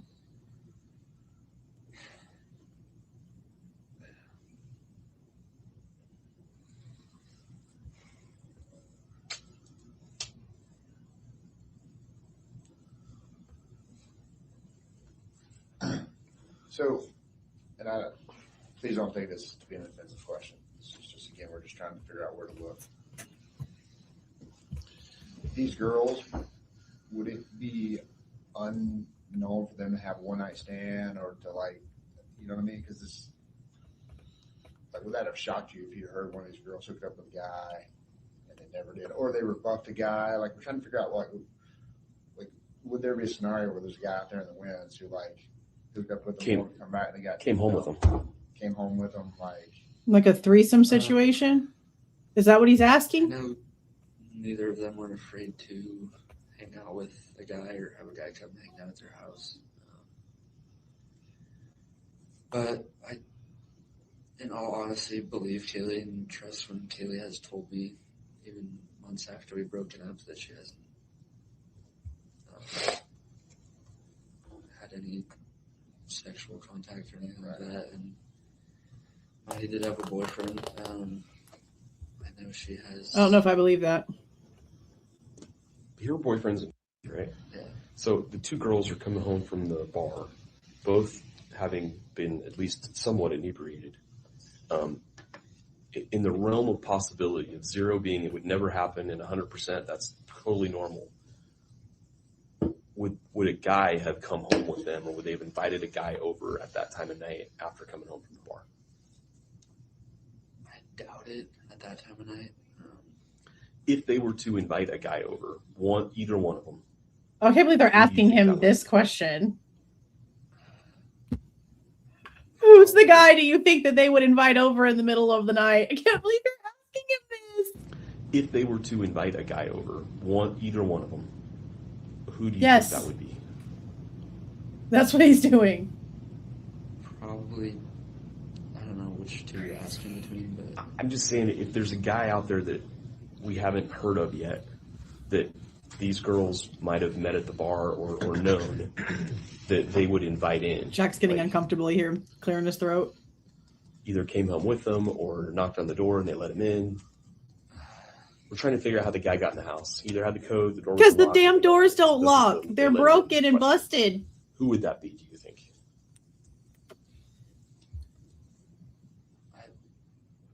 I've been trying to think of that the last 2 days, and I just don't know. Okay. I was kind of in touch with Kaylee, but not what her life was involved with. Liar. Outside of her and I. Oh my God, you so stupid. You You so know, dumb. having any relationships beyond her boyfriend.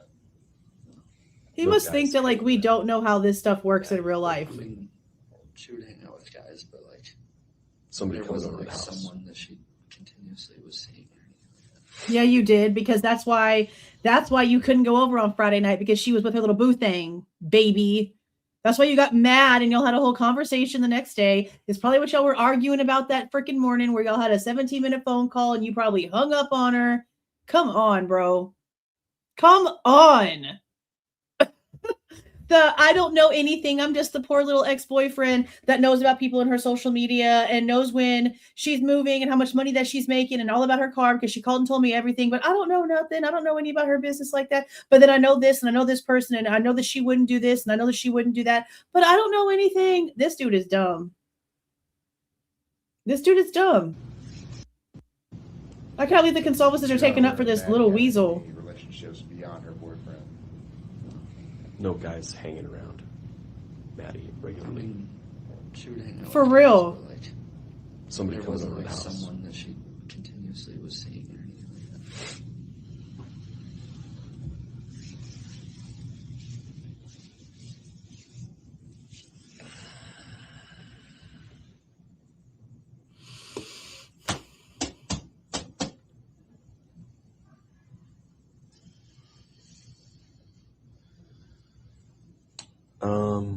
Social media presence, primarily, you guys Yeah. use Snapchat or Instagram, or how do you communicate within this friend group?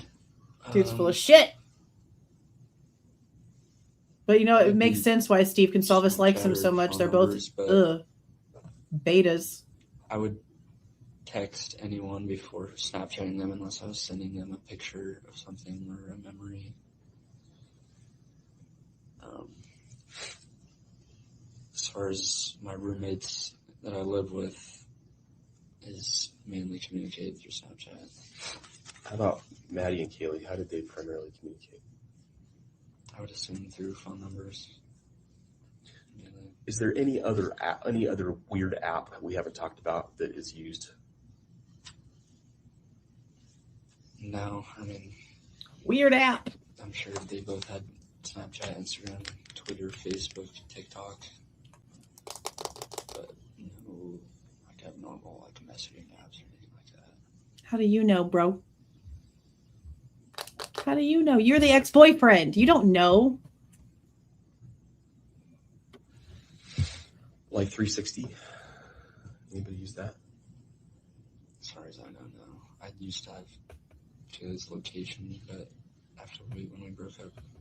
iPhones? Everybody uses iPhones? Yeah. I bet you still have it, Jack. Or at least at this time, I think you probably still did. How about any illegal drug use? Anybody in the house use illegal drugs, to include marijuana? I do think, I know Kaylee didn't smoke, neither did Maddie. I'm not saying they have never, but I think Xana would smoke on occasion. I don't know about Ethan. And as far as I'm concerned, I don't know if any of them taken any hard drugs or anything past marijuana or Adderall, maybe. You would mention the magic one, right? But you don't know.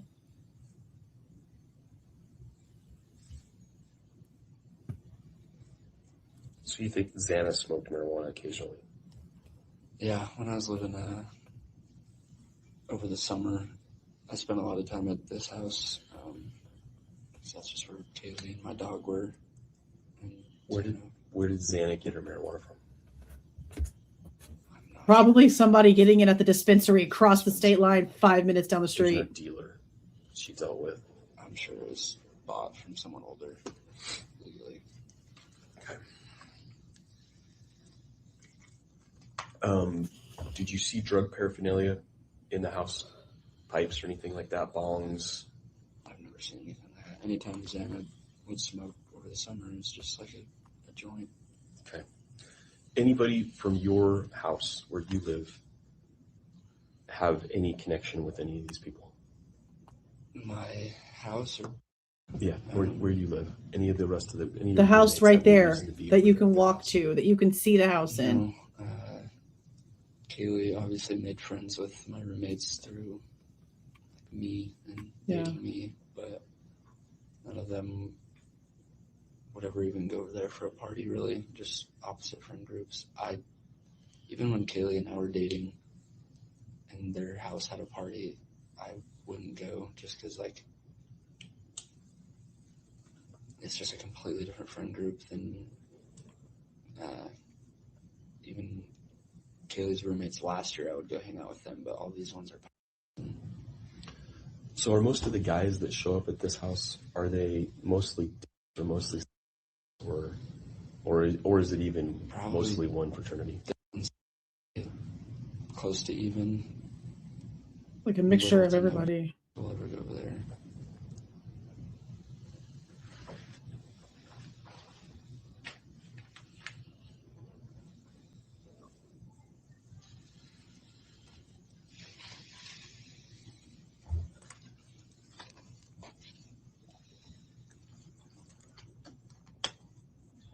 It's almost over. 4.5 hours later.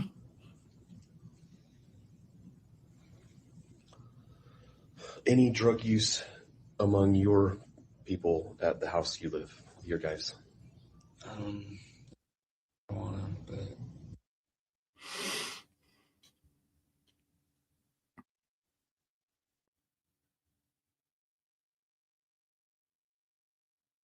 Somebody can't hear about his roommates.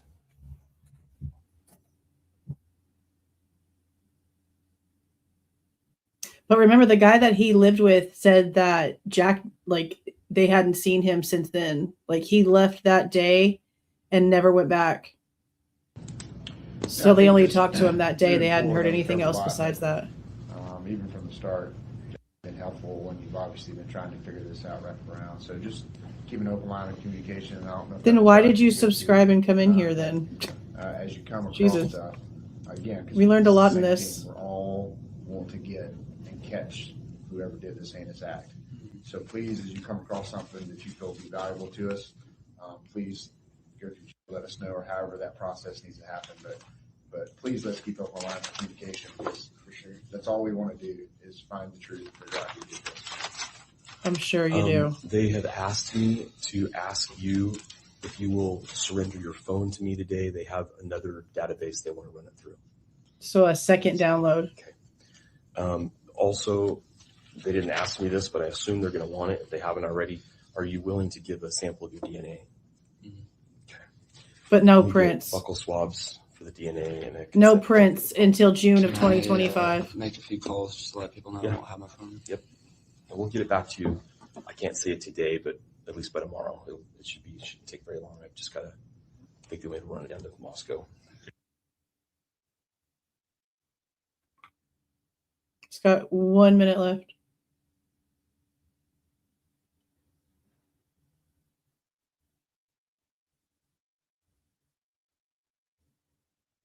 Hello.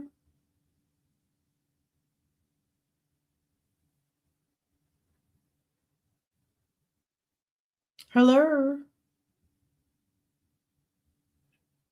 35 seconds. Are they going to say anything? They're not going to put an end time on it?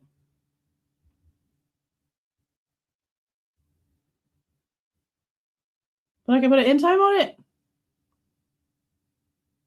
15 seconds. Oh. Okay. Anything further? Okay. I don't think so. I'm going to stop recording at 12:51.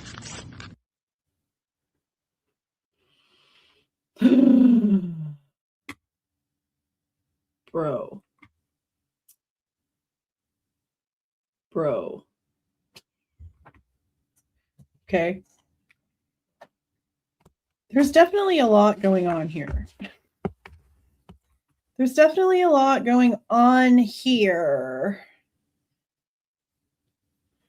They really need to produce proof that they investigated the Nude thing, the September conversation, who belongs to those accounts, who was also going after Maddie for the same thing. I want to know how far that investigation went for them to just shove it off to the side and not give a shit.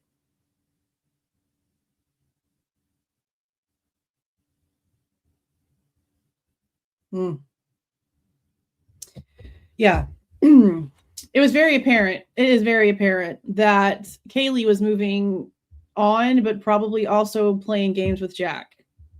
Or maybe she just didn't really know how to let go all the way because they were together for so long, but she still wanted to move forward. We also don't know who was being honest about the reason that they really broke up, because the main things that we're hearing besides this interview information is shit from the Goncalveses, which for some reason Christy was the first one to come out and again call Kaylee a brat for not wanting to be with Jack, and then they took up for him ridiculously, even though he hadn't been cleared. And they still did not clear him. He stayed the number one suspect on the Idaho State Police records up until the end, up until the plea. Even after Kohberger was arrested and everything was changed and everything was updated, Jack Decor was still listed as number one with Bryan Kohberger as the second suspect the entire time. They didn't even take Jack's prints until June of 2025. So there's that. Wow. Yeah, we're going to definitely talk about spots of this. I have a feeling that that whole nudes conversation is going to be a big topic here over the next week or so. Also, the Murphy thing, the Goncalveses making it seem as if, oh, they got this dog together and it was like their kid and it was their relationship dog and da-da-da-da-da. No. Kaylee wanted the dog. And Jack only had anything to do with the dog because Kaylee's house, her apartment at the Whites, did not allow pets. And Jack's house did. So it was her dog. Jack didn't have shit to do with it. He even said he did not want to financially support the dog. You heard that. He said that in this interview, meaning he's not buying him food. He's not buying him treats. He's not buying him anything. All Kaylee's responsibility. He's not doing it, but he can crash at my place. You're feeding him. You're doing everything else, but he can crash here. That was the dog situation. I cannot believe the sentiment they tried to put on this whole thing to make Jack look like he was just this sad little thing. The Goncalveses are pathetic for taking up for Jack for so much without knowing the truth. And then with still knowing the truth about the 17-minute phone call, the truth behind the dog thing, like knowing things, but then like not knowing things at the same time. Like they lied to us without really knowing what the hell was really going on. That's also what's insane. Like they complained about the roommates and stuff being cleared, but Jack literally had all of the motive. He had the location. He could see every little thing that she was doing. He was right freaking there. He could get there and back without being on camera. The foot freaking prints outside literally lead from his house and back. Come on, bro. There's a lot in here. A lot in here.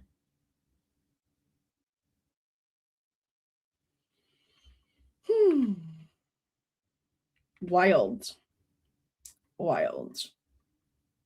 All right, guys. 4.5 hours. I'm going to go eat some ice cream.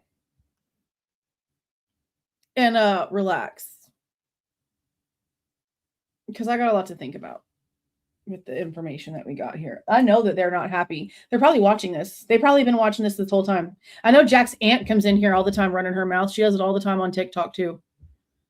All the time. The one that helped put the GoFundMe together for the Range Rover. Yeah, she's constantly in here doing a bunch of this. A bunch of this. So, I'm sure they're watching. Pissed off. I don't care. I don't care. Thanks for the 5, Calling of the Void.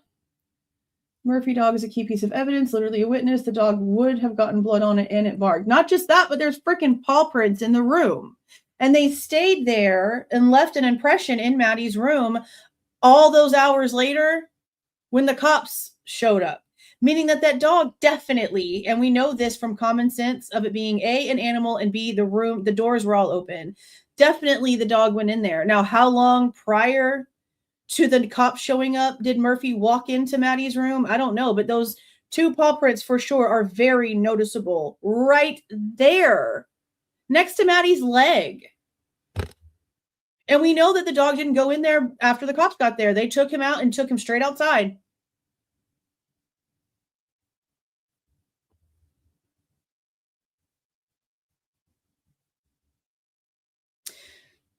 I'm gonna run something past y'all. I don't know how y'all are gonna take this, but it's something that I've been wondering about, and this is gonna be disgusting to a lot of people, but I feel like it's something that maybe needs to be considered because of the fact that we had a free range animal in that house.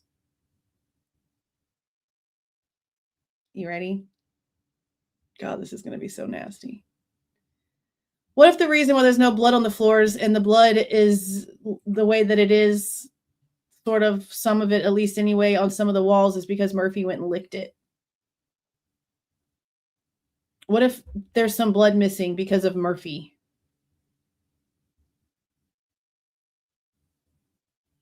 And then I haven't really wanted to think about that, but we have to consider the fact that he's an animal. And there was 8 hours. I know people don't want to hear about it. Sorry, but he's an animal. Animal's gonna animal. My dogs do all kind of funky ass shit. Animal's an animal. It is disgusting, but it's very possible because he was in there for 8 hours, and an animal doesn't know like the difference between, I mean, at least in my brain, I'd think that he would just maybe think that it was just something spilt on the floor. Like he wouldn't know that it's like his human's blood and not to blah, blah, blah. You know what I mean? It's just something that maybe needs to be considered a little bit. Maybe not for like everything, obviously, for like the like taller parts of the walls that have issues, but there's like nothing on the floors anywhere at his level. Does that make sense?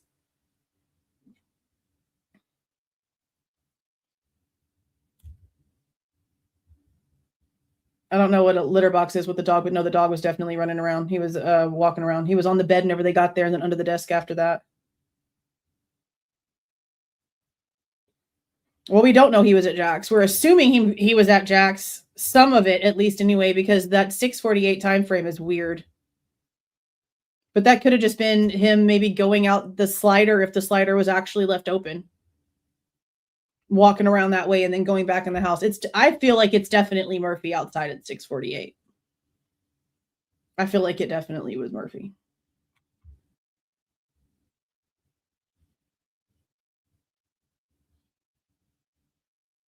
I don't know.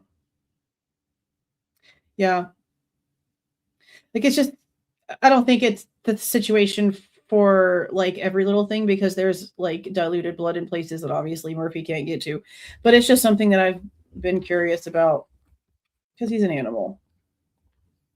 And it's an innocent thing when it comes to an animal. So there's nothing that he could be like, you know, nobody can get mad at Murphy regardless of the situation. I don't know. I don't know what else to think in a lot of this. Nothing makes sense in this case. We can't even get consistent stories from people, and lies are the only thing that change. Lies are the only thing that change.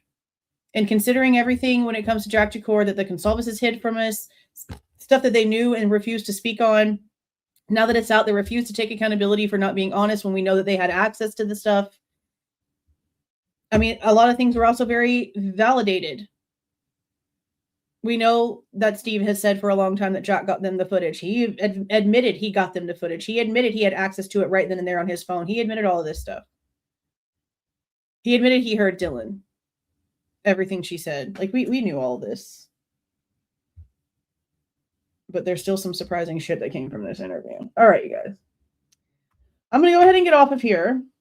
Thank you so much for being in here with me for so long. 4.5 hours is a super, super long time. But this was a really important interview. And I am going to go in and get the 11:15 portion because everything that you heard in the beginning of this one was them basically reading back Jack's timeline that he gave them on the 15th to validate and verify the things that Jack said. And then we see that one of the reasons, especially that's being done that way, I guess, now that I'm like looking back and after we've heard everything, is that he was trying to catch Jack into lying again about the phone call, knowing that at this point in time on the 17th, Van Leuven had the report in his hand that showed that there was a call.